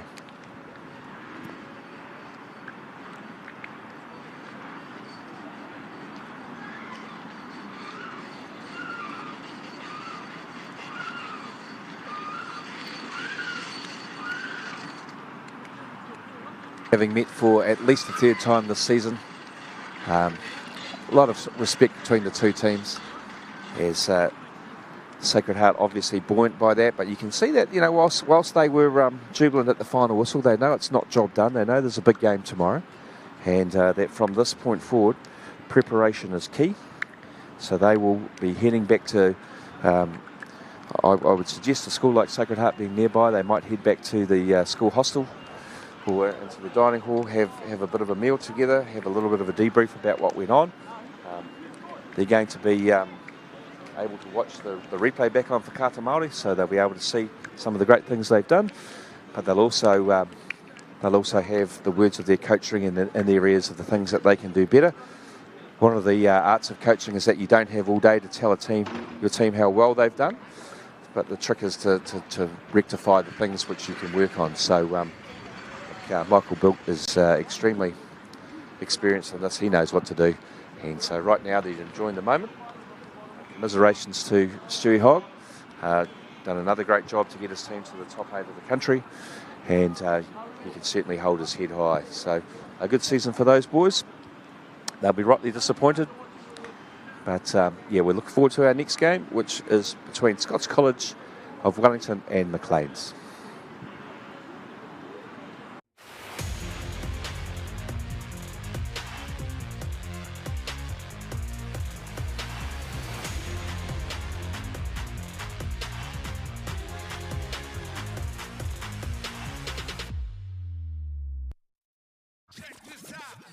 Our top rangatahi. Wow. Go head to head. What a that flick pass. Watch every player, What a try! every game, live on Māori Active. At Apollo Projects, we create better outcomes because we never make any assumptions. Like this privately owned swimming centre that was still in the planning stages. The owner spent 8 years trying to make the project viable, but the design was continually over budget, a design he was paying for. So he called Apollo to help, because he trusted us to deliver. We got to know the critical success factors of the business. The current building plans had lost sight of what was needed. We took a fresh approach, starting with the most important aspect of the facility, the water bodies. Then balanced the critical success factors of function, form, and cost to bring the designs in on budget. Finally, we could deliver the owner the new facility he needed. At Apollo, we understand your key success factors, put function over form if required, deliver what is needed at the highest quality, have lower operating costs, and always have very happy clients. Like this one, who was pretty stoked. Apollo Projects. No assumptions, better outcomes. No time to fluff around today? No worries. Just swing into Caltex and pay for fuel with Pay an App to speed on through. Ooh yeah, feels good. Use it at your local participating Caltex.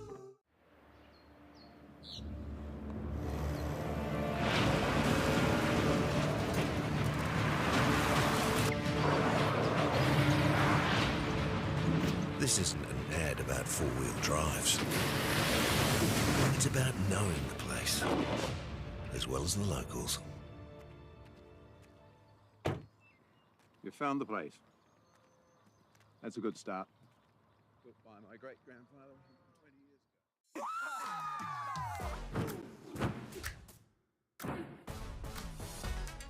It's a solid region, I reckon. Aha! They're the OGs.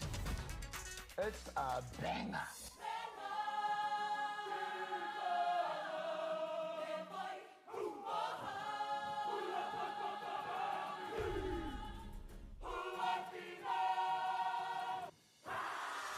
Make Māori Plus your mate.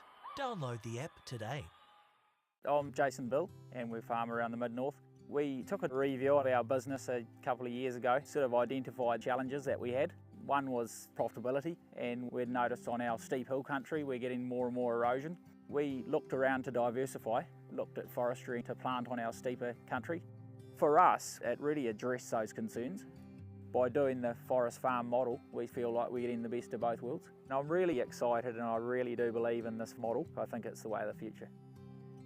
Get the Māori Plus app. Download now on Google Play or the App Store with exclusive viewings and 100% ad-free. Quite like top tier. Watch us anywhere, anytime. Make Māori Plus your mate and stream now. Want to catch a fuel bargain with Caltex and Supergold? Scan your Caltex app Flybuys or Airpoints for 6 cents off per litre with Pumped. And show your Supergold card for an extra 2 cents off. Ah, feels good. It's all about focus on and off the court. For my role as a coach, I think it's bringing people together. It's massive for me to watch them grow from one step to another. It could be through the sport or personally as well. It's just as much about the mental game as it is about the physical game. That's what I've learnt here in NZSS. Our top rangatahi. Wow. Go head to head. What a that flick pass. Watch every player. What a try. Every game live on Māori Active. Winter Tournament 2024 ki Māori Active.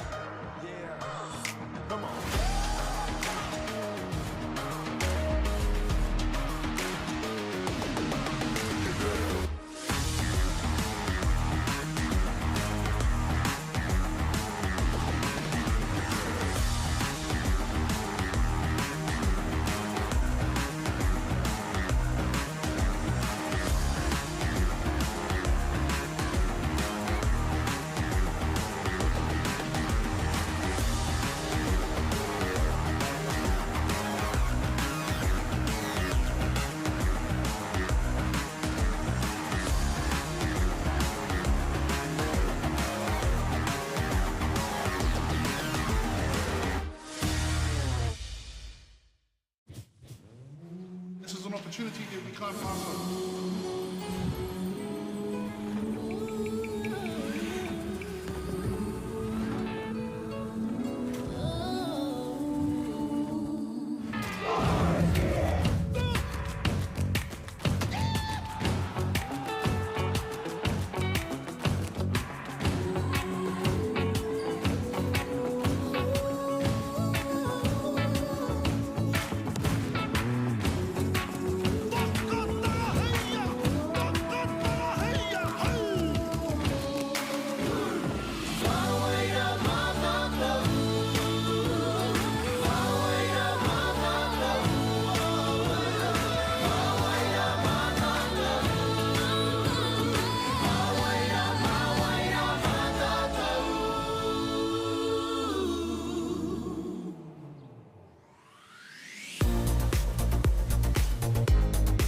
E te iwi nau mai haere mai ki tēnei papahōtanga whakaata Māori, ka mihi ki ngā maunga, nā wai me ngā ahika o tēnei rohi, tēnā koutou katoa ki ngā kai whakahaere, me ngā kai whakataitai, he mihi māhana o ki a koutou. Welcome to the game here between Scots College of Te Whanganui a Tara.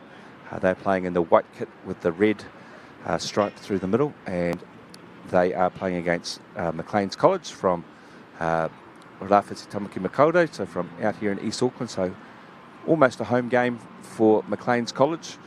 And these teams are playing off in the bracket between 17 and 32, so they'll be keen to impress and get a win on the board. Before we get into the action, we'd like to take a moment to thank our sponsors. First, a big thank you to Whakaata Māori for bringing this live stream to us all free of charge and accessible no matter where you are located. We're also grateful for the support of Bailey's Real Estate, Caltex, New Zealand Carbon Farming and Apollo Projects. Their sponsorship enables us to share this event with you and your whānau. And finally, we'd like to thank Te Taura Whiri for the valuable mahi they are doing to support Te Reo Māori commentary and development. Nā mihi nui, your support truly makes a difference. And also in this week, with the passing of Kingi Tūheitia, we'd like to say ka tangi rā ki a Kingi Tūheitia pō tātou te whiriwhiro whitu kua riro ki te pō moi me rā. A lot of people from across the motu have been descending on Ngārua Wahia, Tūranga Waiwai to pay their respects, and so our thoughts are with those people at this time, and safe travels to all. Today we've had two games here at Riverhills already.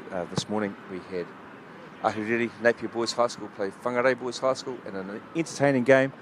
Ahuriri prevailed by a score of 3-2. And just now we've just finished watching the quarterfinal, the first quarterfinal between St. Peter's of Auckland and Sacred Heart College. And that game, whilst it was 0-0 at half-time, a dominant second half performance by Sacred Heart saw them run out 3-0 winners in the end, and they will take their place in the semi-finals. I'm just waiting on a little bit of comms from my friends in the footballing world, telling me how teams have got on. I know that my home school of Tauranga Boys College have been successful in getting into the semi-finals. They've had a 2-1 win over St. Patrick's of Wellington, and so the boys from Tauranga are having another really good season, and under the coaching there of Jim Burtonshaw and Regan Cross, the boys and the captaincy of Joby Reid, the boys are looking forward to playing on Whakaata Māori tomorrow. So we wait the other two games in the quarters between St. Kentigern College and Westlake, Uratoto, and the other game, I said Cashmere earlier, but it's not Cashmere, sorry, whānau, it's St. Thomas of Canterbury. So St. Thomas were playing against Palmerston North Boys High School. So we will have an all-Auckland semi-final in one. So Tāmaki Makaurau will have two representatives in the semi-finals, and we could have an all-Super 8 semi-final, or it could be Tauranga versus the South Island sole remaining representatives in St. Thomas, who've been well performed over the last 5 or 6 years. So look, it's anybody's. So long as you're in it to win it. So let's go through some team lists here as as we head towards the kickoff. The McLeans team is Ryan Billings, Ollie Ellis, Cal Villion, Tatu and Aisha Number, Frank Liu, Jared Hall, Nathan Martin, Liam Rice, Lucas Ing, Malik Mansour, Noah Williams, Jacob Holder, Lucas Ehrlich, Mardi Ahmadi, Asher Number, Oliver Barlow and Vaman Sharma. And they are coached by William Patterson.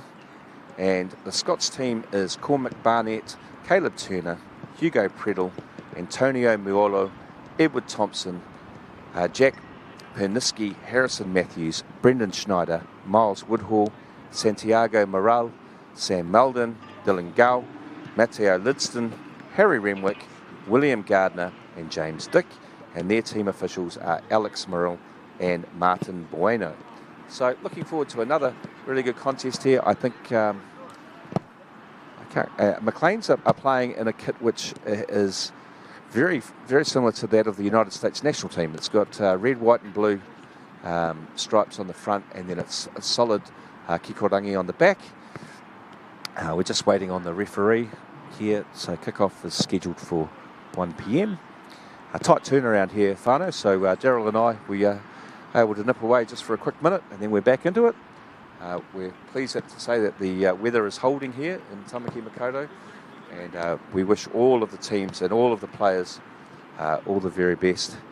And and that they as a number one thing, they enjoy the experience of what they're doing. So we are just waiting for the referee, and we will be with you.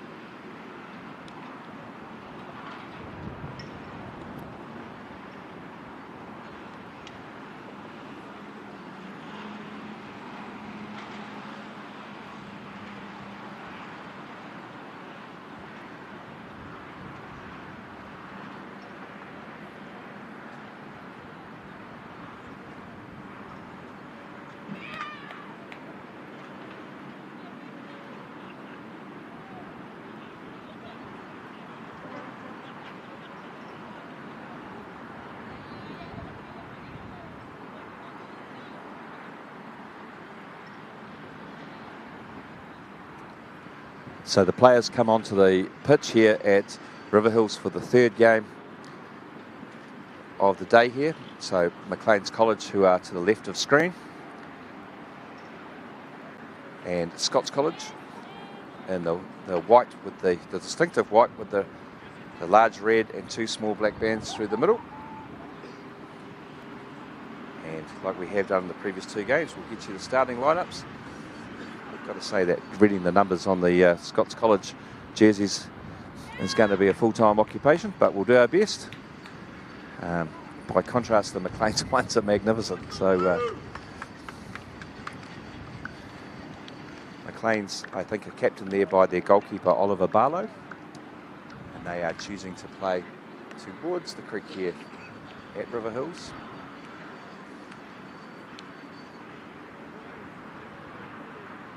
The referee is from Hamilton, I'm led to believe. McLeans College have had a pretty solid year in Tāmaki Makaurau. They've been in the senior A1 division, so the second tier, but they've won that comfortably. And so by their efforts here, they've managed to gain entry into the Premier National Tournament. Over the years, they've had some pretty good performances. They've been very much a consistent team that has made the finals, and in 2015 they made it as far as the semi-finals and came third. Scots College have also had some teams go close in recent times, obviously with affiliation with the Phoenix. Their headmaster is a solid footballing man in Graham Yule. So hello, Mr. Yule, if you're listening. And yeah, we're looking forward to seeing some good endeavour out here from these lads.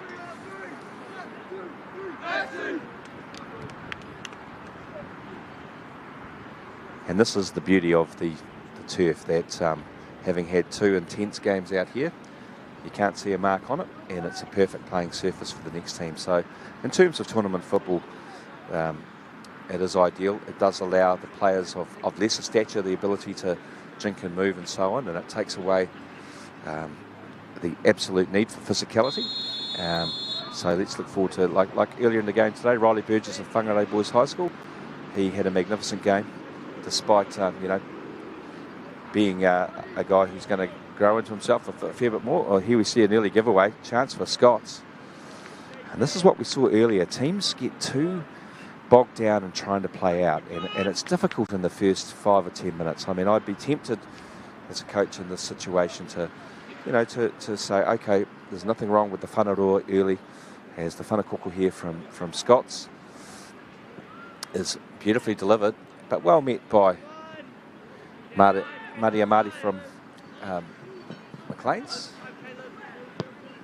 And that's another heart and moment mouth there. You've got to give it to the lads and say, yep, you're playing, you're doing that. But a little bit of common sense needs to enter the recipe as well, especially in the first 5 minutes before anybody's had a touch and haven't had the chance, because the press is coming here from McLeans. It's currently a 3-on-3 game at the other end, but the McLeans, the Scots goalkeeper has done a good job there at playing that out. Asher Namba there with a good early tackle.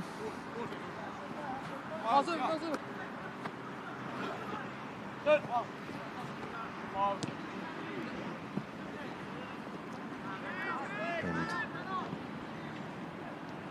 if we see teams move the ball quickly and get some sort of result. So Scots look like they're committing guys forward here, and it's some good hustle in that. So the Scots with 4 at the back. It looks like it's a bit of a 4-3-3 from them here early.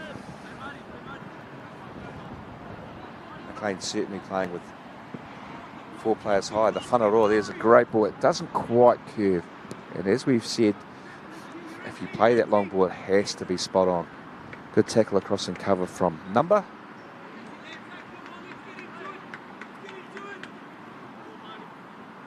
And I expect both teams here to show some enterprise, to show some a lack of fear in getting forward and getting things done.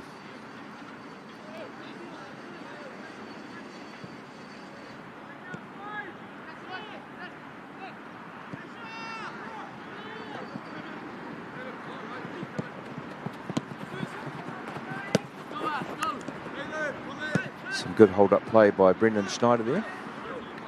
And taken over by Miles Woodhall. And the space has been created over on the left. Nicely done by Scots. Now we need a drive into the box. The young mind has some issues with playing short pass, short pass, short pass, and then thinks, I must lift it into the box. But if they can keep it on the deck here, as we saw in the previous game, that's when you'll get some reward. So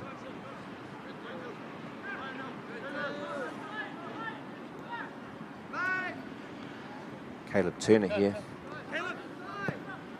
at Tuara Mato.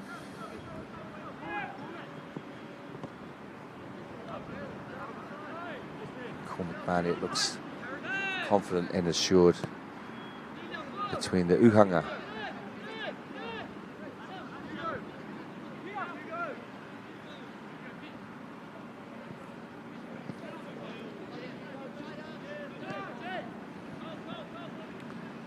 Jared Hall picks up a loose ball for McLeans.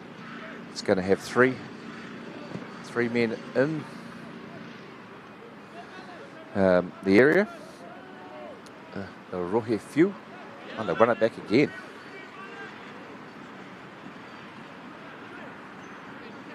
And calmly done by Scots. Chance to turn.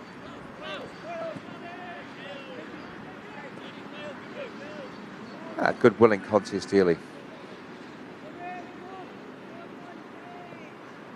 The national tournament also offering a chance for teams that would never play each other to do just that. So McLeans and Scots, I'm not sure that they would have played too often in the past. So a great chance to match yourself up against players from a different region.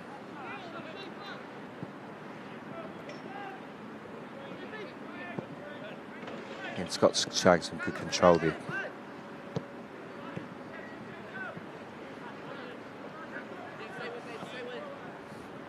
Nicely cut out by Asher Namba.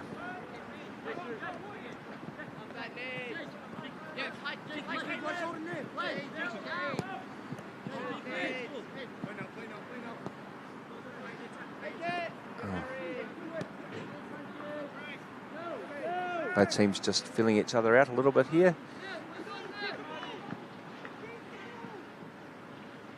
And the cover from McLeans there. Marty Amadi doing a good job.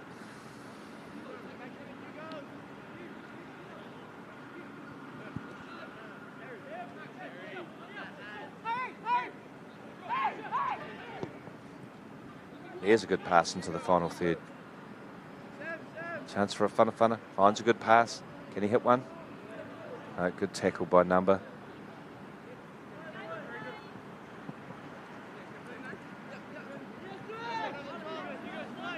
Nathan Martin there, calm on the ball. Plays looking like it's a three at the back with a couple of wing backs. I may be wrong, but has that look to it? A couple of holding midfielders and a couple of men up front. That's a tight hole. Yeah, well squeezed up by Scots.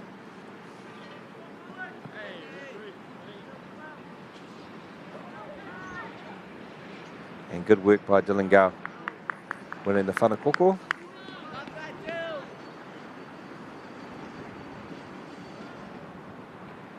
Not a lot of tall timber in this game, so it will be interesting to see where this whanakoko is directed towards.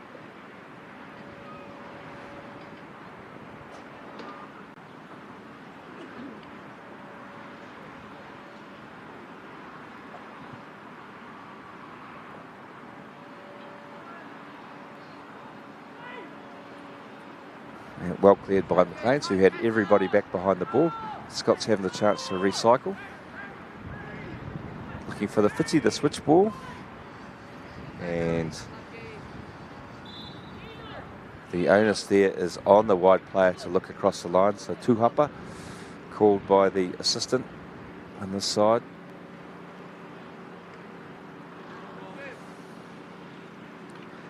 McLeans looking to play here. They've got a number of boys back. They're being brave in here. Good decision made to head back out there by Jacob Holder.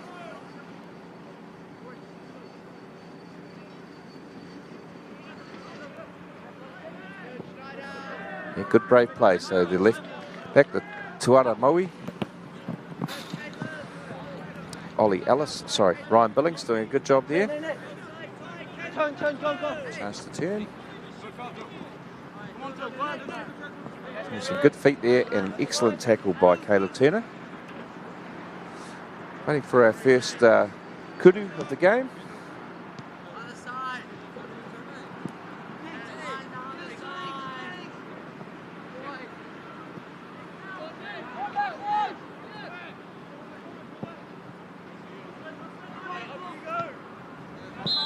And you don't see that too often. A two-hupper barely 3 metres inside the opposition, but our assistant down here well onto what was going on. McLeans looking to pass it nicely.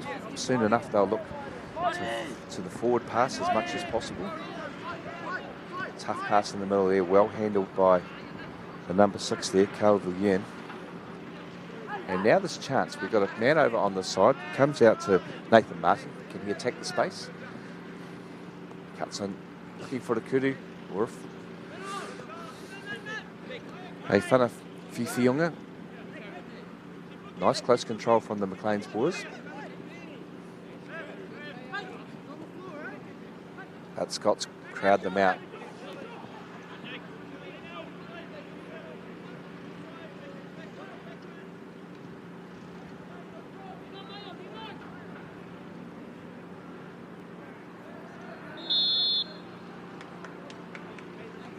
And some good hustle from Frank Liu over there.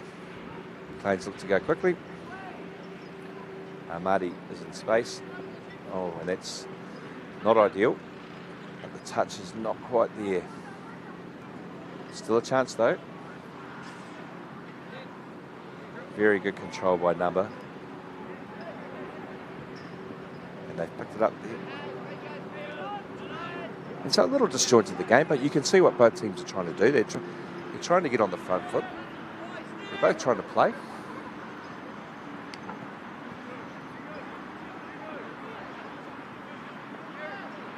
Just hope if you're sitting there on the bench, there's the Kai Whakahaere, and you're going, what can we do a little bit better? It would be just the accuracy of our passing.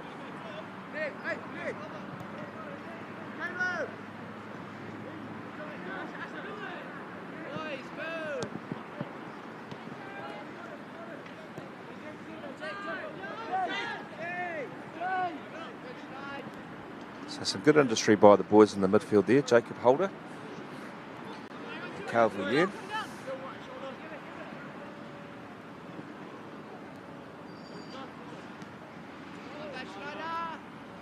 Like a parting there, but not picked up. And a good advantage play by the refereeing. The standard of refereeing has been excellent in the 2 games so far today. As McLeans stay true to their principles here and try and play themselves out. Excellent work on his wrong foot by the goalkeeper. Kai Kati Uhanga. Lovely turn. Ooh, I think there might be a sniper here at Riverhills, but not the case. Easy pass is well done. McLeans have men forward here. Can they find the pass? And one more wide. Well done, young man.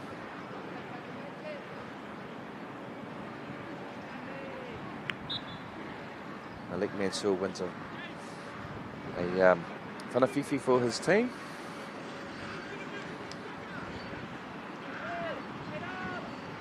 And enjoying a good spell of possession here, McLeans.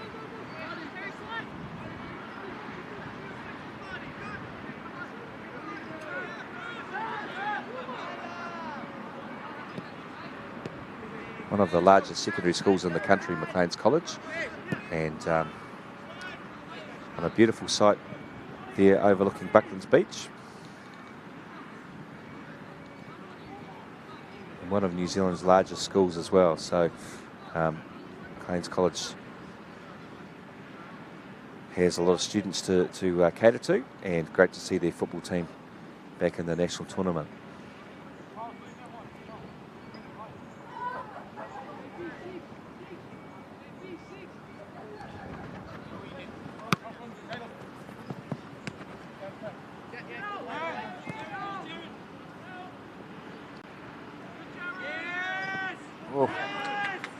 He's just a heart and mouth moment there.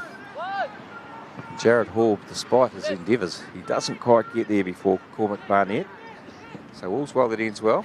Barnett with another decision to make, and this time he does very well. As a young player, you've got to make sure you look at things, and Barnett's left-footed, so you want to be closing him down on that side.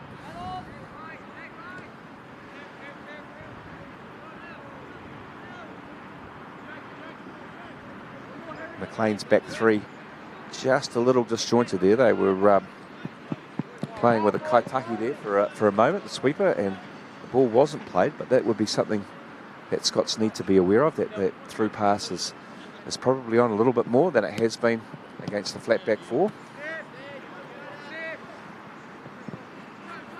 And that's an excellent pass. If you pass into that middle there, it's got to be spot on, and that's spot on. Can Hall finish? He can, but he has been pulled back for tūhapa. A quick decision made by the assistant over on the far side in front of our whakata Māori sign. Just looking around once again at our sponsors, Celtics, Apollo Projects, the New Zealand Carbon Farming, Bailey's of course. They do a great job supporting our rangataki in their pursuit of playing in secondary school sport. Whakata Māori has covered a lot of Super 8 rugby this year. They will most likely be at the New Zealand Secondary Schools finals for the rugby coming up at this weekend. They are at croquet, they're at wrestling, they're at golf, they're at netball, and the team, Rob Waddell and the team, Peter Martinovic, doing a great job. And as we see, Scots nearly sneak in there, and a really good reaction save by the McLeans keeper. And so you can see some goals in this game. It's just a case of who takes their chances.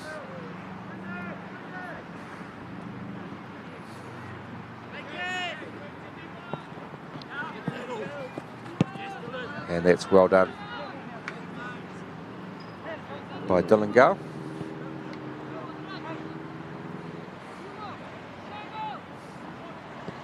Whanoroa, yeah, nicely done. Well weighted, used the wind, and a very good pass into midfielders. We've done our first 15 minutes now. Referee sees a foul in there, and rightly so. Once again, another really good job by the official so far. You wouldn't know he was out there. There's been very little for him to do.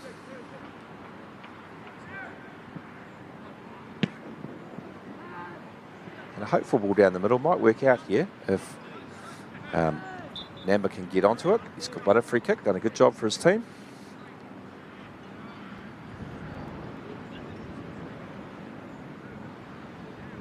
I'm sure McLean's for a short pass.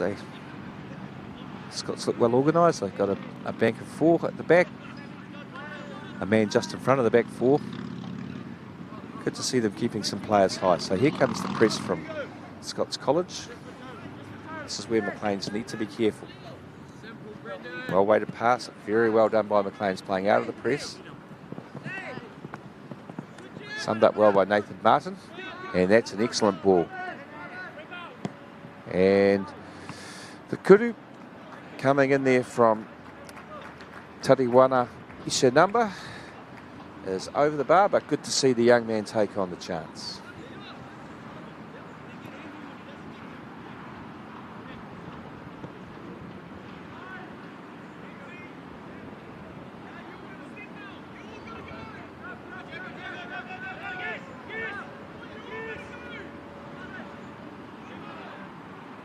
Turned over again. McLean's, no, it's one back by Scots. Get a feeling if Scots can put some passes together, they'll be dangerous. And the chance here, coming to the middle of the park. Delgado, and finds feet. And it just breaks down a little bit now. Caleb Turner goes in field. Scots probing, they're looking down the left-hand side here, where they've had a little bit of joy to start with.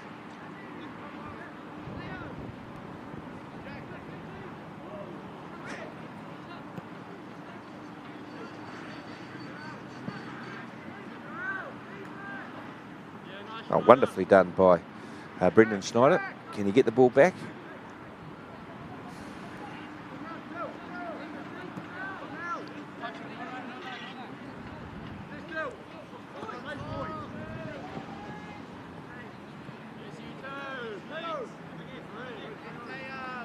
Good hustle from Matteo Lidston there, but equally well done by McLeans.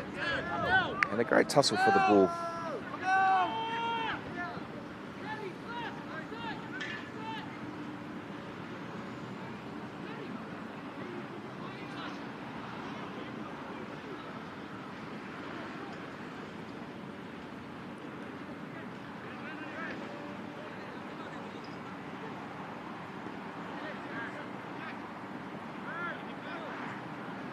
So I've just had word through that in the other quarterfinals, St Thomas of Canterbury defeated Palmerston North 1-0. And St Kentigern also knocked the defending champion Westlake out on penalties. So as we see the Scots effort hit the side netting, so it's all to play for. A number of favoured teams have been knocked out of the competition. The Super 8 champions Hamilton lost yesterday to Palmerston North. The Wellington champions have been knocked out today, and Westlake have been knocked out as well, albeit by the number 2 team in Auckland, but I'd suggest all 4 teams left in the competition would be fancying their chances, and rightly so. Scots move it beautifully on the edge of the box. Oh! It strikes the beans on toast. The old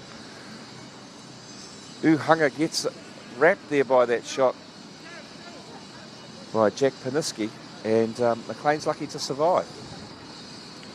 We've seen a number of shots hit the post today, and the post has decided each time to keep the ball out. So Scott's having a good passage after McLean's dominating the game early. Here's another ball in behind the defence, well dealt with by Ryan Billings.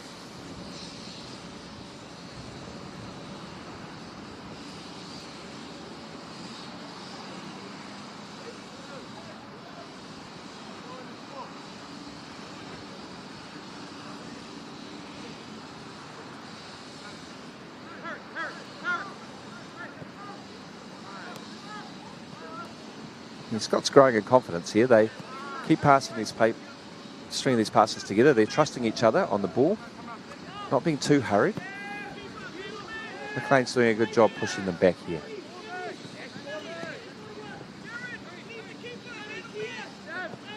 So, really well summed up. Ball over the top is too close to the goalkeeper. They'd be just best advised to keep the ball on the deck in those situations. They put together a dozen good passes, and just a little bit more movement, and they would have guys in the final third ready to make a run. Some good control by number there,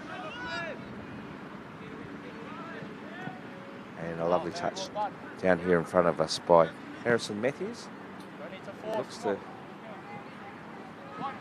get his kaikuru in, but to no avail.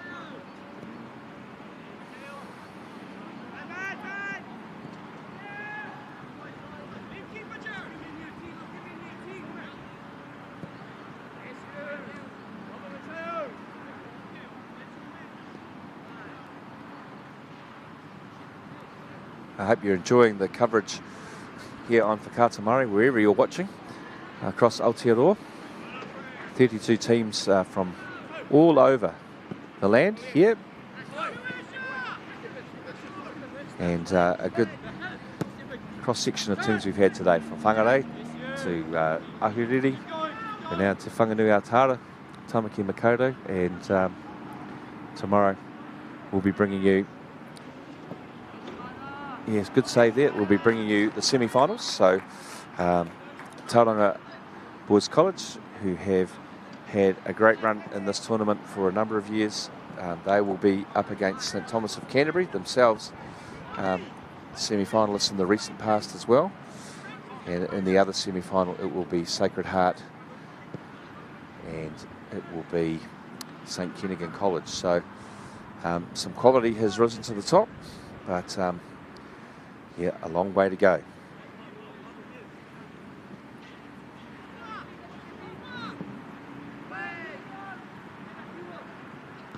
Good option there from Oliver Barlow. And it breaks here for number. You can find Jared Hall, who's lively up top for McLeans. The Fitty, switch ball across there. And on the whana, can we see a whana hokai here? We can, but well cleared.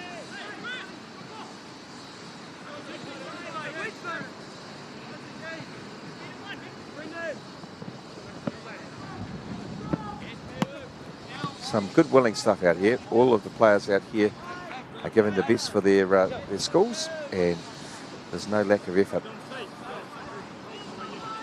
Billings goes down the line to Hall. To drop that off, an excellent pass. That's the sort of hold-up play we're after here. And can they spread it quickly to the other side? Phil Ewan does just that. You can see what McLeans are trying to do. It's a good plan. Scots are just a little bit quicker to the ball, just a little bit there for the second ball. That's not to say McLeans aren't short of any endeavour here. So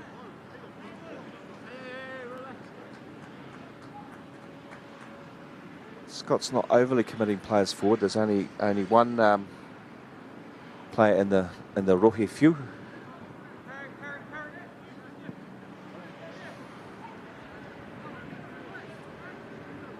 And whilst if you've got the ball, it means the opposition can't score. You still have to do something with it eventually.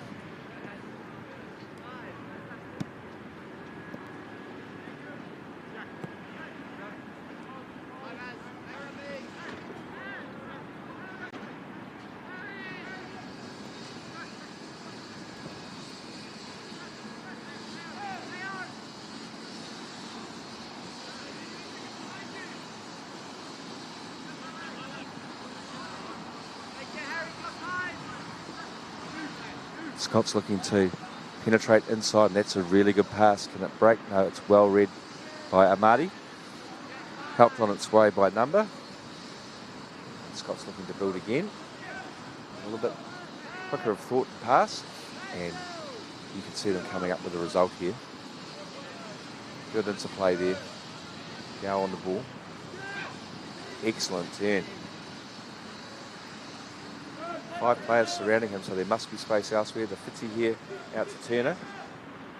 Number on his heels. And he does the sensible thing and goes all the way back to his Kaikati Uhanga.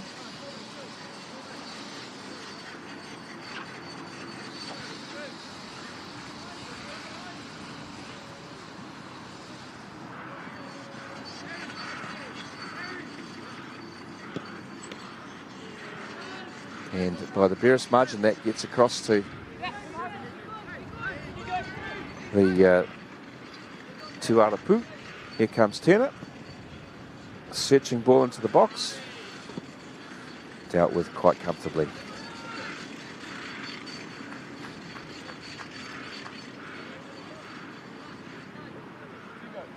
I'm looking for a spark here from someone. I think we need a goal here to liven this one up a little bit. It's been a bit cagey. Here's a chance here.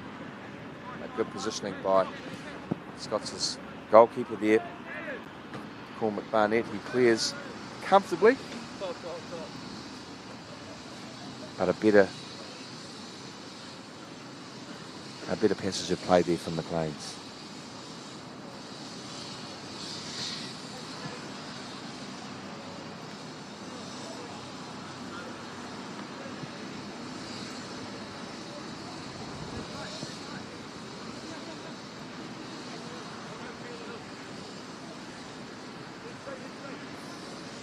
Well worked here. Number staying on side, finding a pass. Oh, not quite. Now it's broken. And I like the cut of that man's jib there. That was a good effort from Brendan Schneider. A little bit of contact. He's seen the keeper off his line, his whole team behind him. And now we have the 52 number. He's got there again. Back inside to Nathan Martin. Finds Hall on the edge of the box. Can he find some place to shoot? He can. That is a great finish. A great finish. Jared Hall with easily the best strike we've seen here today. And whilst we're getting back to halfway for that goal, I'll just say Mihi Nui to my sister. She's at work and she tells me she's watching the coverage, my sister Jill, and she's making sure her employer doesn't see she's doing that. So hopefully there's a number of you around the Motu who are managing to do that. And so McLean's here at 1-0 up, and I hope you two are avoiding some work, hopefully with a bit of luck, and enjoying our coverage here.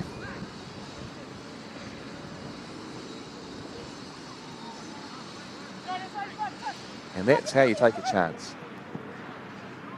To see Turner trying to get forward there.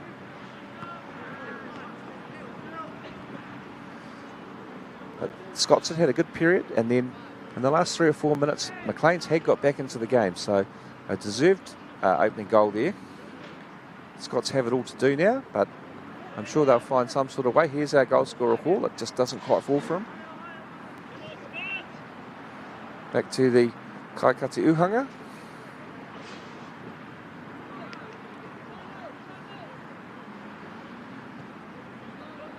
Scots want to play the short tuku game, the tuku, the passing game.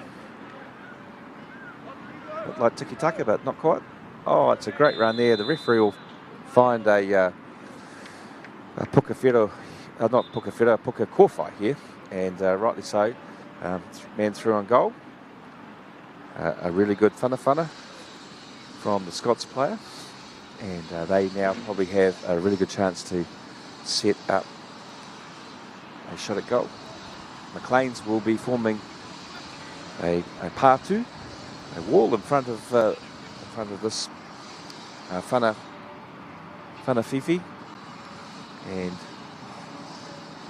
let's hope, unlike most of them today, it can find a target.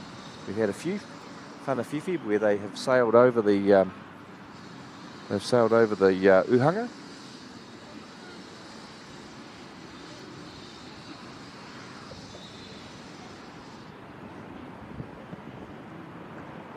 Oh, and the uhanga comes to the rescue. That was excellent technique. Now, whānau, I've put you crook. I've just had my man ring me up telling me actually Uratoto won on penalties against St Kent, so it will be it'll be Westlake versus Sacred Heart College. So Uratoto will be here, and so that will be a blockbuster match. All the teams in the competition are playing for places from 1 all the way down to 32, and so there's a lot to play for these young men, our rangataki out here. The pride of representing their school is one thing. You don't want to go back to kura not quite having done your best, and so you want to be able to hold your head up high. And so these boys getting the chance to appear on Whakata Māori will become instant celebrities at their kura, and so hopefully they can do something good just like Jared Hall did. And that is just on the biscuit there. Oliver Barlow with an excellent save, keeping his side in it. And the shot coming in there from, I think it was Brendan Schneider. I think when he stands up after adjusting his shin pad, I'll get that right. Yeah, so a good passage of play there. Whanakoko coming up for Scots.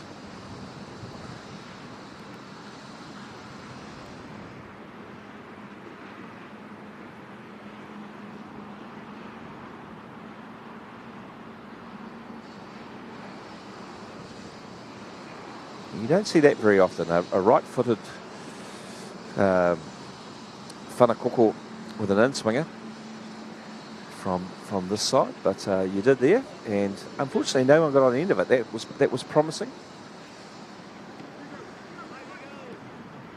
So Scott's having a better period of play here. referee on the spot to award the whanawhiwhi.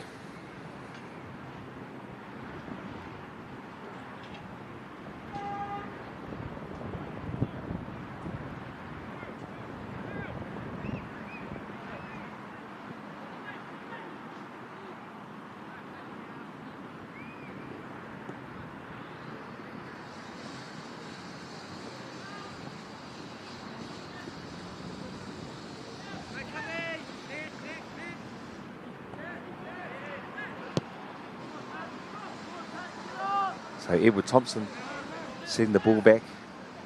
A lot of bodies in the middle of the park there. If Scots can get it wide, they've had more of their luck, their joy there. Oh, there's our third whanaraho of the day, nutmeg. McLean's ball speed is just that little bit better, isn't it?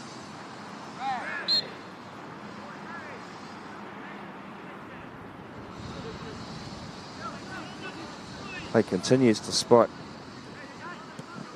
Calvillon being down. I think he got a boot to the back of the heel and landed on his knee a little bit awkwardly. This team go ahead and just wide. The kuru there from our goal scorer Hall. I bet he wish he could have that chance again, but the referee is coming back here to check on the welfare of Philander. Looks like he's got a bit of a bandage on his knee. I hope the young man is okay.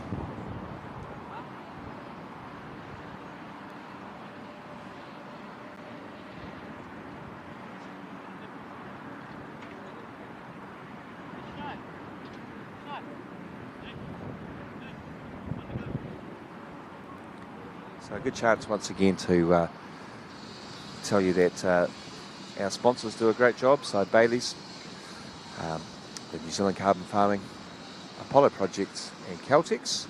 I'm bringing you this on Whakaata Māori and Māori Active.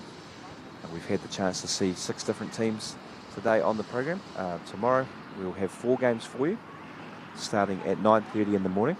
And on the last day we'll also have 4 games, and we'll start even earlier at 8:30. So plenty of action for you. You can spread the message amongst friends and whānau to check out the links, and if those links are passed out by people within your kura, that would be much appreciated. I know that within my own kura there will be great excitement and interest in the fortunes of our team tomorrow at Tauranga Boys College, and the chance to get those boys up on the screen will be much appreciated. So for those whānau that can't travel, I'm sure there'll be a contingent up from the Bay of Plenty tomorrow as the action here continues.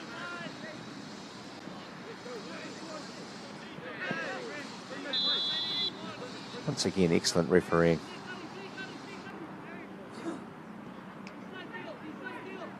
Excellent sportsmanship too from Nathan Martin.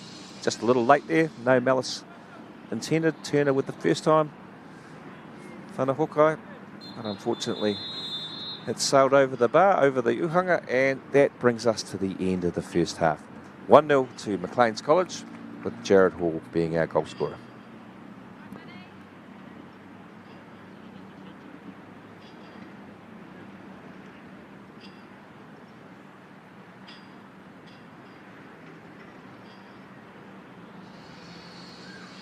Back with you shortly here on Whakaata Māori.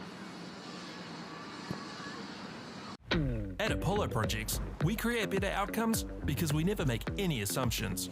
Like this privately owned swimming centre that was still in the planning stages.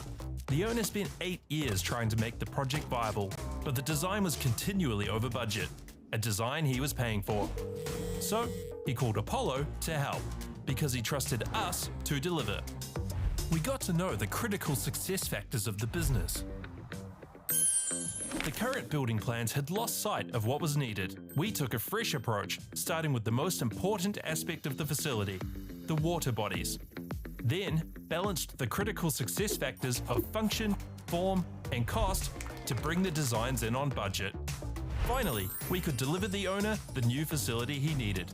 At Apollo, we understand your key success factors, put function over form if required, deliver what is needed at the highest quality, have lower operating costs, and always have very happy clients. Like this one, who was pretty stoked. Apollo Projects.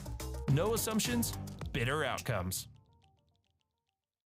No time to fluff around today? No worries. Just swing into Caltex and pay for fuel with Pay an App to speed on through. Ooh yeah, feels good. Use it at your local participating Caltex.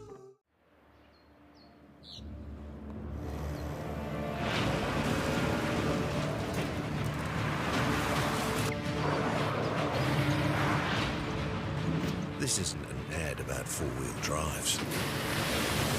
It's about knowing the place, as well as the locals. You found the place. That's a good start. Built by my great-grandfather 120 years ago.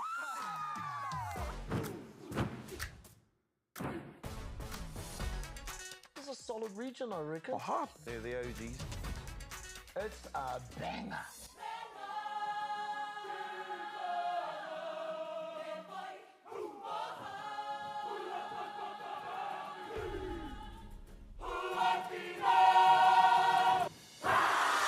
Make Māori Plus your mate. Download the app today. I'm Jason Bill and we farm around the mid-north. We took a review of our business a couple of years ago, sort of identified challenges that we had. One was profitability, and we'd noticed on our steep hill country we're getting more and more erosion. We looked around to diversify, looked at forestry to plant on our steeper country. For us, it really addressed those concerns. By doing the forest farm model, we feel like we're getting the best of both worlds. And I'm really excited and I really do believe in this model. I think it's the way of the future. Get the Māori Plus app. Download now on Google Play or the App Store with exclusive viewings and 100% ad-free. Quite like top tier. Watch us anywhere, anytime. Make Māori Plus your mate and stream now. Want to catch a fuel bargain with Caltex and Supergold? Scan your Caltex app Flybuys or Airpoints for 6 cents off per litre with Pumped. And show your Supergold card for an extra 2 cents off. Ah, feels good. It's all about focus, on and off the court. My role as a coach, I think it's bringing people together. It's massive for me to watch them grow from one step to another. It could be through the sport or personally as well. It's just as much about the mental game as it is about the physical game. That's what I've learnt here in NZSS. Our top rangatahi. Wow. Go head to head. What are that flick pass? Watch every player, What a try. every game, live on Māori Active. Winter Tournament 2024 ki Māori Active. Nau mai ki te whā te kau mā ono, o nā whaka taitai whutuporo ātou. So welcome back to the 46th Annual Football Nationals, this year being held in Tāmaki Makaurau. We're here at Riverhills, the home of Fencibles United here in Pakuranga, and Scots College out on the field. They're ready to go. McLeans College of Auckland, Scots College from Te Whanganui Atara, McLeans College from Tāmaki Makaurau,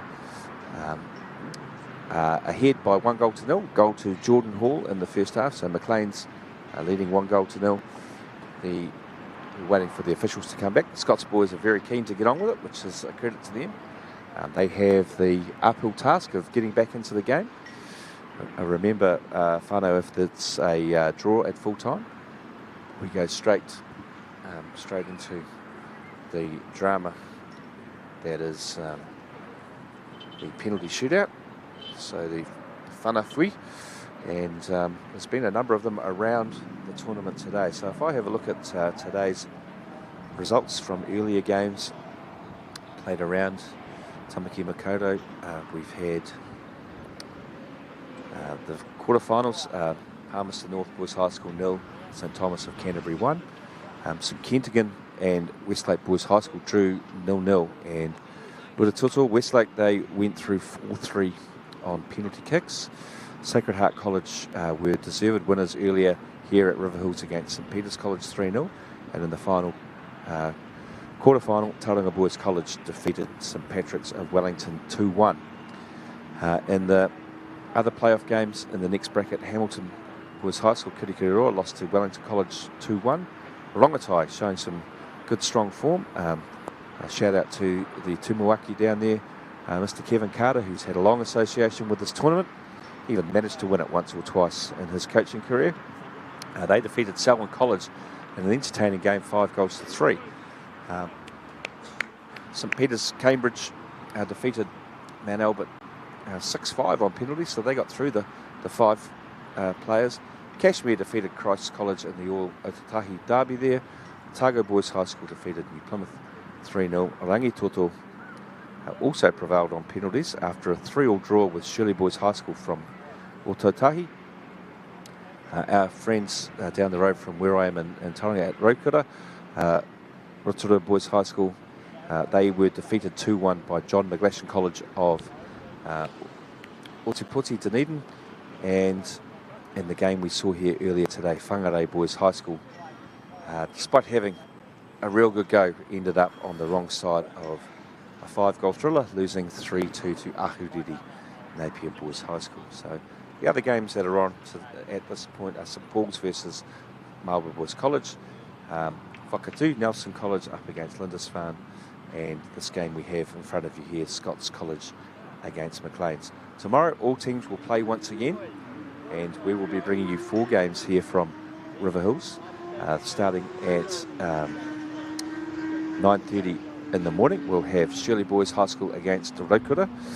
At 11 o'clock we'll have the first semi-final, which is St Thomas against Tauranga Boys College. Straight after that will be the second semi-final between Westlake and Sacred Heart College, and wrapping up our program from Riverhills tomorrow will be a game which is yet to be decided. So here we go for the second half. Scots just getting enough on that pass, and they'll be looking to dominate. A couple of changes I can see on the field. We're a long way from the subs bench, so it's hard for me to get a full handle on that, but we'll do our best as Scots' number 10 goes on a mazy run. That is Miles Woodhall. Some instant impact from Miles. And an early pop that's only just wide. Well, whatever the Scots coaches have said at half-time, it's certainly spurred the boys into action there.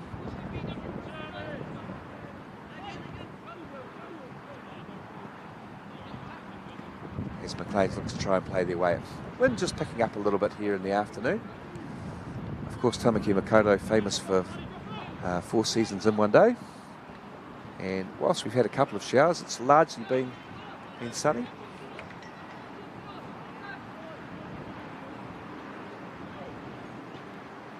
And Scots win it back once again in that danger area. Well done. Well, I thought from this distance that was a goal kick, but the assistant is much closer than I, so a corner kick to Scots College. McLeans have got every single one of their players back inside the penalty area, and whilst that helps you get cleared, there's not a lot for it to go to once that happens, so they have to be patient here to get it out of there, and they've done beautifully. Hall, who's been impressive, holds it up. Can he? Oh, he's done. You can see what he was thinking. The referee might come back to that shirt tuck. And beautiful ball out here to Mansour. Will he take his man on? Let's hope so. Unlucky. Always loving that situation to see a man skip onto the outside. There's been some good players over time in this tournament who could do that. Not many better than Jordan Toy at doing that, though. Hope you're well, Geordie.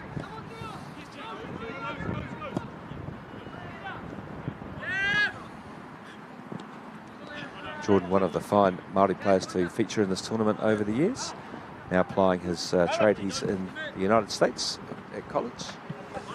I'm sure his parents, Darren and Chrissy, will be tuning into some of this. T-flow, T-flow.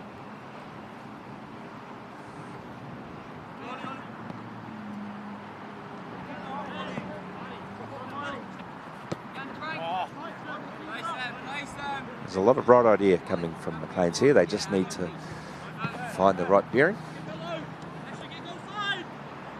Maisie run here. And it's the same for Scots, just a little bit off the wavelength. But you have a feeling goals are coming.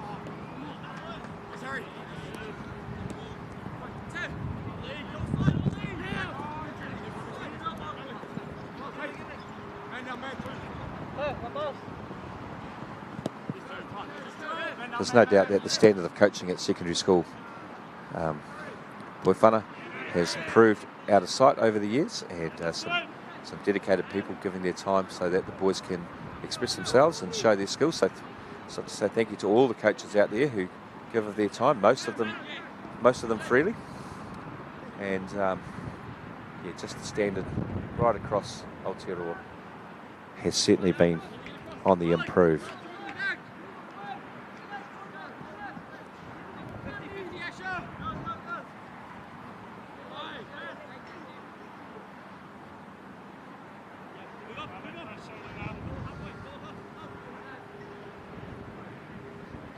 Once again, it's the energy levels which are the problem here for teams which are playing their 5th game in 4 days. Don't be surprised to see both teams go to the bench sooner rather than later.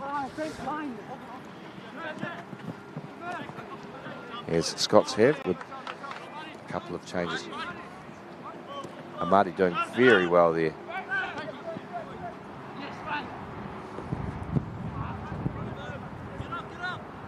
Oh, great hustle there by Malik Mansour.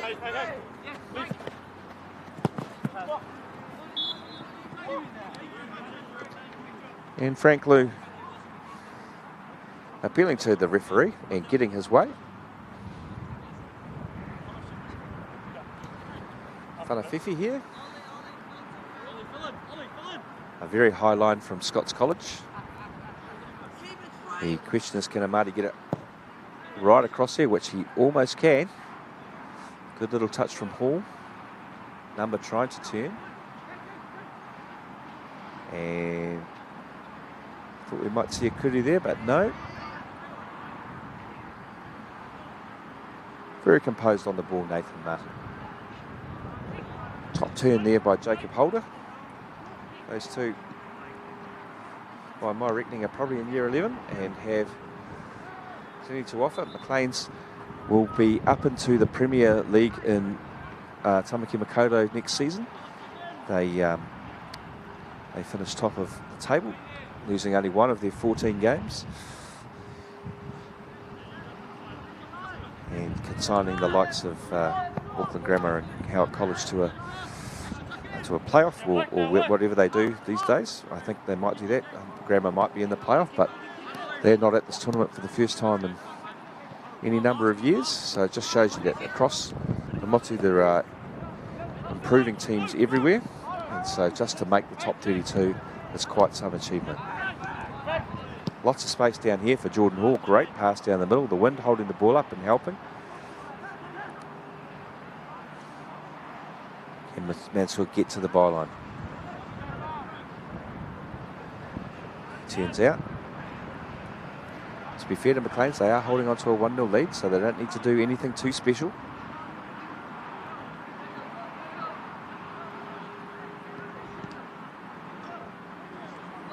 Coaching a team at this tournament is a 24/7 job. You are the coach, the cheerleader, the manager, the organiser. Once the team's finished here today, they've got kits to wash, they've got food to prepare. They've got to make sure that everybody's okay. So most coaching duos take on all sorts of roles. And yeah, just a shout out to all the coaches out there who are doing just great mahi.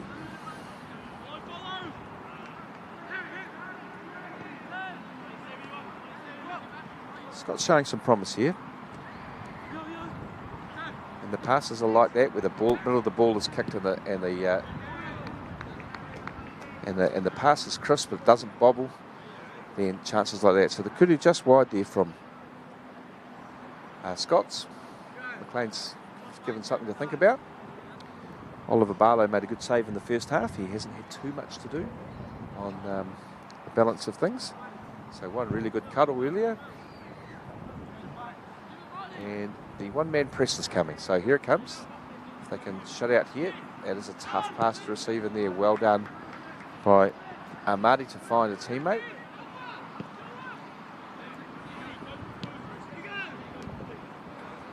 And that's an excellent piece of skill there.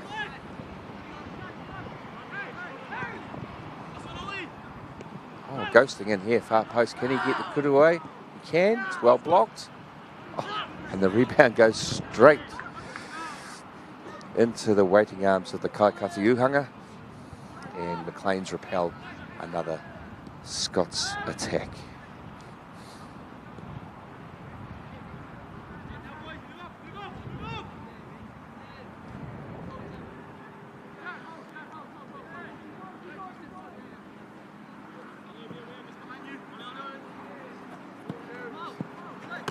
I have to say the quality of the passing from the Kaitaki Uhanga today has been very good, and Scots have made a half chance here. Can he get the kudu away? No.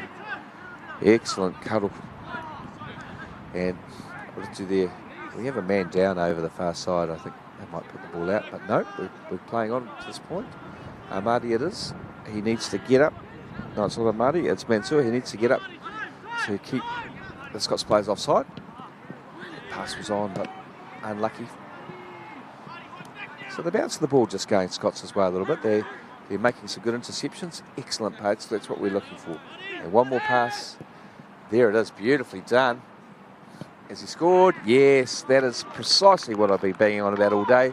Sorry to bore you, whānau, but that finish there by Edward Thompson, I think it was, the result of two fantastic crisp passes into feet, a nice turn, and despite the on-rushing Oliver Barlow, Scots have scored. It's Jack Piniski who scored that goal, so strong midfielder Jack, and he's got his team right back in it, and the momentum of the game shifts again.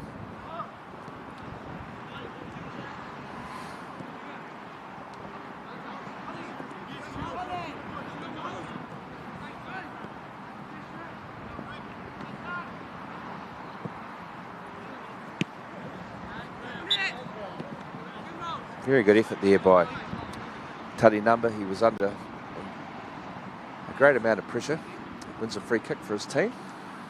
McLeans now have to get hold of the ball again. They need to keep playing. They need to keep moving. Their midfield three, who've buzzed around a lot, have done a good job, but they really need to keep up that level of movement. And here we see that. A good response there from McLeans. Ryan Billings getting forward from left back. You don't want to lose it there, but they have. Cleans up his mistake there, Amadi. We'll be pleased with that. And that is some superb control. There's players in the middle of the penalty area, but Billings can't see them.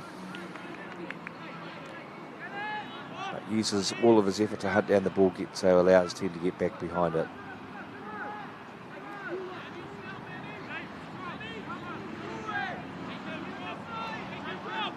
Scots would be well advised to just find a little bit of space like that. They've got some willing runners up top. They can't quite get there.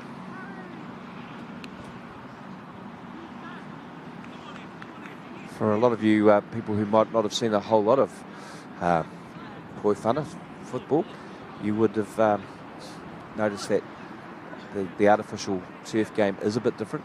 Players tend to stay on their feet as much as possible. There was a few last-ditch tackles here and there, but you generally need to stay on your feet to stay in the game. Unlike the old days of the mud, it's also much easier for people on laundry duty to get that side done. But here comes Scots again, another good pass. Plus he can't quite get it out of his feet. And chances here. Oh, a left foot strike was what we were looking for there.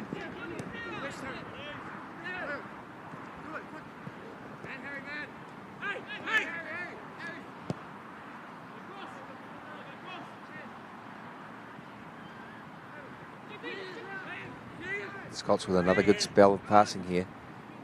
Nathan Martin doing his best to get in the way. Yeah, excellent stand-up defending there. And a throw to Scots.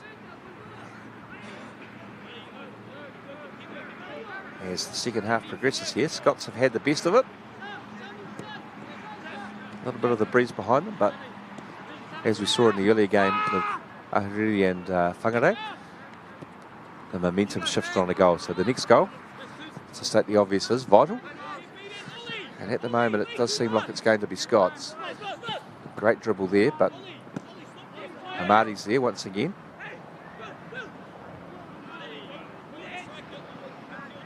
And McLeans need to get out here. They've got too many players behind the ball. So when they look upfield, there's no one to pass to. So yes, a much better effort here. And that's fantastic hustle by Mansour. Can he find the right pass? Not quite.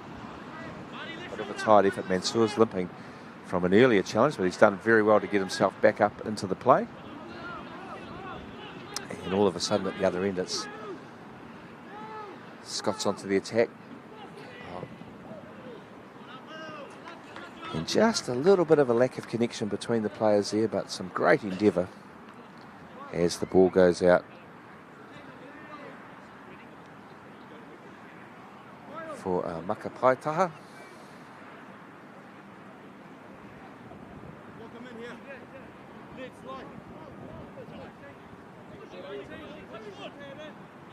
Thrown there by Tuara Mato.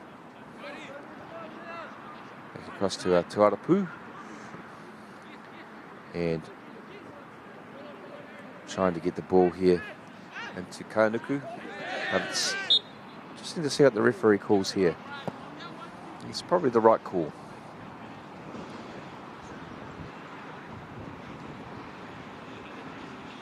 Wouldn't be surprised if McLeans bring on a couple of subs here to up the energy levels.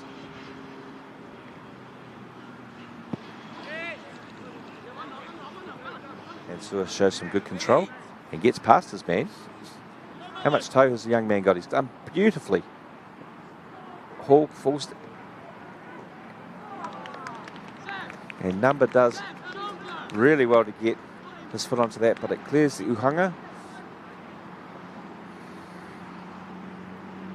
As both teams are searching for a winner here.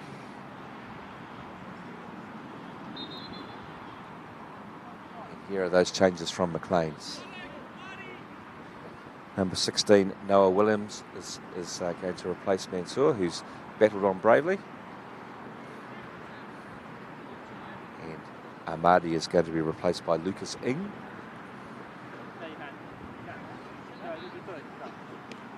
Mansour showing good sense in getting across the field instead of having to take the long walk.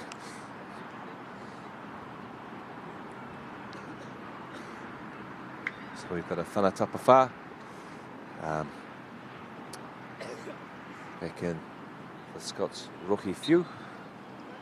And as has the theme been, a short ball and a little bit of energy here.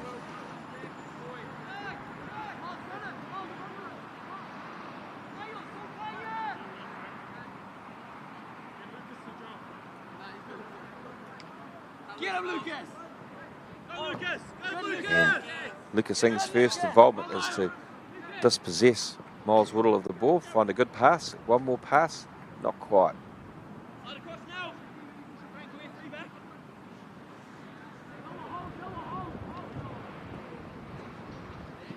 Jacob Holder trying to win a whana koko there for a side, but it's out for Makaurau instead.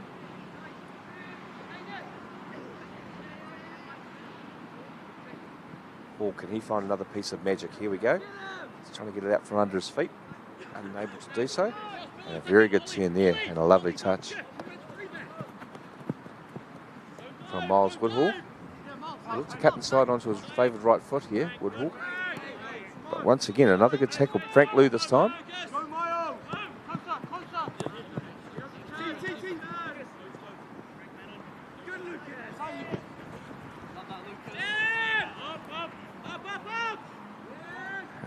Comfortably covered there by Scots College.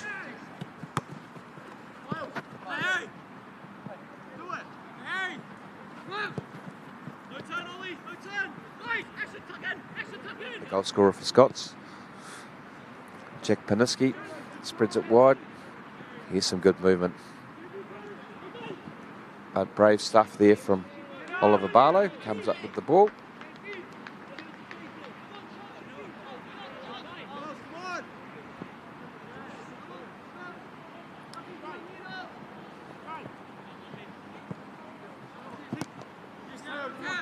Lovely drop off there by Number. Oh, just under hit. And this way is the pass. Out to the 13, Sam Molden. You can see all of the boys fighting fatigue here.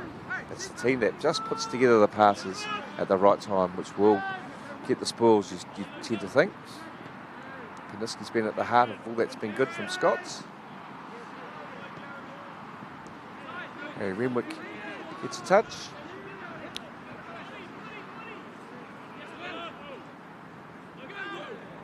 And a good tussle there.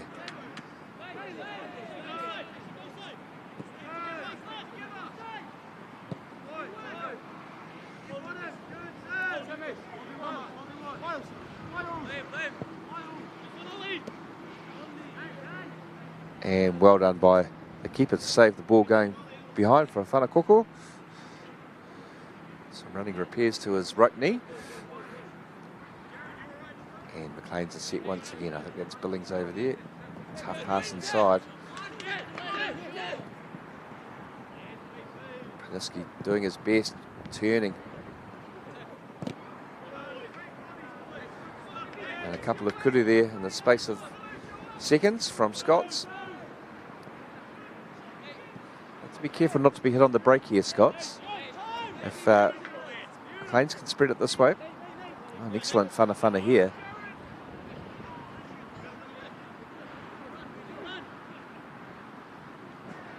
And that was clearly a push in the back, which the referee agrees with me. My old eyes can see that. I'd like to see a couple of players commit forward a little bit more. Lucas Ing trying to work out whether forward is the way to go. He's in acres of space if he can be found. And a one-touch pass will do the trick here.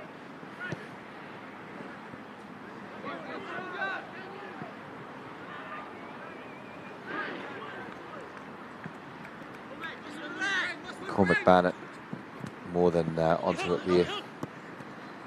And here we have good endeavour from Scots again. Paniski's been doing a lot of good work for his team. Ball's dropped off to Sam Molden. And they're having a pretty easy ride here.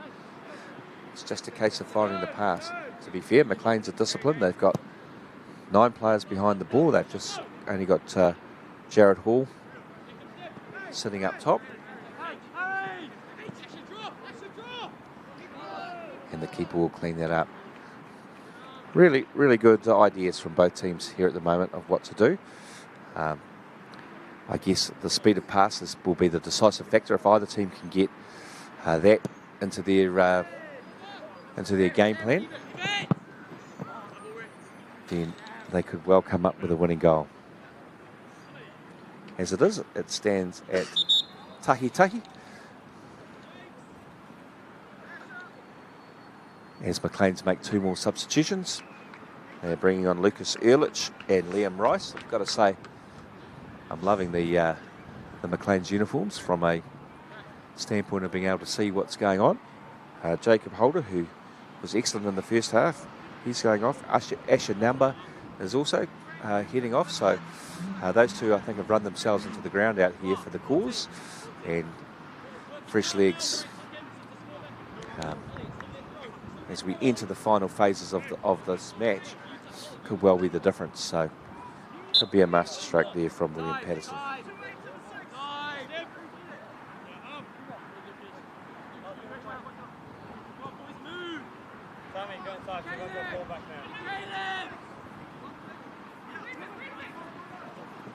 It's very cool under pressure here, but can they find a shot here? There's some good play. Trying to make an instant impact. Liam Rice there doing the right things. Jared, can you cover? Get him, Lucas! Get him, Lucas! We've seen some very good work by the Kaikati Uhanga from all 6 teams here today. And once again, Cormac did the job there.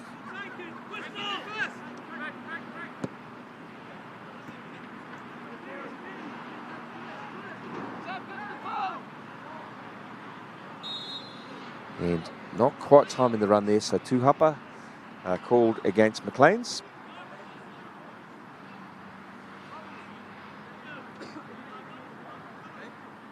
As Scots bring it forward, they look to play. I'm sure they'll look to play across in front of the goal. And here they go. Just a bit of energy in midfield. There's 4 players high for Scots. It's just a case of them finding that person. Some good hustle there. From the 18, new on the field, Lucas Ehrlich. Let's see if Lucas can close down. Does his level best.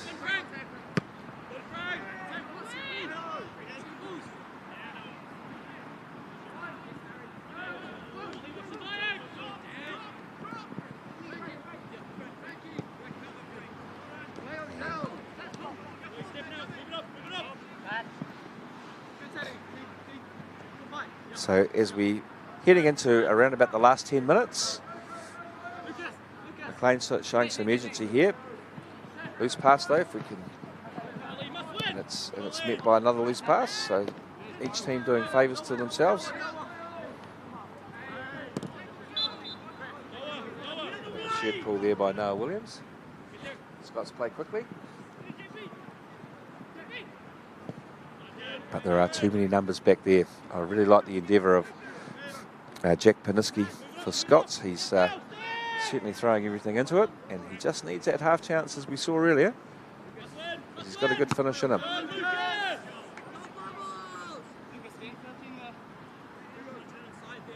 Really good Tukia Mahunga there from Lucas Ing, getting to the ball first.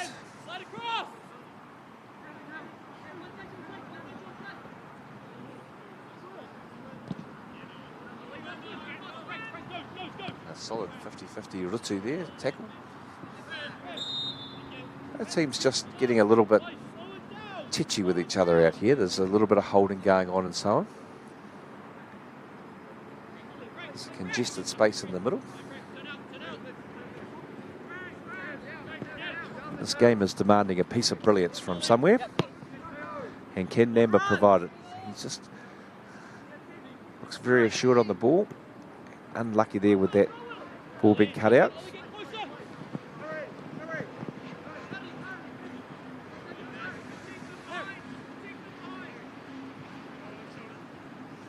And for a 1-2, no, here it comes out wide to Woodhall. Woodhall goes on the outside and does it brilliantly. Finds the pass. Paniski looking for space. Can he take on the shot? He can. Right, a fantastic cuddle there from Oliver Barlow. Keeps the side in it. Really good play from Woodhill and Paniski. Paniski getting himself into good positions. Here goes Billings. Whanawhana.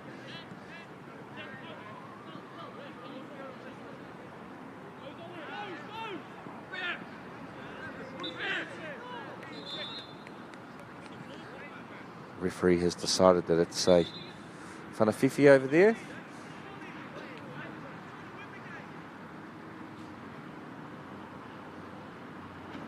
I thought for a second there were 2 balls on the pitch. One of everybody's favourite bingo things to tick off. 2 balls, referee, but not to be. Oh, he's not happy still.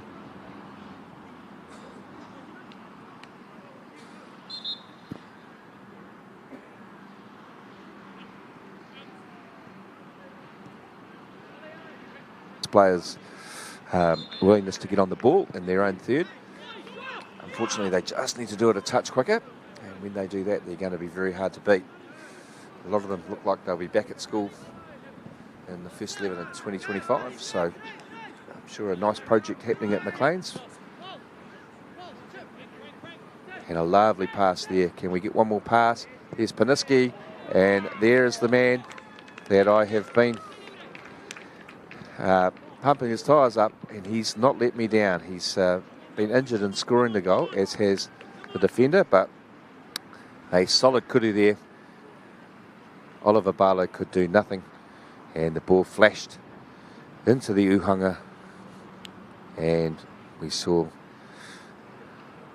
the net ripple there, the mā-tira-tira. You've got to say it's a long way back here for McLeans. We're heading into the last 5 minutes now. But you can certainly say that Paniski's endeavour has been rewarded.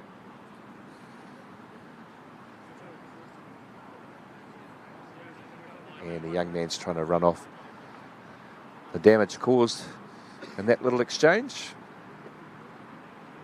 I'm sure he'll be all right. Although he is looking towards the bench. It depends how many players some teams have left at this stage of proceedings. Especially tomorrow and on Friday. Some teams with their 17-man squad, they might only have a dozen fit players. And guys managing injuries and doing their best to get through. But that's all part of it. It's all part of the journey and the courage required to do well at this. But McLean's come straight back and they've equalised. Well done. Now that piece of inspiration has come from the substitute, Liam Rice. And so just like that, when Scots College thought they'd done everything to secure this game, McLean's come down the other side. A perfect whana hokai, a lovely little whanarere into the bottom corner of the net, and just like that, it's 2-2.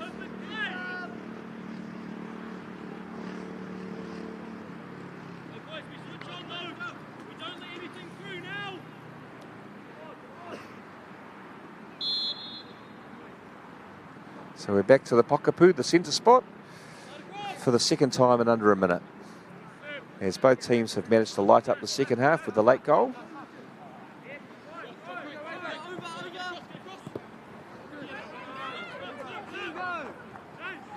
And 5 minutes to go. Scots need to be careful here. There's 4 McLean's players forward, but that's a very good pass. And a great ball through, but the coverage is there from Ollie Ellis. And he's made a very good rutu over there. And he's won his team a maka paitaha. There was a lot of action there, whānau. A goal at one end by Jack Paniski, followed pretty quickly by Liam Rice. And so do we have a winning goal in us here? It's Paniski on the ball. He can't quite thread the needle. Claims of parting are there by the Scots attackers, and all of a sudden we're back down the other end. And Cormac Barnett doesn't let the side down. That's a solid clearance over into the building site. Looks like a new off-ramp or something happening over there.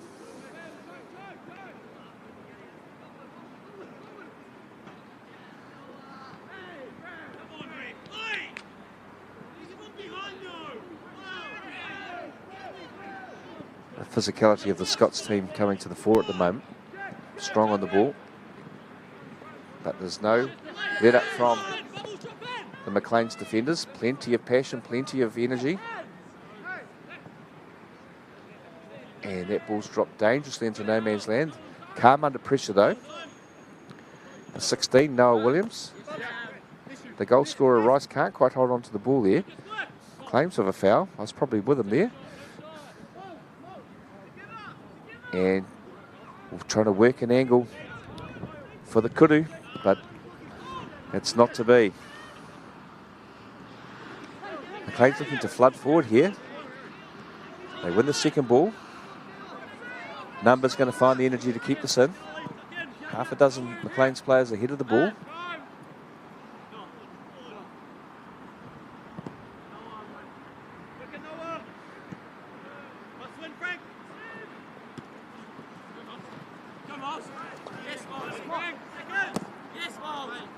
Frank Liu has been tenacious at the back for McLean's. There we have another one. A whanaraho. Is this the last chance of the game? Should be a whanakoko, no. judging by the goalkeeper's reaction. The Kaikati Uhanga, his haste, I thought, meant there had been a touch from a McLeans player, but it's back for a whanatapa.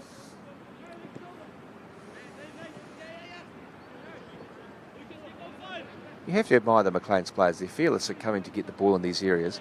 When they're able to convert a bit more, they really are going to have more and more opportunities as they physically develop.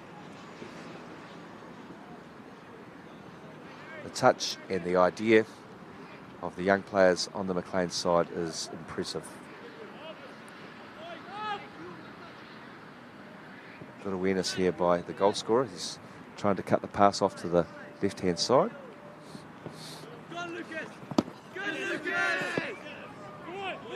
And Lucas Ing has acres of space in front of him. Can he find the right pass?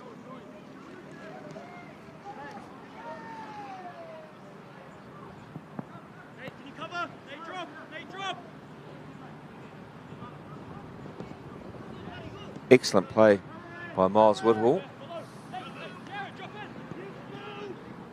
Billings is first to the ball over there. He's been strong all day, Ryan Billings. The man over there at Tuara Maui.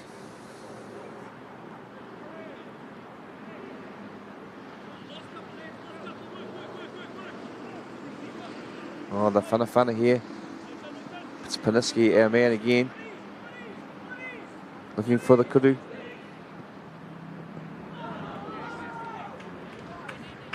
And I'll let the picture tell the story there. Paniski gets into a great position. Somehow, we do not see the Mātiratira bulge. But great play by Scots.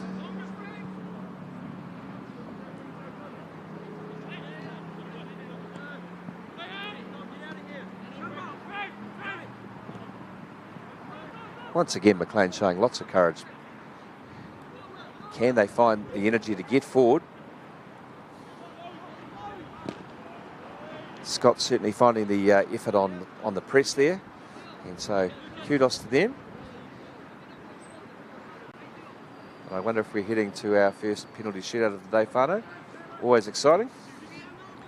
But you can't help but think there's a twist in the tail of this one too. Whanaroa there. Ball holding up in the breeze, but Cormac has it under control. And that is the end of the game. So we are going to a penalty shootout. A 2-2 draw here. And just what the viewers want to see. Bit of excitement to end our Wednesday here at Pukeawa at Riverhills. Look forward to seeing the young men under pressure here and rising to the occasion. I'm sure they're keen to show their wares. Just before we head into that penalty shootout, a last chance to say a big thank you to our sponsors, Caltex, Apollo Projects, New Zealand Carbon Farming and Bailey's. Thanks for joining us today here on Whakaata Māori. Tomorrow we'll be bringing you 4 games. Daryl has been expert at bringing the vision to you. My name is Neil Howard, and I have had a great time bringing this to you. Hopefully you've learned a bit of kupu, some of the phrases, and expanded your knowledge of te reo. And we'll hopefully do the same thing again tomorrow. At the moment, both coaches will be talking to their boys, saying, "Okay, who wants to take a penalty kick?" And you'd expect that the skillful guys, but I guess in my experience, it was any number. It's all about confidence. The guys, one team that I had, the Kaikati Uhanga, the goalkeeper, was always keen to take a penalty, and he never missed. So we'll see what happens. The 2 captains come together for the toss of the coin, and that will decide who gets to go first. It's general practice that the team who wins the toss does choose to go first. That's the perceived wisdom on that. But I guess at the end of the day, both teams need to take 5 each. And then if we're still level after 5, it goes to sudden death 1 each. So there's been quite a few penalty shootouts today across the tournament. So just one more for us to enjoy. The referee will decide which end it will be taken at. And so sometimes if you see the big games in Europe, there will be a toss for which end the penalty shootout will be at. But in the absence of any fans at either end here today, that's not really an issue. And it looks like in the spirit of sportsmanship, the two goalkeepers are coming together to wish each other the best. It's been a very good display from all of our Kaikati Uhanga today. And they'll be hoping that the Uhanga itself comes to their aid if they're unable to make the cuddle.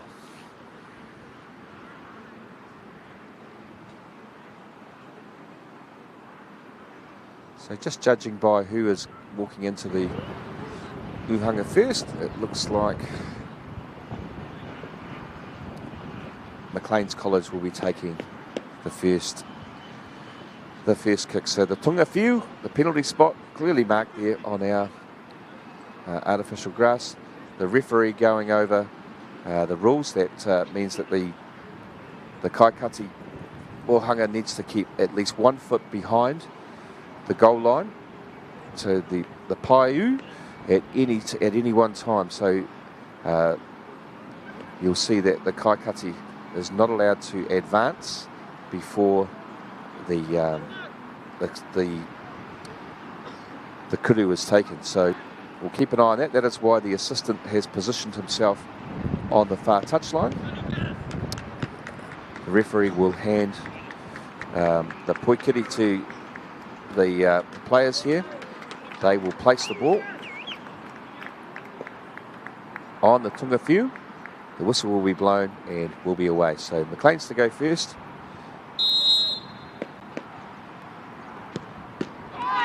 And it's a magnificent save.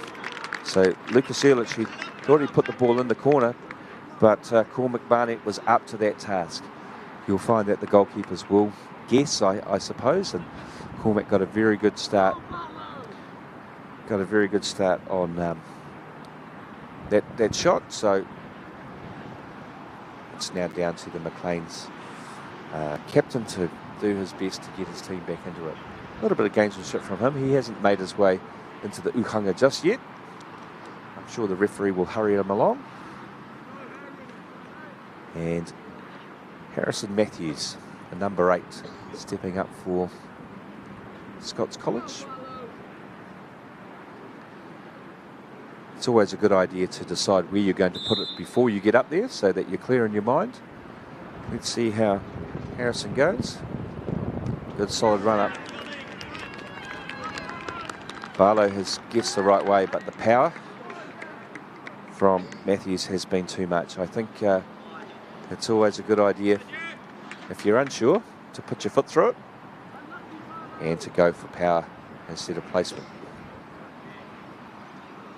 especially if you're a defender. So we have the number 9, the first goal scorer for McLeans, Jared Hall.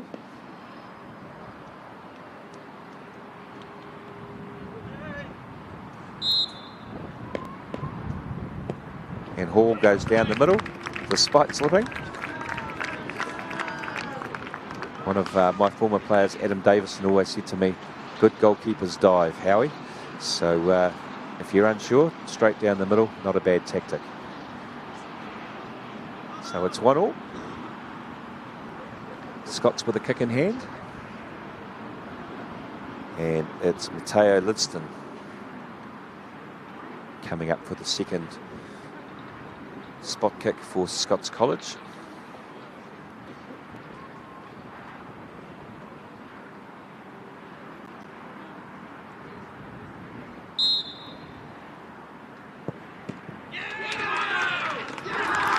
Lidston has had his kick saved expertly by Barlow. The ball has ricocheted off his gloves, hit the frame of the Uhanga, and once again we see the woodwork coming to the fore. The number of times it's been hit today. If I had $5 for every one of those, I'd have a few quid. So here we have the well-performed Nathan Martin heading up for McLeans.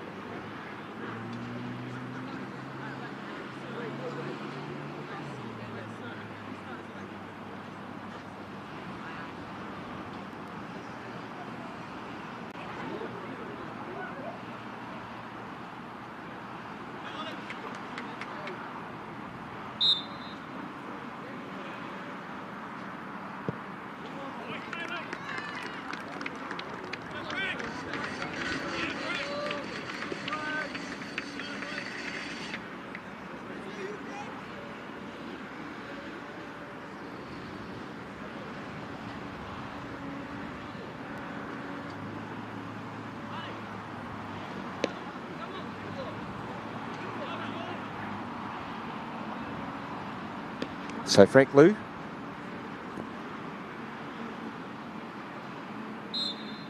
With the chance to put McLeans back ahead, and he does by the skin of his teeth.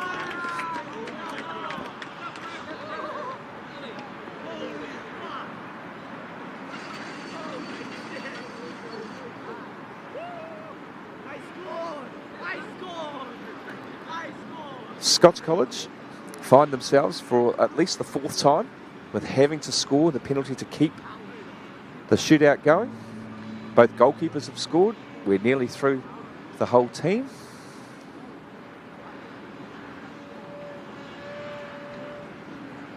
And I think we have Mateo Lidston here, I think. And he drills it into the bottom corner. That's possibly the best penalty we've seen out of the near on 20 that we've seen.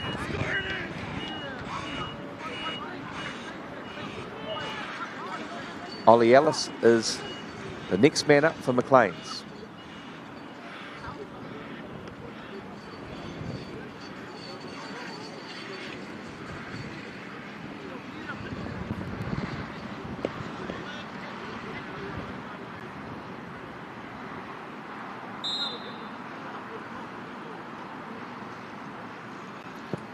Oh, and Ellis unfortunately launches it over the uhanga. And so now for the first time in quite some time, the Scots have a chance to win the game. That's unfortunate for Ellis. He's played really well.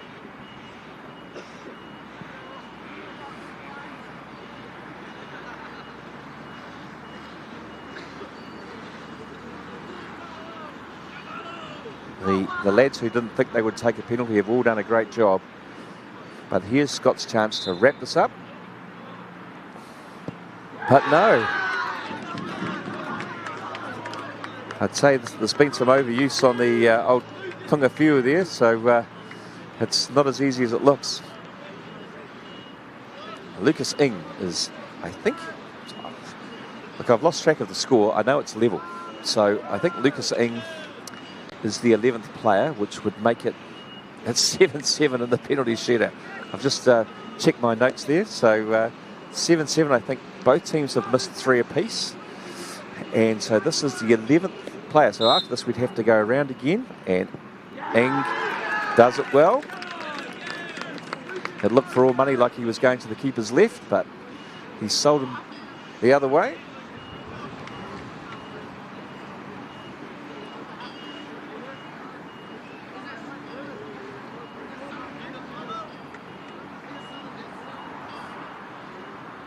And so we keep going. Not often you see all 22 players head to the penalty spot. Harry Renwick has the chance to level it up for Scots once more.